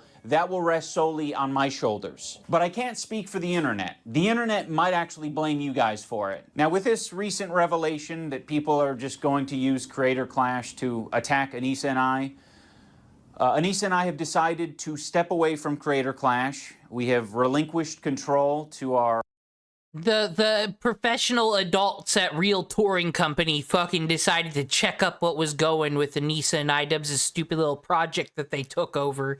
And we're like, oh shit, get these people the fuck away from our brand. That's what happened. Our business partners who ran the previous two events. They're very capable. They know exactly what they're doing. They run events on a regular basis. The event is... Yeah, and all seemed to work well except the one you're involved in. Strange. It's still happening. Anisa and I just don't have any financial ties. We don't have any ownership. We are, you know, I think just going to be known as the founders of the event. This is like kicking a beehive and being surprised when a swarm comes out to sting you. Who would have thought Anisa's fake credentials as a boxing promoter would have never helped Creator Clash 3? The event would continue to crumble with two more fighters, Freddie Wong and LA Beast, quitting following iDubbbz' second video on H3. Not that Anisa and Ian really care, as they've effectively tried to wash away their hands of responsibility after walking away from Creator Clash. Man, LA Beast was really hoping for that boxing match too, because he would come in Nick Diorio's chat when Nick Diorio was doing the daily what's the state of Creator Clash, you know, fucking rundown, and be like, and he'd be like, I'm excited to fight, and Nick would be like, oh, none of this is against the boxers, I hope everyone gets a match, it's fucking bullshit that you're all working out, and I really hope you get a good one, and I'm really hoping for you, LA Beast. And then like then he was the guy when the Titanic is fired. He had to put down his violin, everybody. The orchestra on the Titanic had to fucking finally call it. Because there was no even ground to play the instruments on anymore. The ship is going down. The new event organizers would drop a bombshell on the Jomhas though on May 29th when they posted a transparency report on the Creator Clash website. In the section titled, Do Fighters Get Paid?, they exposed the fact that Anisa and Ian planned on taking a 34% share of the profits generated from Creator Clash 3. They actually planned on taking a majority share of the revenue for doing nothing. The Jomhas weren't fighting on the card, and they didn't check on the other fighters either, which was ultimately their only job for Creator Clash 3 when they were a part of it. They literally wanted to do nothing and receive. Really sounds like though so Creator Clash 3, they were just supposed to check up on the fighters. No one was promoting. No one knew what was happening. You guys did a bad job. And you all made a fucking video that ruined it. Yeah. This is the best thing that company did in regards to Creator Clash was fucking get you guys the fuck out of here. Hey, you still gotta walk away with money. They would have had to buy them out. That's why I don't believe that they're poor. Receive a massive paycheck. Remember what Anisa said on Hasan's stream? I think what really made me mad about boxing events in the past is that it's rich assholes betting their money to make money, to like have people that are struggling to like make ends meet and pay rent watch them do it, and then they'll go home and like have a lot of money and like. Yeah, she's just a malicious fucking politician type. This is her going back to HOA mode. Like I said, she's ready to run for fucking treasure. She's running for the PTA, everybody. She has wrapped this. She knows this is Hasan's audience. They're all, this is the socialist crew. This is the give everything to everybody crew. This is the place to talk about how evil and capitalist boxing is, and how she's different and not like other girls. She's not interested in making money. That's for different people. That's not for her. She would never want to make money. That's because she's in front of Hasan's audience. Here's that scorpion, you fucking frogs. Whatever, it keeps going. And the fighters are exploited too, like usually. How ironic, seeing that's exactly what the Jomhas planned on doing for Creator Clash 3. The 34% cut God, I'm sorry. You all know that she picks these tattoos look like they're off the wall because they fucking are, because she believes that tattoos are supposed to be clip art. You're supposed to put fucking clip art on your skin. I'm not judging. I don't think there's anything wrong with getting one off the wall if it looks cool. And some people do like the Ed Hardy style. This sleeve just looks fucking awful. I'm sorry. I am not no damn tattoo fucking Dave Navarro motherfucker, but I hate them. I'm gonna send these pictures to one of my former roommates who was a tattoo artist and ask him what he fucking thinks of this. Ask him without fucking bias what he thinks of this. It's just bad. Like, have a fucking artist. Oh, what a socialist hero of the people. You couldn't commission an artist to draw you something custom, something that's more your personality. Of course you think getting clip art off the fucking wall is normal, because you don't fucking have one, Anisa. Doppleganger hoe. I'm on the lookout. Revelation was incredibly gross, seeing the fact that Anisa and Ian have been calling Creator Clash a charity event, and they used the fake charity aspect as a shield for criticism since the release of Content Cop H3. The L's for Anisa and Ian wouldn't stop coming either. Less than a week after they were exposed for trying to take a 34% cut of Creator Clash 3's profits, their former boxing coach Michael Briggs and his wife Kate would go on the H3 podcast to expose even more information about them. Michael revealed things like Anisa having a crush on one of Ian's sparring partners and enjoying watching Ian get beaten up by him in training. She See, now I never know how to feel about this because they just came on when the drama was hot and said stuff, so we always have to have a grain of doubt salt. But also, if you see this shit, you're not gonna forget it. It's gonna stand out in your mind. So I'm just on their side just by default. She definitely had a big crush on one of the guys that would come in and spar with them, because anytime they would spar, she would just be super into it and watch every moment. And then, even if he would like beat Ian up, she'd be very into it. And then, I want to say that, I want to say that before. So Anisa never gave shout outs to Michael training Ian at all, but she put out the first video of Ian like getting rocked in sparring when Ian was sparring with her crush. Yeah. They would even post a video showcasing Anisa watching Ian spar Gabe and immediately walking away once Ian starts sparring someone else. watch out for a straight left or his hook. Yeah. It's like shooting a big Godzilla and the Godzilla doing nothing. Just knowing. Doesn't even look. We're screwed. Dude, expect that, right? I want to have attrition. Right? Like, quickly that can. One more round line, one more round game. You're doing good. Ready? That was just like what happened when Hasan couldn't glaze the Red Mao book in China anymore, and some guy tried talking to him about the Shanghai Museum.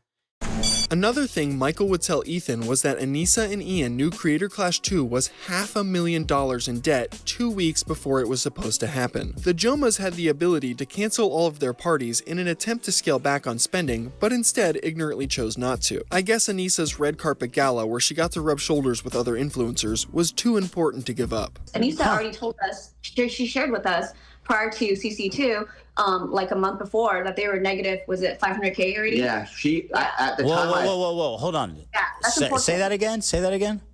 They were negative 500K before the event. Yes. So going up to the event with the ticket sales and the PPV sales, when the event started, they knew they were down $500,000. Yes. Keep in mind that they moved to a bigger venue and they sold a lot of tickets.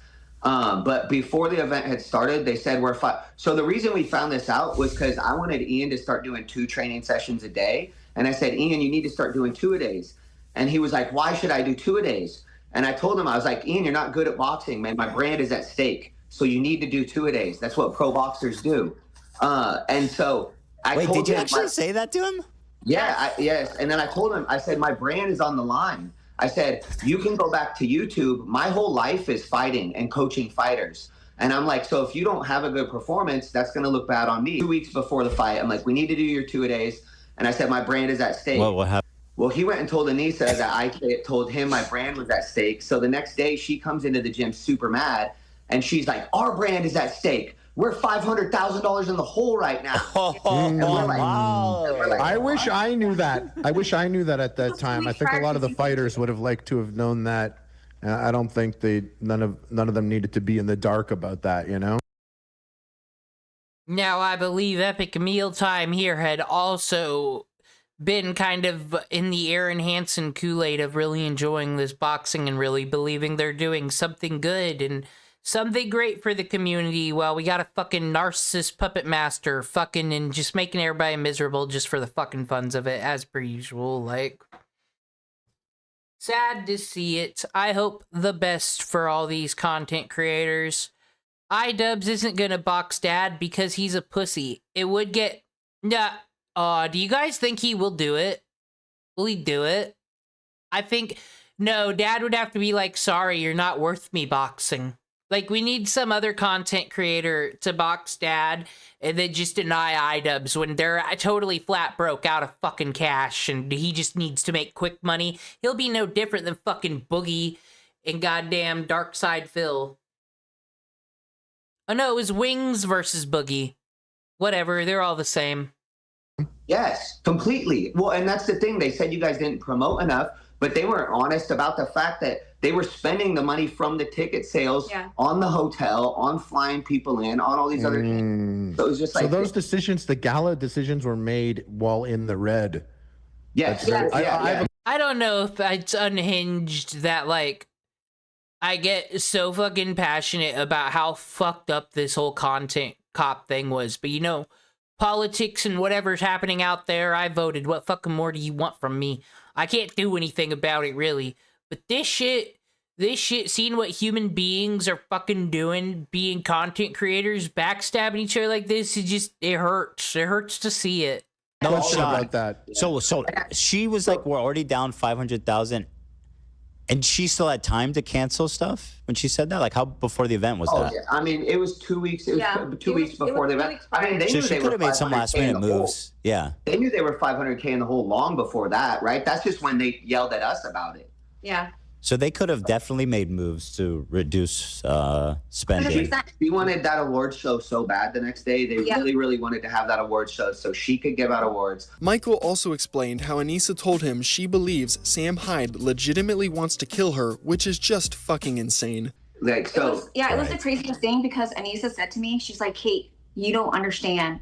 Ian and I both believe that Sam Hyde would really come and find me and would actually murder me. So that's the reason why we have to take all these precautions. And I was just like, are you sure? I was like, I think the guy's a millionaire. I was like, I don't think he's going to risk his freedom to kill you. But okay. Oh, look at that. Someone using common sense fucking facts and logic. Yeah. Could you imagine if Sam Hyde just woke up one day, kissed his wife, and said, well, I settled my affairs because I might not be coming back or I might be in prison. I put some cash in the coffee can and buried it because I am going to kill Hasan, Piper, and iDubbbz today. That is what I'm gonna do. Please watch out after everything and feed my fish. And then Sam Hyde was gonna walk out and do that. That is definitely what was gonna fucking happen. And you know, HLN wasn't gonna be all over that. Please, Nancy Grace, wherever the fuck she is, if she hopes for someone like Sam Hyde to fucking murder somebody. Rich people aren't killing people anymore, unfortunately. Not since the O.J. Simpson. So Sam is definitely an unpredictable, like high-level troll, but I don't believe that he actually okay. I don't think their security was in risk. Why the fuck would he kill him? This whole 3-hour interview is filled with revelations like this about Anisa and Ian. I highly recommend you guys watch it in its entirety. Anisa would try her best to ignore her world burning down around her after the boxing coach exposed her and her husband. Nah, Nick, you messed it up. You should put iDubbbz put out the content cop, and Anisa posted pictures of the cookie she baked, because I do believe that was her reaction. On the H3 podcast. She would take a short vacation with Ian after this expose and even tweeted that she was going to be returning to streaming. Excited to announce that I will be going back to streaming once we are back from vacation. Whoa, didn't she lie? Because Ian's been streaming. While she was on this vacation, Creator Clash 3 would announce its cancellation. Creator Clash 3 somehow turned out to fail even harder than Creator Clash 2, and it was all thanks to Anisa and Ian once again. Anisa would of course be found in her Discord hug box, coping over Creator Clash's failure. I just want to make it clear that we haven't had any contact or control since we publicly stepped down. Even though me and Ian were the faces of the event, many people were behind the scenes making decisions together. The event wasn't doing well way before the content cop. A combo of many things contributed to that reality, including lack of promotion, influencer boxing being less popular, the economy, etc. I think what it boils down to is piss poor. Suspicious. The economy. Like I said, the stocks were red during Creator Clash 2, so if they just do it all again while the stocks are green, it would have been better. She said so, and she knows. She's a woman. She knows all about money. I would love to see these. Why won't they go on Caleb Hammer? If they're really justified, these are the type of two who go on there and say they did nothing wrong. They did nothing wrong, and they're actually quite good with money. They just made a few mistakes, and then it's like 80 billion DoorDashes and a boob job. No, you're not good with money. Communication from everyone, even after we left, which is unfortunate. At the end of the day, I care about people getting paid for the money they were out for training and charity getting their money, and both of those things were done. There's a lot. No, they weren't. Why would Ethan have to give them their money? Why wouldn't you get like proof that you paid them after Ethan paid them for no reason? Because he doesn't have to pay them for your fucking event that you fucked up, but he did anyway to undo the blood money. So what the fuck, Anisa? Where's the receipts? Where is the proof? Froggy Fresh got paid last time. Does that count for everybody? Is he supposed to share that money with everybody? To unpack with this statement. For starters, her claims Creator Clash wasn't doing well because of lack of promotion and poor communication. That was Anisa's only job. To promote the show and communicate with fighters was literally the only thing she was tasked with doing. That failure falls entirely on her shoulders, and her blaming things like the economy being a contributing factor is just downright insane. Her closing statement about caring that fighters and charity got paid is interesting as well. I say this because one of the fighters, Lena, who works for H3, initially wasn't going to be reimbursed the thousands of dollars she spent on training. Anisa and Ian initially had no plans on paying her back that money, sticking Ethan with the bill. It would take weeks of arguing behind the scenes with the new event organizers until Lena was finally— Wait, okay, so did she get paid after these people fucking be doing this shit, and the new event organizers who should be the fucking— it shouldn't be a thing. They should feel fucking bad. I know Corpo's, that real touring company, no one can ever admit fault, because God forbid lawyers being involved and whatnot, but just pay the fucking people. I don't understand. I have the legal background, and I say just fucking pay out and walk away, everybody. Reimbursed for her training cost. Anisa would then begin to have a meltdown on Twitter over Ethan Klein, who has since vowed to criticize the Jomhas forever because of their betrayal. And I am here for every second of it. And when you're like, we're at rock bottom, there's no reason that anybody should be making fun of us. You're just kicking us when we're at rock bottom. We have nothing left. We have nothing to give. Nobody's paying attention. I will be there. I will be there to fucking make fun of you, to shit on you, to ground you deeper into the ground. I will never forgive you. I will never forget. And I am going to be vindictive about you both forever. And you, yes, you want to be, listen, nobody gets to claim petty bitch in my presence. Okay, Anisa? You know exactly what you're getting yourself into. Okay? I'm watching. I'll be watching you every breath you take. Because of this, Anisa would begin tweeting in mass. I'm once again asking what my ultimate sin was. You know what that was? I'll show you what that was.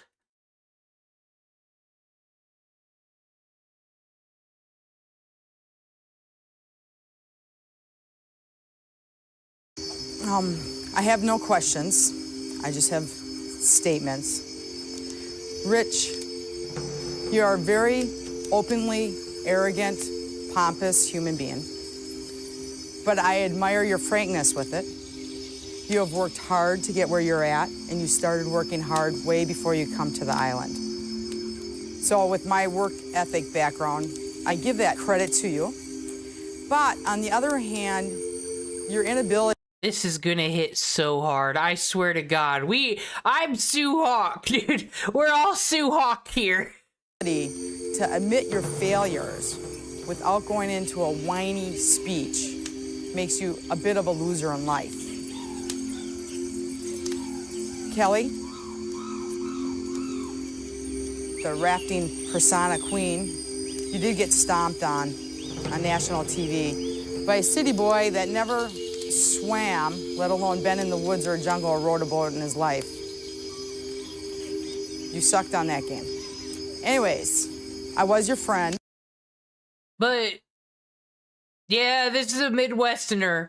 They had a challenge, and this girl who is a fucking tour guide of rafting, failed a rafting challenge against inner city black man who's never swam. That happened.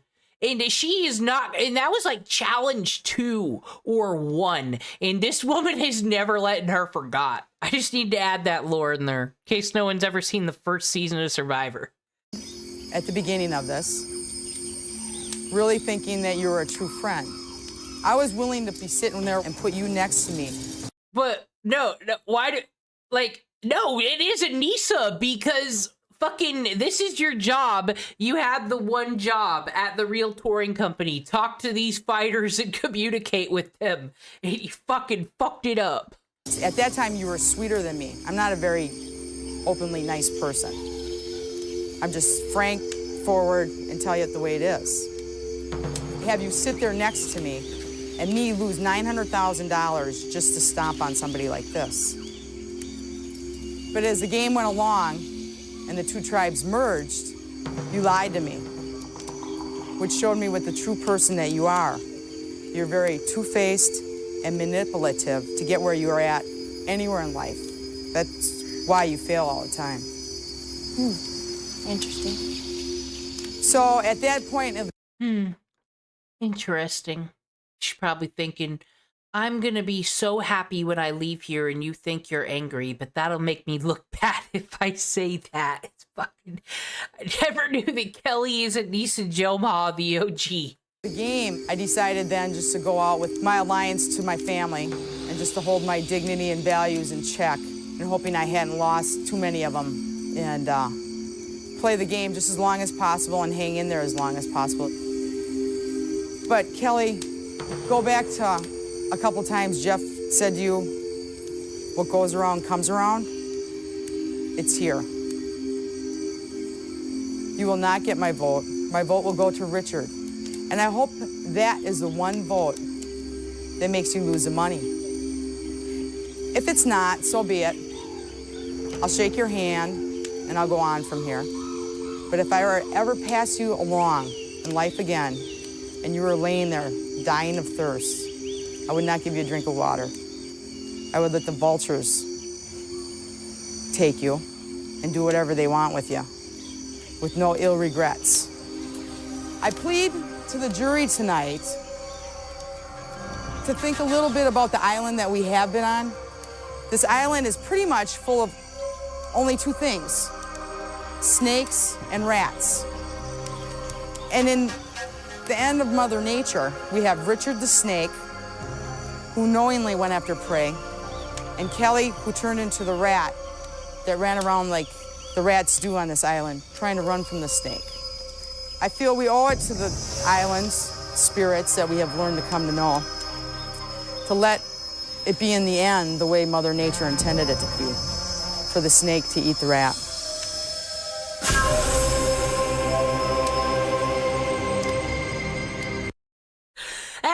But you know what?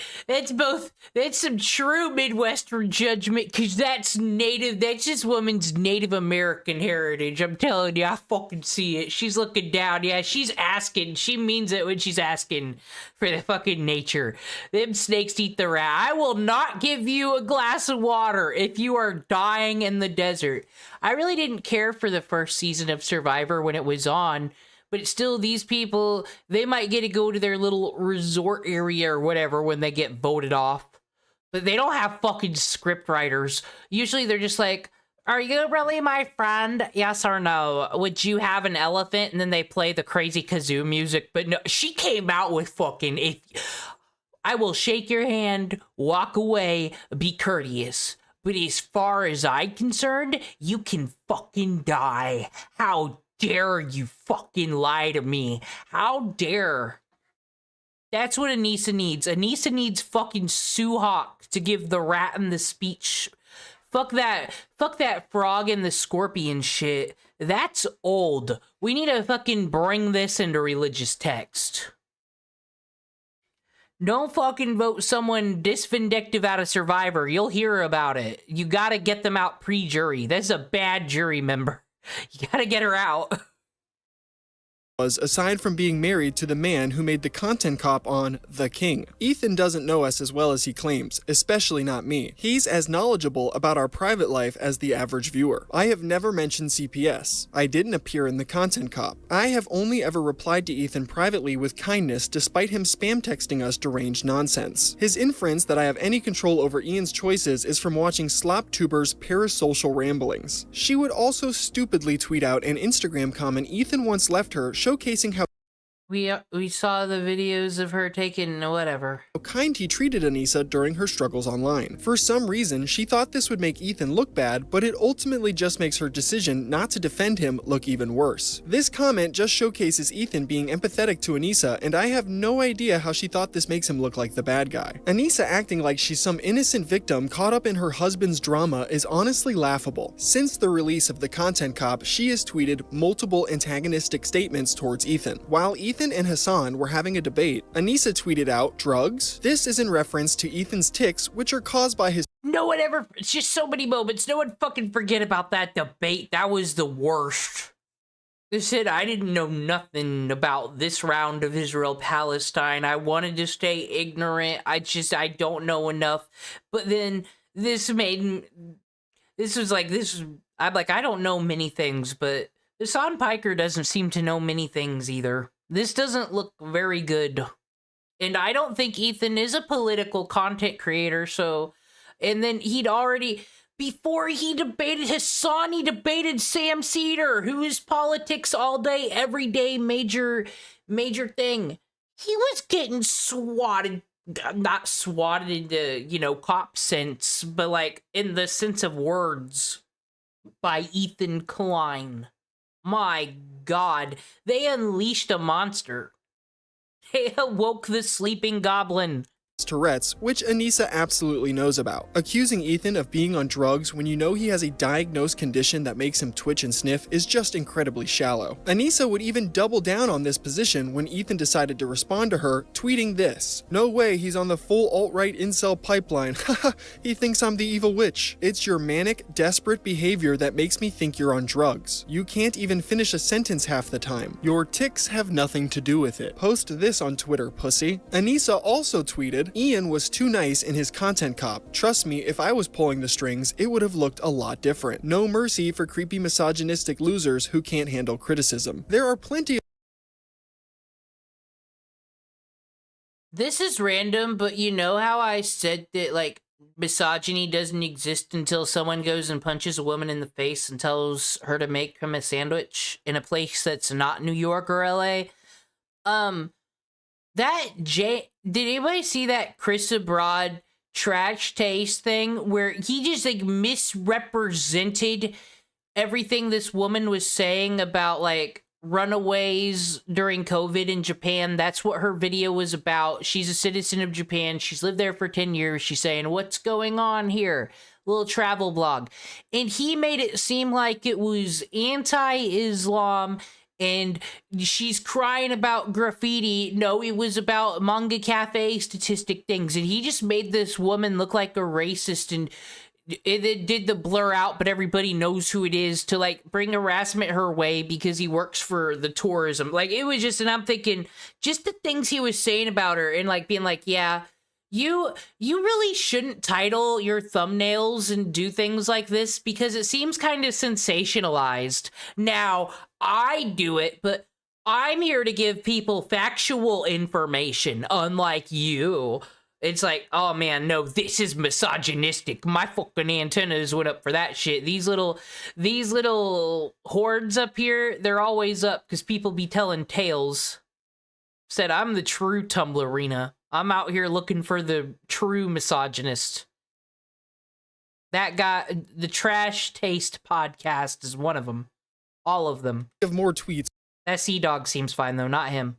Just like this, so Anisa is just feigning ignorance when she complains about why Ethan has decided to A-log her forever. Having these Twitter meltdowns is pretty much all she does at this point in the current day. If Anisa's not spurging out about the hate she receives online, then she's posting pictures of the food she's making, acting like she's some innocent trad wife. Sometime after Ian's 2 videos being posted on H3, the Jomhas would list their house in America for sale and move into Anisa's mother's basement in Canada. Here they would continue their paywalled podcast, sitting on the floor with no lighting or set whatsoever. This is what losing everything looks like right here, folks. I also think it's funny to mention that Anisa and Ian... I mean, maybe it's true. I just got to imagine that they were bought out when the Creator Clash went to the real touring company. So they would have had to get money. But... oh, did Gigic do something? Because I used to like those Fate videos he did. But... have completely abandoned the "She Ruined My Career" podcast ever since the release of Content Cop H3. This is probably to mitigate the amount of public backlash.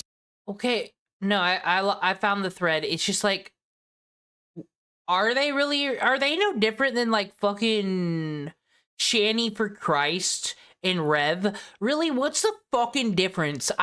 You know what, you're probably right. Probably are irresponsible with money and blowing it, especially for getting all these stupid fucking tattoos. How's come she can afford all these breast surgeries and all this shit, but iDubbbz can't go to the dentist? Strange. Oh god, she looks like Shanny for Christ right here. Aw, it is the same. She's just skinnier. They've been receiving online for all of their horrible choices. I am now calling Anisa anorexic Shanny for Christ for now on.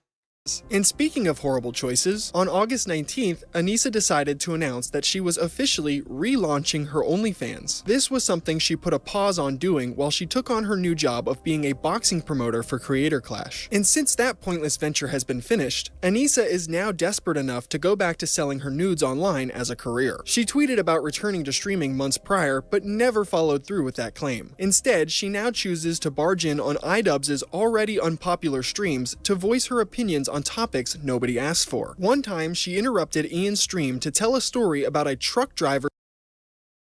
Update though, I am still just using that fucking Blue Eyes structure deck now. I'm not battling online, but I'm figuring it out, and now I've got all these cool cards like Regegi and all this stuff. I'm gonna make my own deck. I can't wait.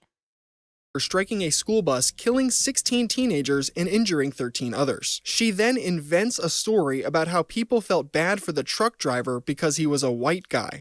I also want to bring up that there was that trucker that literally killed a hockey team, hit a bus. You know, the guy should not have. Why couldn't you have just said people? Why'd you have to specify they were a hockey team? God damn it, Canadians. Stop. This is okay. So, I was trying to look up some information on ground news about this AI thing, because I was trying to learn some more tech information, right? And I do like seeing what the actual news sources is that they don't consider sensationalized or hard news. And I'll go to a Canadian news source, and it'll take me to a website that's immediately in French. And I'm like, okay. But the whole goddamn article was about AI photos because people were making them of Celine Dion. And I am like, this can't be real. This is the most stereotypical fucking Canadian shit I've ever read in my life. It's all about how we have to protect the queen. It shouldn't have happened. But everybody, felt bad for the trucker back then. I remember he survived and a bunch of kids died. And people were sympathetic towards the trucker, and you can guess what race he was. White? Yeah. What race were the hockey players? I gotta ask Anisa, was it the Jamaican Olympic hockey team? What the fuck hockey team did they kill?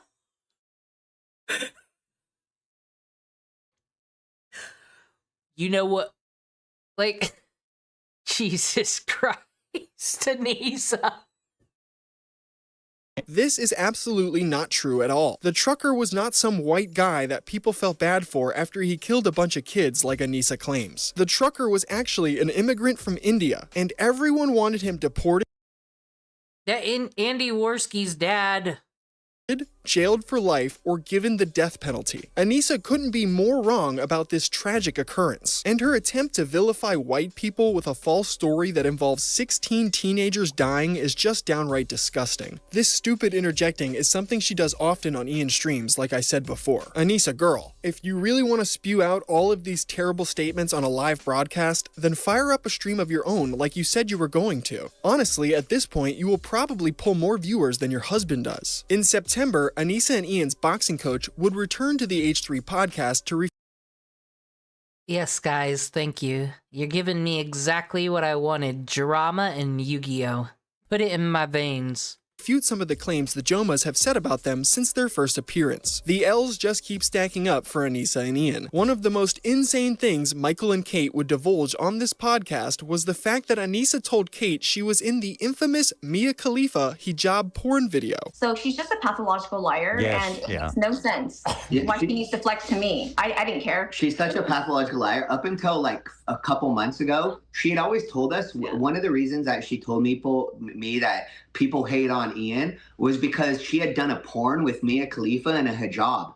So I'm like, oh damn, she did a porn with hold Mia on. Khalifa. What does that have to do? But- Wait, she oh, okay. Anisa said that she was in the porno with Mia Khalifa. This was the first conversation I had with Anisa when I first met her at the gym. Michael told me, hey, the YouTuber's coming in today with his wife. They're training, you know, come and meet them and film, right? And then I go and I meet her and I said to her, hey, you know, we don't really know much about the YouTube world. So are you also a YouTuber, or what do you do for work? And then she like literally giggled like, ah. And then she was like, well, you know, I actually had a porn video that went viral. And I was like, oh my God, I just looked around to make sure nobody was around us because why are you talking about this at the gym? And then she's like a true journalist, Nick Nobody is putting the most hard-hitting news at the end.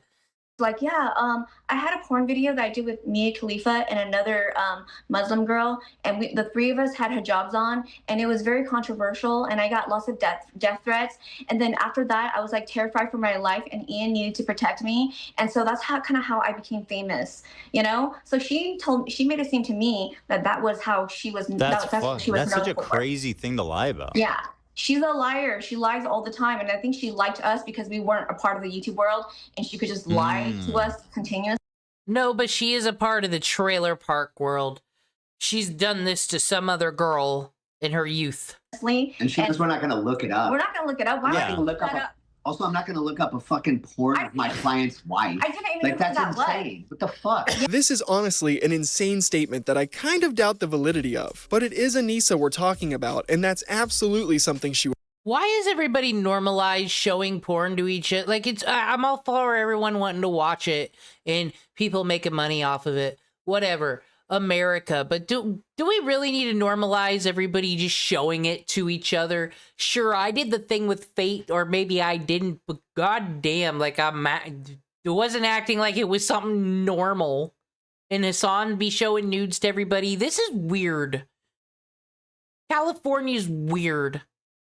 I want them to stay away from the younger states. I don't trust it no more. Would lie about. So I'll just let you guys come to your own conclusions on whether you believe that's true or not. Kate also told H3 about a time where Anisa tried to get her to divorce her husband because she felt like he was a misogynist. And then she told me that, you know, she doesn't understand why I could be with Michael because, you know, he doesn't support women.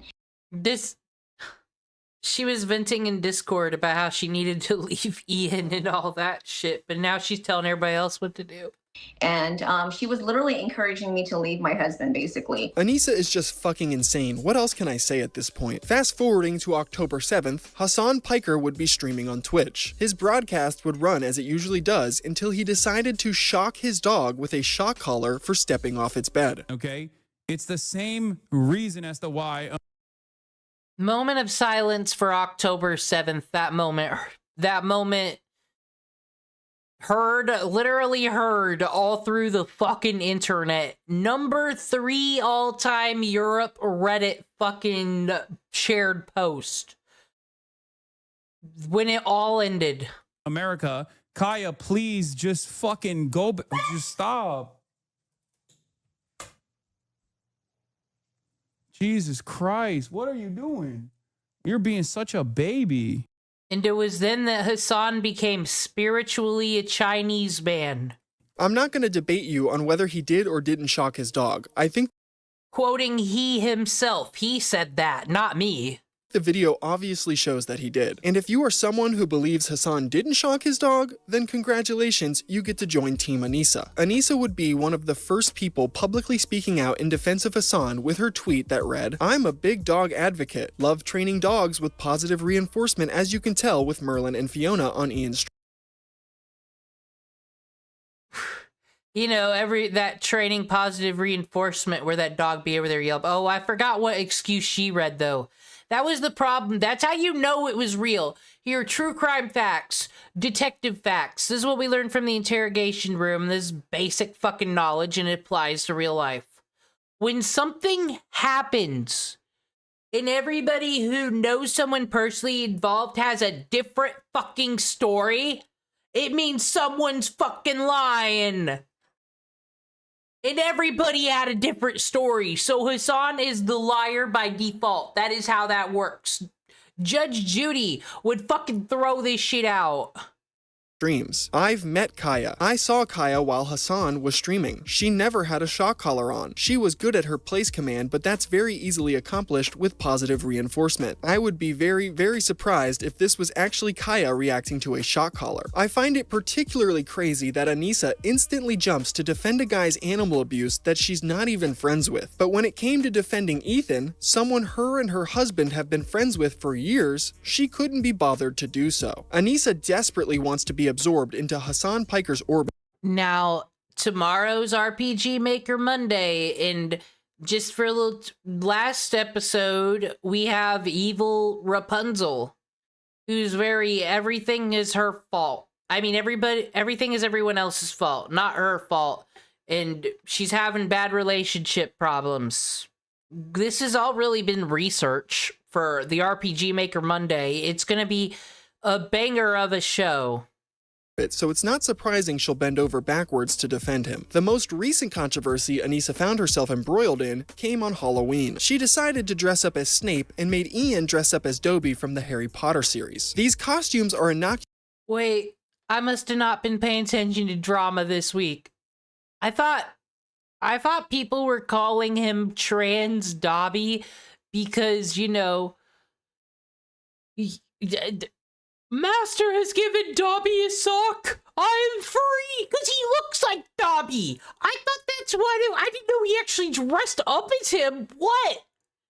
What the fuck are you Snape for? You would be Lucius Malfoy, not Snape.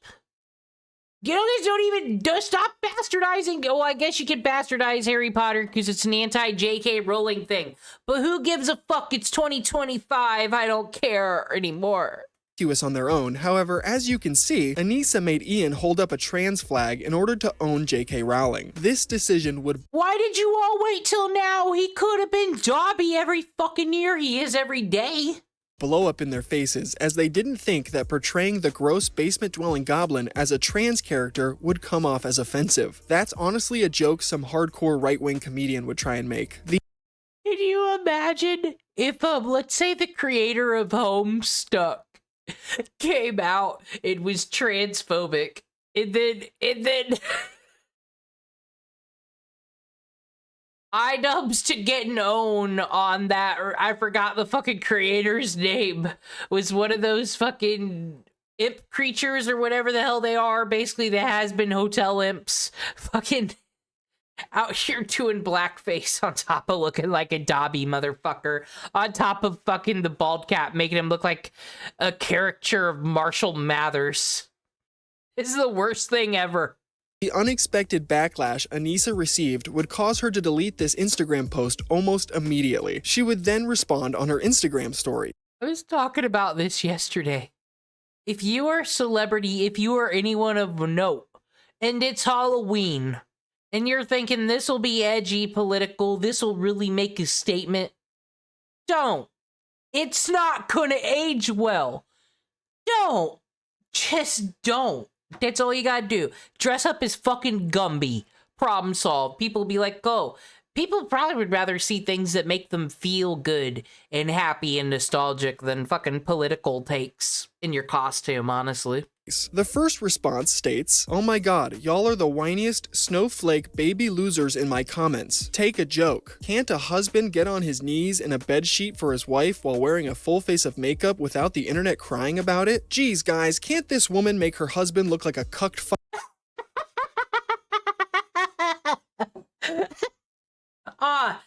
iDubbbz' Ethan Klein arc. This is a post for the fucking ages. I love it. Fucking loser in peace. Get off her back, jeez." This first response to the backlash was obviously poorly received, as she had to make a second response apologizing. "Sorry if we didn't make it clear enough. I assumed most people understood holding a trans flag doesn't make you trans. I personally think that would have been in very poor taste to do that, and I hope people..."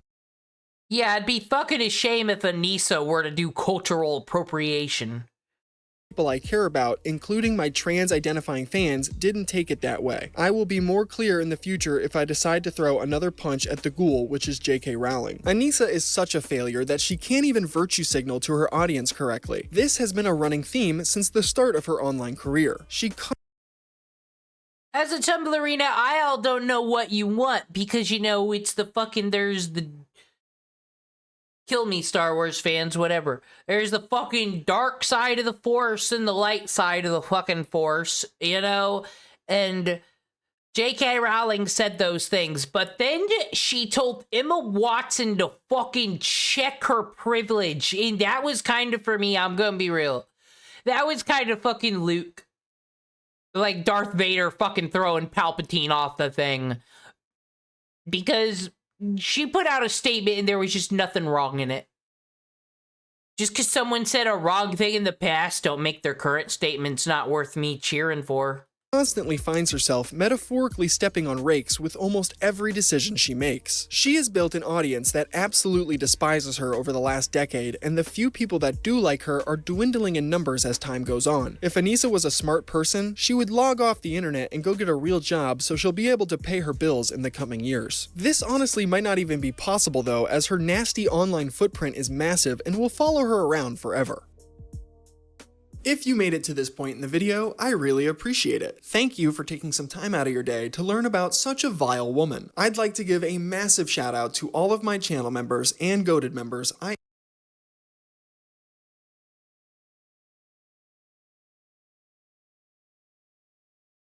All right. I'm gonna do What happened? There's more. half an hour more. Just a few more minutes more. I gotta relive this. We gotta actually see what happened again. This was insane. What happened? There's more bad news. I do have some more bad news for you. Some breaking news. It's like I will. Yeah, everybody's gonna if you were around, you're gonna remember where you were on 9/11. Ethan Klein's never gonna forget this. Your old friend iDubbbz just released a video. Yeah. It's about you. No, it's not. Yes, it is. Oh my God. That is no, it can't be. Well, it actually can't be. Holy dude. It sure is. Oh my God. Holy. And from a quick scrub through, I think, well, it's going to be a little spicy.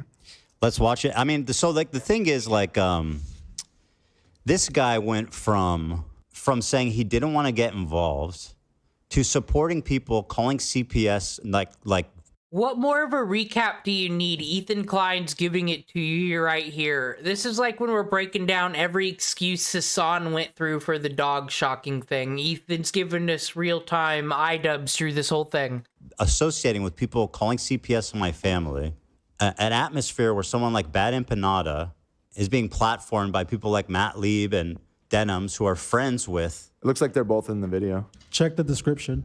Oh my God! Like what? Like what? Why? What did I do to like what kind of bro? What kind of cowardly is this? Like we have one disagreement where I get upset because you guys aren't defending me publicly after everything I've done to support you guys. And like you bring on people who are Denims and Frogon who did a anti-Semitic tier list, and you're platforming them and co-signing them. And by the way, to even make it even more crazy, Lena's fighting in your fight, bro. Like, what the are you doing? He has to be in a state of disbelief. Why would you let this happen? This is all of his enemies are the people with all the logos shouting him out. And Sean DeBlack. His enemies and Sean DeBlack. He collaborated with. I actually can't believe that he did this.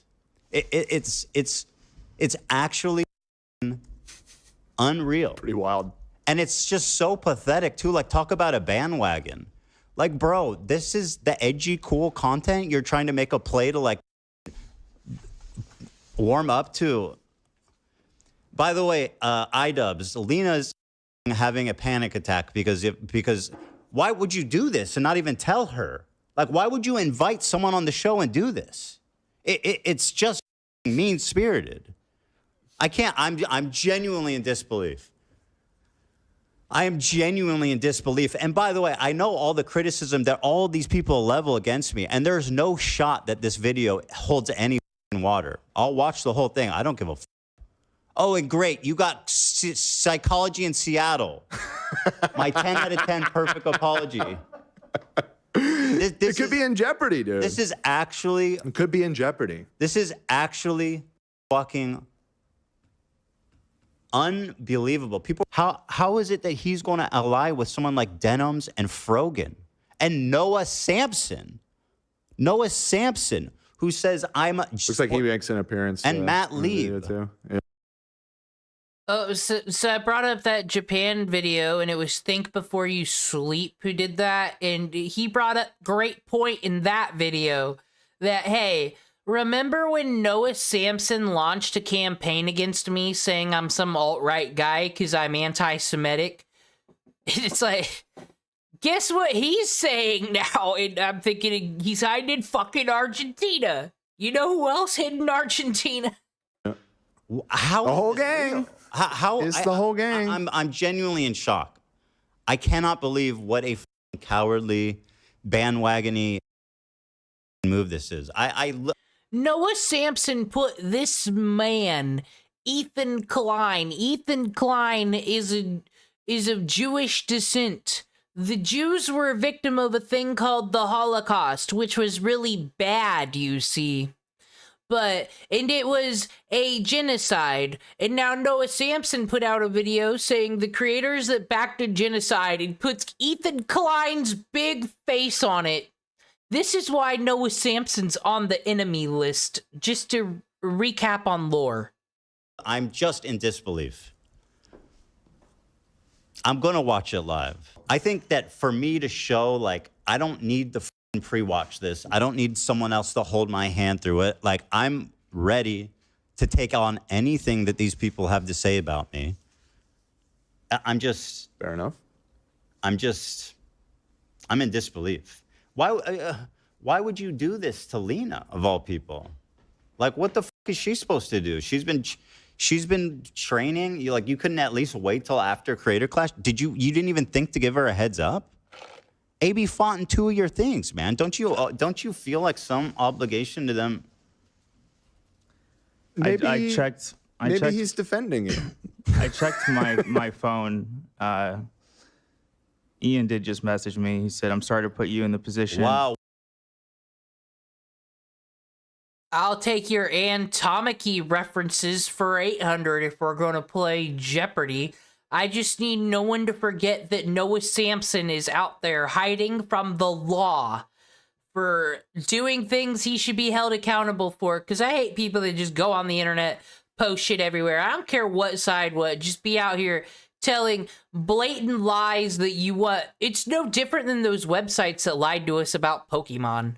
Like, so when you actually do defamation, I do like to see people go down for that, and I hate to see escaped justice. What a nice guy. Just message you now. He said he dragged me when I was already unhappy with what was going on. I didn't appreciate that, especially since he refused to get on the phone with me. What? It was meant to go live before the show, but I was having technical difficulties. Again, I'm sorry you're caught in the middle. And I know you tried to de-escalate, but it's clear Ethan isn't interested in de-escalating. De-escalate? I just said I vented about them not defending me. What the f is he like? He's actually losing. Why are they talking like they're at war?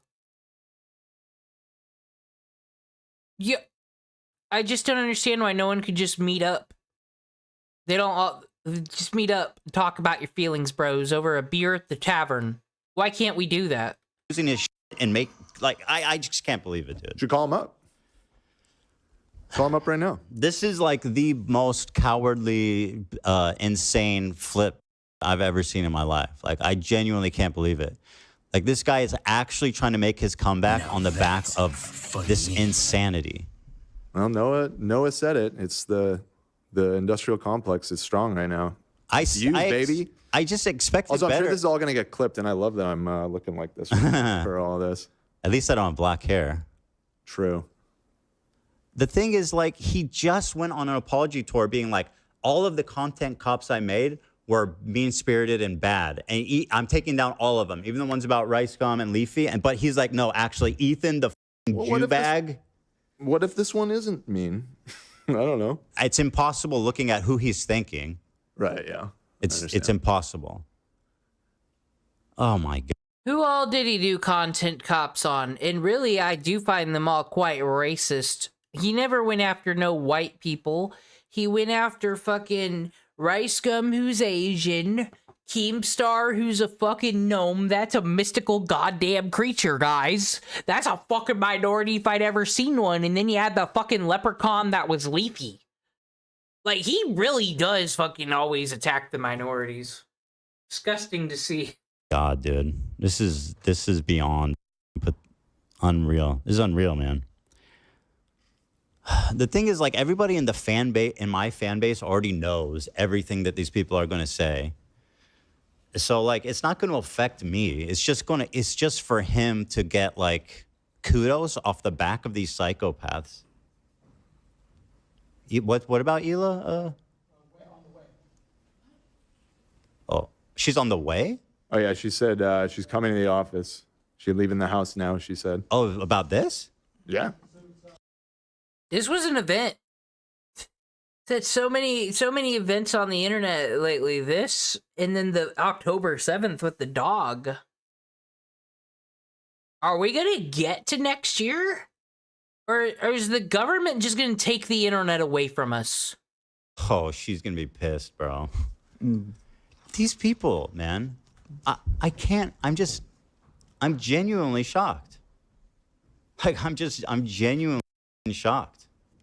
God, it's so stupid that I even need to react to this shit now. Like, I've been trying not to, like, interface with all this shit, especially all these little scumbag channels that, like, have been making videos about me. And now he's forcing this conversation to continue and platforming this group of psychopaths, minus Kirk, legend, 10 out of 10.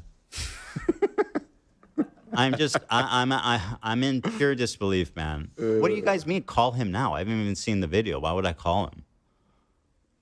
Because I had suggested that a minute ago. No, but he was saying that you wouldn't take his phone call.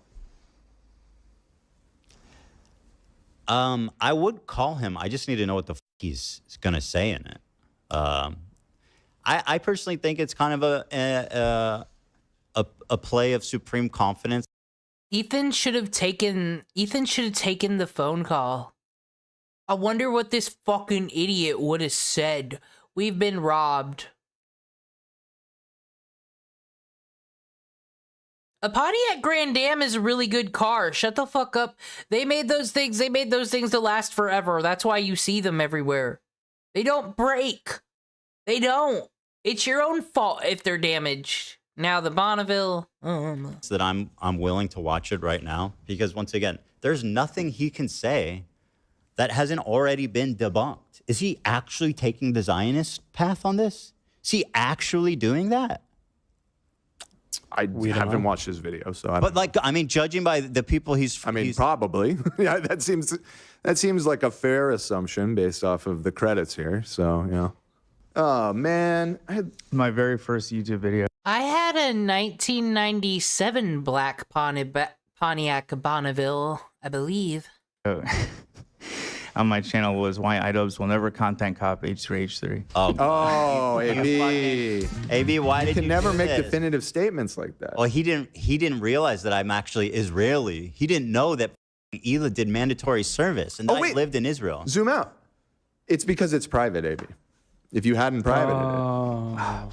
Because he probably searched first to see if anybody had forbidden that, but it's private, so. I genuinely, there's just so many reasons that this is insane. I'm genuinely at a loss here. Like, wow. I don't know. Yeah, I don't know. Maybe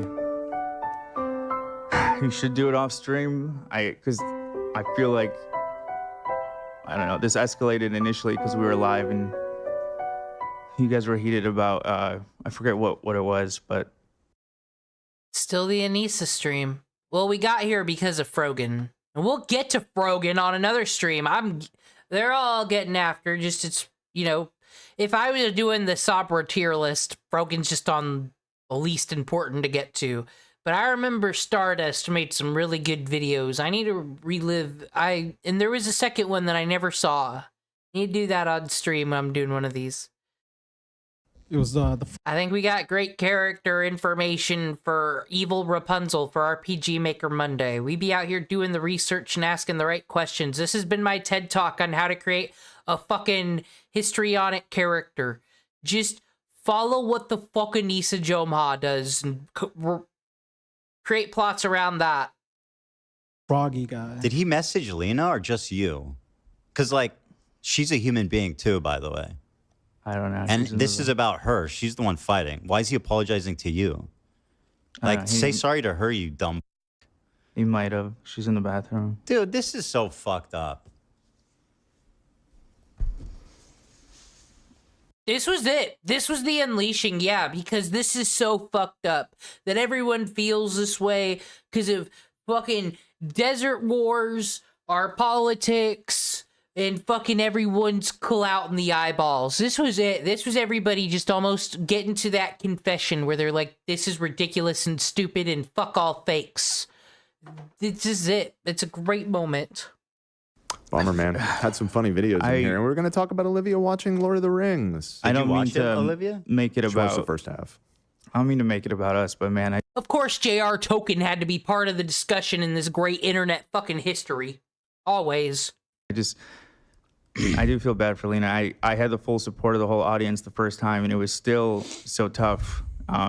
Yeah. She's worked so hard. And I know Ethan offered, to buy her out previously, but she doesn't feel right taking, that large amount of money from Ethan for nothing. So it's just situation.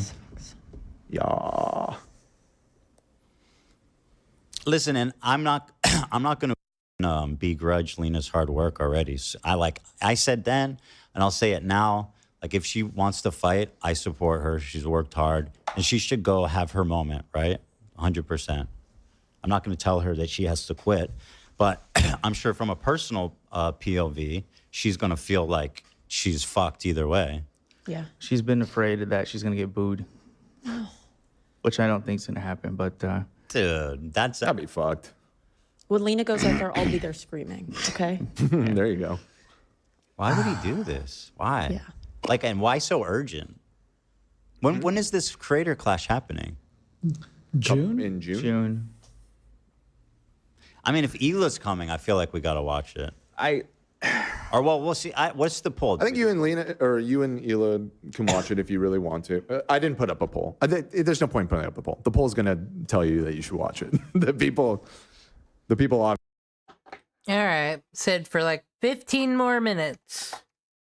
I'm gonna jump around the video. Like I said, just paying its respect the fucking time that it had to be Anisa. This is what I'm saying. This is my internet 9/11 moment. This had to have been Anisa that told him to do this, or he was trying to kill Creator Clash. I just don't. Why? Why? Don't blink, or what does it say? Stay close. I'm a hot take. I Teddy Fresh clothes do look cute. afraid of the dark, or something like I can't read. And it's like, I thought like it was a luxury brand. I thought we'd be talking Louis Vuitton fucking prices, so I never looked into it. Nah, it's mall prices, guys, and it's cute. Yeah. All right, can we move on, Dan? Please. We can. Keem, oh, dude, talk about starting with a bummer. Keem, I'm a real bald ended the ass last bitch. lolcow episode. I've been putting off watching this No, I because banned you know I'm sensitive to these types of things. I mean, who isn't? I mean, Shredder passed away now. It's been a couple of years, which is kind of mind-blowing because it doesn't feel like it at all. But Keem, his dog died during, it was hit by a car during the show. So that is tragic. I don't know what's the big idea starting with this. Might as well just announce the show is ending. But okay, let's watch it. No, I banned him. Permanently?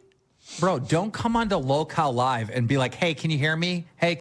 Wait a minute. Oh my god. So I'm assuming since we see this here, this is the most replayed, this is going to be what we just watched, where, you know, the plane hits the tower and Ethan, they dropped a video. He was watching a Keemstar clip right before it? Oh, talk about the fucking Silver Surfer of drama.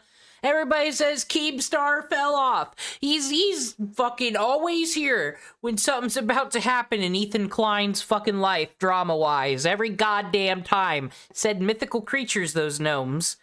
Can you hear me? Don't do that. Don't do that. Well, then let's save trip cords ready. I'm running a show here. I find that highly disrespectful. Boom. Trip cord, are you ready? Trip cord. Hello. Oh. Leading up to this, riveting stuff. Yeah. I'm locked in. Tripcord. When is he going to show? It's really monumental. Got video. YOLO. Yo, what's going on? Yo, I was just going to say, I think Jason Nash, that's actually a pretty good idea. He would be pretty good content. As a new person Who on the fuck Lawco? is Jason Nash? Tell me about him. I don't know who that is. Becky really sealed. So I just can't believe a harbinger of fucking doom happened. We just learned about these fucking doppelgangers' sign of demise. Yeah, okay, so this is him finding out. Some breaking news. Fucking when Keemstar's dog yelped, that should have been a sign, because then what Yelp ended this? Fucking Kaya. The folks, the fucking pieces are all here. And was Chris Chan a goddamn psyop from Nintendo Power? Lolcow Live? Put it together, folks.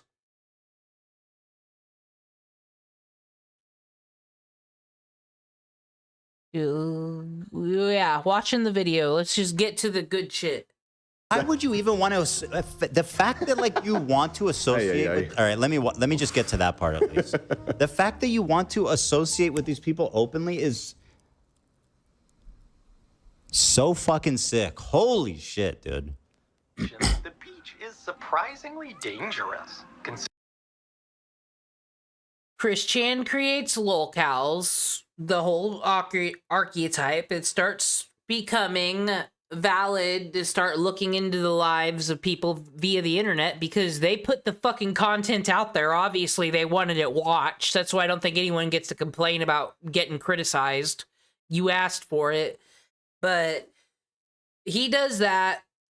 We got Keemstar, first one on the fucking scene, doing the drama thing because, you know, there starts to be an audience for internet-related things, and internet drama's funny because you have a whole bunch of people named like White Boy Swag, or White, you know, something like that, screaming at fucking Boogie29988 on Skype, and Keemstar's there to moderate it all. You gotta understand why that type of shit. And that leads to Ethan Klein getting involved in the drama commentary shit. Like, it all leads back to Chris Chan. Like, the Sonichu medallion shit, it's just bad juju. It's in everyone, and it leads to people destroying themselves on the internet. It's true, folks. Consider the fucking thing in our defense. Like, actually, Hila's not a baby killer. Actually, accusing Ethan of killing his dog is maybe too... Why would you lead with that? Oh my god. It's too far because they have mobilized such an insane. Oh, he's so disgusted. He's so disgusted, you guys. He just discovered empathy, man. It's hitting him hard here today. Harassment group that anybody who says any fucking thing, they will attempt to ruin their lives. And once again, I'm the crazy one. It's not bad enough that I have this group of people. Wait, that's who what says any fucking thing. Hold on. Yeah, that was a weird choice. So before Ethan breaks it down all based, yes, people, you know, using politics to say that his wife, who was in the IDF 10 years ago, is out here shooting babies. That was what it took for iDubbbz to don on the content cop uniform. And it, you know, I guess, start the bullying. That's what made him think he needs to make this? Well, you went a lot more than that. That's not what he should. I mean, yeah, I think you could have showed a different part, but too far because they have mobilized such an insane harassment group that anybody who says any fucking thing, they will attempt to ruin their lives. And once again, I'm the crazy one. It's not bad enough that I have this group of people. So I'm saying that I don't remember the context, but it doesn't seem that crazy. Saying that like there's a mass campaign of people online, which now he's a part of, that anybody that expresses like any sympathy for Israel gets absolutely fucking harassed into oblivion, which is literally, he's proving my point. I don't see why that would set you off, bro. So when he did the trailer, I had suspicions, even though, yeah. Everybody suspected, but I was like, there's no shot. That's just so stupid. Why would he do that? I watched back that footage. You did go in on him a little bit. You call him spineless. You said you're no friend of mine. So what? Well, I'm just saying, just to give the context. He is spineless, and this just proves it. Like, what a fucking coward. It's still not enough, man. I was rightfully upset. Like, what, he's a fucking peach in that situation, not standing up for me? Well, clearly he agrees with them, like, a lot. Oh, my God, dude. Here, let's go back.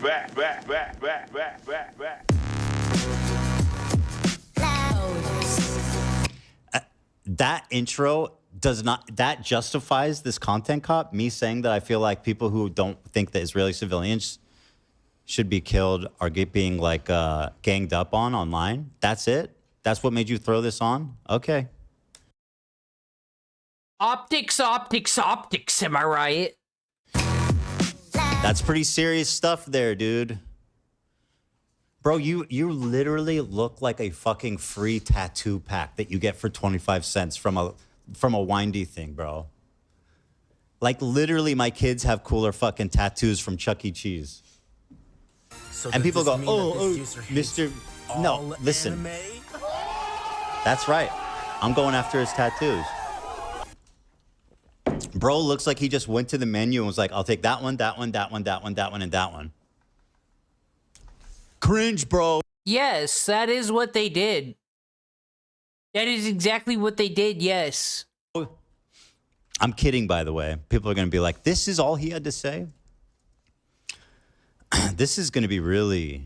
I don't think this is going to be hard to react to at all. I mean, so far, this is just pathetic. What if he's suiting up to defend you? Maybe he agreed with that clip where you said all the people are... I think it's... I'm just going to hold out, and he got all those people together in order to slam them. That would be kind of inspiring, although... He made them apologize. That's right. All right. Yeah, I mean, after everything we've been through, that might actually be a nice olive branch. What a twist. He's so zany, you guys. Remember how zany and cool iDubbbz is? He's doing karate and cool. He's being silly in a fucking cabin. Look at him go.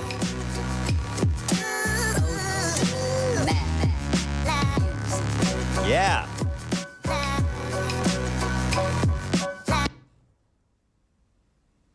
Yeah.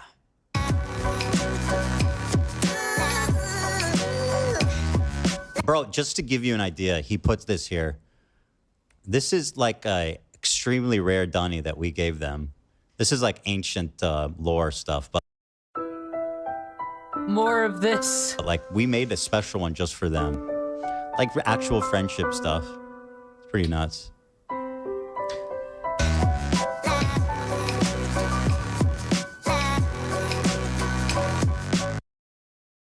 Is there any believers that maybe iDubbbz is playing a character, and like since he got dissed on in the Sam Hyde thing, like he's doing some ultra Andy Kaufman bullshit, and he's gonna be like, guys, I just wanted to see the reaction. I'm making a greater commentary on, or didn't a narcissist just fuck up his brain, and the woke stuff fucked up his brain, and was just a chaos. Because if it were all a bit, I don't see what the benefit of the creator clash stuff was. I don't see how funny that was.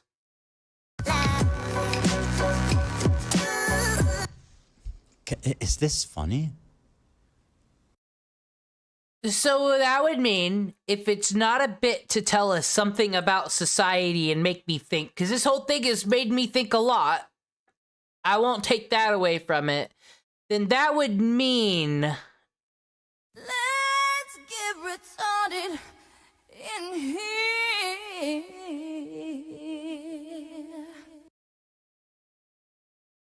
But he had millions of subscribers and people liked his content.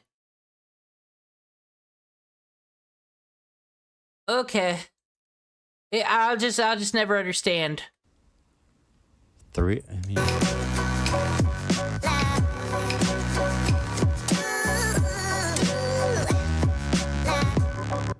that funny?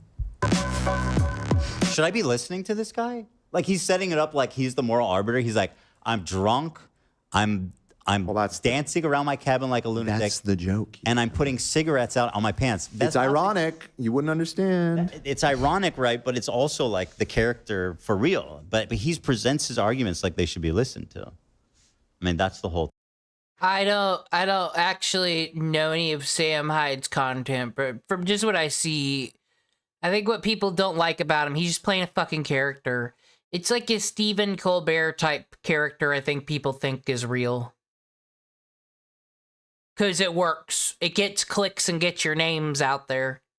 It's just what off the vibe I get. It's like a wrestling heel character. Dang. And I said this about Paris Hilton in 2005, and I was right. Because I am actually right about everything. I'm going to start doing that poly market shit. Where you bet on real life events. I have always been right. Even about football games. And I don't know the rules to football. I'm just like, I like that mascot, so that one will win. And they do. I am Notre Dame. If anyone needs me to pick lottery numbers for you, I am here. Bro's actually out there like Timothy. Thank you. We are. It's just that some be using their power for evil lately because they're little narcissists and they want to take advantage of the stuff, the warp things to make coffee more expensive. That's a real fucking agenda. And make ugly things look pretty so then fucking ugly people can go and be I don't know. There's some kind of woman agenda. I don't trust it. Timothy McVeigh. He's running to the closest fucking kindergarten to blow it up. Quick, there's a Jew. I heard there's a Jewish. That's not what Timothy McVeigh did. Isn't he the one that blew the Unabomber? You're thinking of Kaczynski. Oh, Kaczynski. Kaczynski's the one that lived in a cabin in the woods? Yes. Well, okay. Maybe they both. Timothy McVeigh is the Oklahoma City bombing. Right. Now, okay, now do not fucking take my word for this, but this was discussed in last podcast on the left. Kaczynski, the Unabomber, decided one day after living in his cabin in the woods that he's gonna be trans. But then he goes to the place where it's rehab, psychological stuff for all this, and they were annoying to him. They made him mad, and he could not explain why. He was just really mad, and then he checked out, and then went back to his cabin in the woods and drank the milk and did the Unabomber stuff. I don't know what they said to him. I don't know what they served for lunch. But he was not having it at that retreat place. Yeah. They both had Maybe vibes. he lived in a cabin too. They both were vibing out in the woods. They say it's stupid when fucking Goku was goddamn crying, so then you had Brawly. But when you see the types of things that impact some people, they get super butthurt and fucking offended by.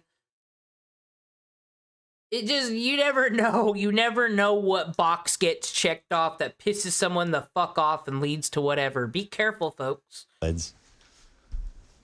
Oh, man. Explosive personalities, both of them. True. Maybe. Guys, it's Shabbat. All the Jews are at temple.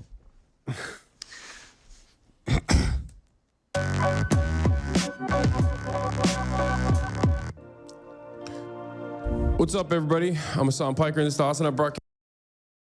Yes, it just takes one bad day.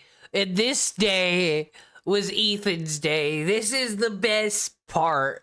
Who gives a fuck about... I never liked the part of Content Cops anyways when he's running around looking like a Eugenia Cuny man in his fucking police uniform anyway. What did that add to the content? I just wanted to see people get dragged. And then these people came out and did the Fortnite dance. That happened. It happened, and we're going to see it. And Ethan's going to see it, too, in real fucking time. Just coming to you live from a cloudy day here in California, Los Angeles. We're live and alive, and I hope all the boys, girls, and MBs. It's a cloudy day in Los Angeles. That's my line. Wait. I'm in a fantastic one. Wait, is this live? By the way, Hasan literally goes and talks about how I'm obsessed with him and I can't talk about him, and I can't stop talking about him. And this is what he's working on in the while he's complaining about that. I can't believe it, man. It's stunning stuff. It really is. I can't believe that when I came in here today, my main fear was shitting my pants, and now it's like that's secondary. That's the end of my list right now. I already vomited. There's a scene here I'm working towards. I don't know if I'm going to watch the whole thing, but I just want you guys to see this. Okay. I have a very important announcement. I've finally done it. I watched Ethan Klein's content nuke, and I'm not. Did he actually? He had to have watched it. He just didn't watch it on stream. But he watched it when it came out, guaranteed. I think he knows he's a fucking idiot. He just doesn't give a fuck enough to correct it. Why should he? It still works. It always worked until the dog thing, you know? Like, he's just a useful tool for something. Not going to call it context puke as I normally do, because the reality of the matter is it was brilliant. Nothing was out of context. Everything was correct. Bro, he loves that out of context thing. Like, that video was so well sourced. The full context to everything. I am an Islamist, fundamentalist, radical terrorist. That's not what I accused you of, but go on. Keep straw manning what I said.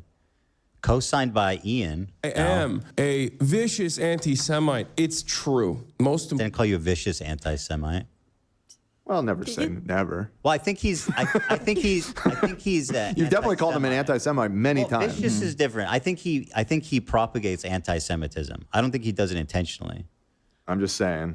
I think you said raging. Yeah. Raging. I don't remember. You maybe never use vicious specific. I don't think I've ever said, like, I don't think he consciously hates Jewish people. I think he propagates anti-Semitism. I don't even. But I mean, I could be wrong. I don't know. I don't think I am. But. Doesn't really matter. That'll end up being the next clip that plays. Yeah, I mean, it doesn't really matter either way. It's fine. I'm just saying. Just never say never. Mm-hmm. Yeah. Importantly, Ethan is more attractive than me, both physically and also mentally. I've been. Why? What? Are we actually doing this frat bro thing? This is the fucking. Were you all there that day that iDubbbz put out a video to speak his piece and standing up for the people, where it started with Hasan being like, you know, in their smarmy little way, their little bit they're doing, being like, yo, guys, I think Ethan's gay.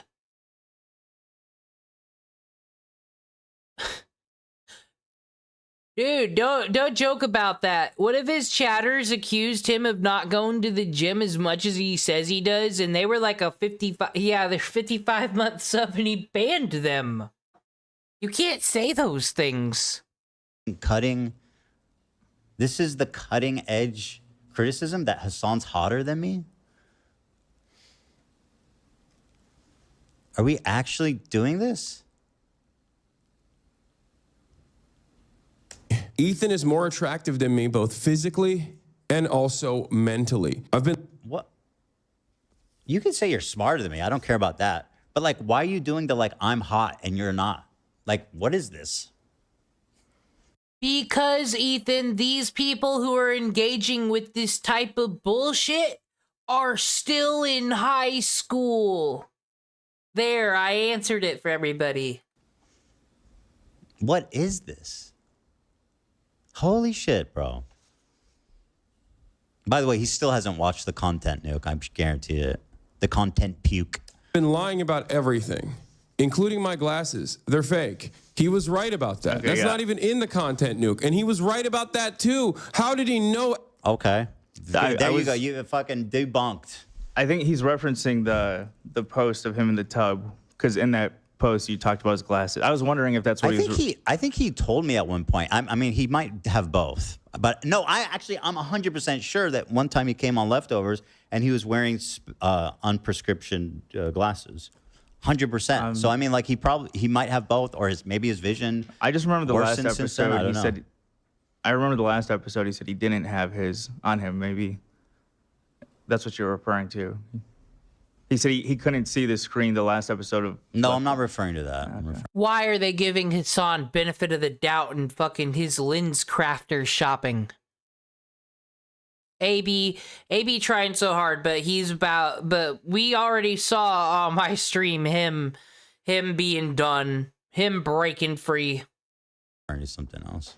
But I mean, fine, you got me on the glasses thing. Fucking owned, I guess. Everything. How? Wake up, Ethan. Wake up, Ethan. Ethan, wake up. Look at this. Wakey, Ethan. Wake up, Ethan. Wake. Oh, look, Ethan, your worst nightmare. Fucking Hasan and items. Oh no, look at him shaking in his boots. Do you guys see him pissing himself? No.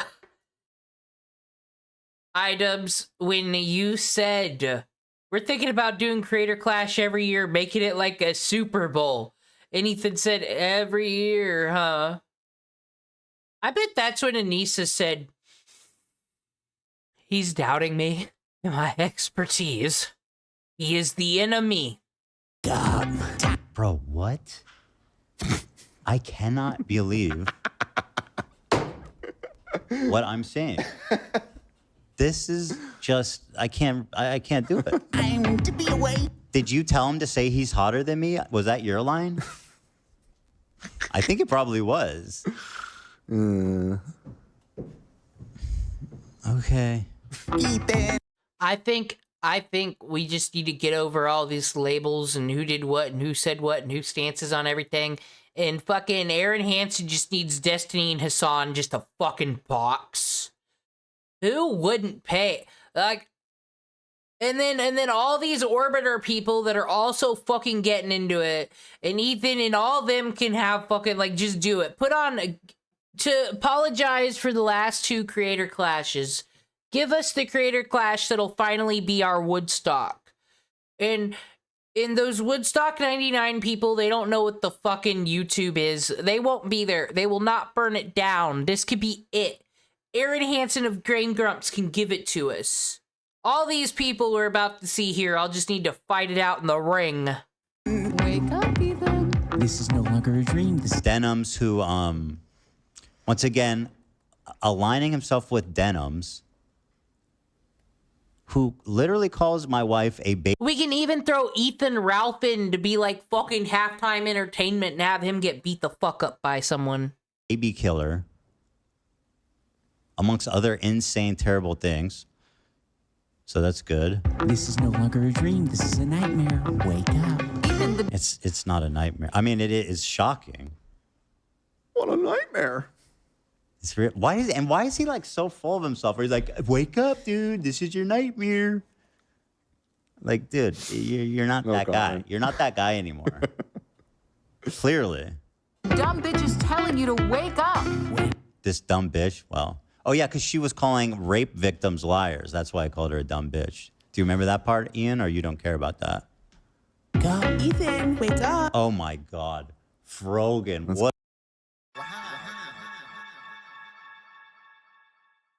She's here! The hero! The best of all these women involved in the story. Oh. Talk about a jump scare. This man willingly got in a room with Frogan to make a video about how I can't. Bro, I can't. How is this real? This is like, am I dreaming? See? They told you to wake up. I think I do need to wake up. This is surreal. Idubs was literally like co-signed Frogan. The girl who said, I hope fucking veterans get PTSD. Wake up. The girl who put on a fucking racial tier list. I talked to that one chatter earlier about It is, because they almost have the same experience of growing up in the Tumblr streets, right? It is weird to see all these rules that you were told, like, this is kind of, you know, this is how to be good liberal, good SJW, this is it, and then just seeing all that shit just be thrown in the fucking fire for whatever the new kids are into. It's like, that's why who gives a fuck anymore? None of it ever mattered. He's co-signing. The world really has lost its mind. It really has, man. It's crazy. Wake up, Ethan. Ethan. Once again, bro, I barely even talked about you. I don't even know the fuck. I've seen clips of him, but I don't know who this guy is. I know he's Sean DeBlack. I know that's his name, but. Never forget, this got too anti-Semitic for Kiwi Farms' sensibilities. That's true. And people would call Ethan delusional about how they were all treating him. My God. I get the feeling it's one of these situations like with the Millhouse guy.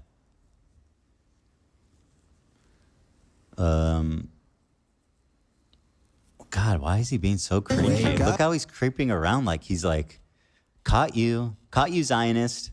It has to be humiliation fetish. He edited this. Does he think he looks good? Does he think he's funny? Does he think he's interesting? What was he thinking as the director for this? Wake up. Wake up. Snooze anyone? Just wake up. Snooze anyone? You can tell, like, he's got no jokes. His jokes is just like walking around sillily. That's holy. Sometimes that hits. I know. Sometimes it hits. It's not a one time. It's not a one trick. Right. It shouldn't be. This is why we're watching it again, like the fucking Zapruder film. What the fuck was his plan in it? This is the Anisa stream, and we doing this because it has to be. Occam's razor sometimes, and I'm saying it. Content Cop was an inside job. I don't care. I don't care if anyone could. It had to be. No way. The person who used to post videos that did very well put this out and thought it was good. A one trick. It's a tool in the toolbox to do silly walks. For sure. Wake up. Wake up. Wake up. Wake up, Ethan. This is like the most unintimidating group of idiots you could ever assemble. I mean, was this video monetized? And it did get millions of views. So that's pretty good fucking chunk of a paycheck right there, right? So actually, it would not shock me, because Anisa is a white woman. White women are always right. And it's like, man, we need to get out of this creator clash thing. But it is charity, and it looks bad to do that. And then we have all these people already fighting. What would it possibly take to completely tank the brand and make it so we can get out of this? What if he made a content cop after saying, fuck all those videos, and it was just fucking stupid? Like, it just pissed everyone off. That would do it. Inside job, guys. Inside job. There is... I just can't... I cannot think of any other feasible fucking reason. Like, this is, like, so funny to me. Holy shit. And by the way, if they think this is going to stop what's coming, which is what I think is so funny, they think like it's not, okay? Everything that I said's coming is coming. This is actually pretty entertaining. I'm not even fucking tripping. This is kind of fun to watch. It might take me 2 episodes to get through this anyway. We were late on the dock today, to be honest. Yeah, it's kind of vibes. Well, it's funny, we were talking yesterday, we're like, well, if he does drop a content nuke, that'd be a good title and thumbnail. But I was like, you guys are insane. It's so stupid. Obviously, it's not about me. See, and then the Hasan crew can take this and make it seem like, look at this fucking delusional. That's how far gone he is. He can't even see why he would be targeted. And Ethan's just thinking, he already knows Creator Clash is done. He's asking the same question as me. What is the benefit for this? There is none. None except to get out of the franchise and get a paycheck, get bought out, and then get that chunk of change from fucking throwing your husband to the wolves. She just needs to get by. They need to stop the reckless spending. She needs to get by, put that life insurance thing on him. And then 10 years from now, when no one knows who iDubbbz TV is, I seem to recall saying, yeah, I think it's probably not, but I wouldn't say it's a 0% chance. And you said, yeah, Mr. Zero. No, I thought 0%. It was 0. I thought it was 0%. No, I thought it was so insane because I was like, we had like one. I don't disagree that it's insane for him to do it, but also, I don't know. Well, clearly I was wrong. I thought it was 0. That's how confident I was. Like, this doesn't make any sense to me. Yeah. Well, there you go. They're doing the L fucking Fortnite dance. Are we still doing that? I'm not gonna do it. I believe Ethan has this video up on his soundboard. Because it is really great. Did Hasan realize... This was the great part of this, too. Hasan not even fucking realizing, though. Mr. I gotta shock my dog to get it in the right position on stream. That forever now, there is an image of a Hasan stream with a whole bunch of irrelevant losers doing the Fortnite dance with the L on their fucking forehead. Like, that's not gonna be used against you every time you have a shitty take. Scared? You actually talked to all these... This man brought Frogan, Denims, and Shonda Black to do the Fortnite L dance?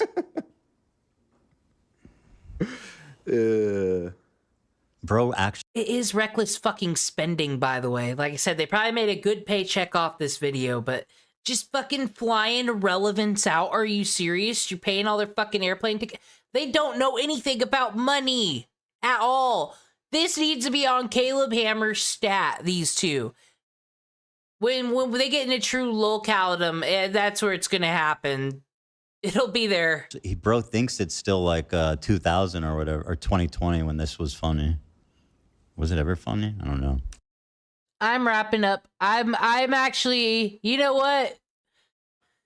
We're all gonna go. We're not gonna leave Mimi hanging. I saw what I needed to see. This image right here. This is what to leave on, and Ethan staring at it. I didn't even mean to go on this long. This ain't a Yu-Gi-Oh marathon. I'm sorry. I was just here to get it out of my system. It's out of my system now. The drama. Tomorrow is RPG Maker Monday. We're gonna be looking at some videos that are all about video games and tutorials and all that fun. Some technical stuff, but we'll still have fun. We're basically making an evil Anisa character. Goodbye. I'm still working on my master duel and all that too, everybody. I'm doing the work for you guys. Dedicated. Hasan Piker would never get good at Yu-Gi-Oh for anybody. Just letting you know. See y'all later.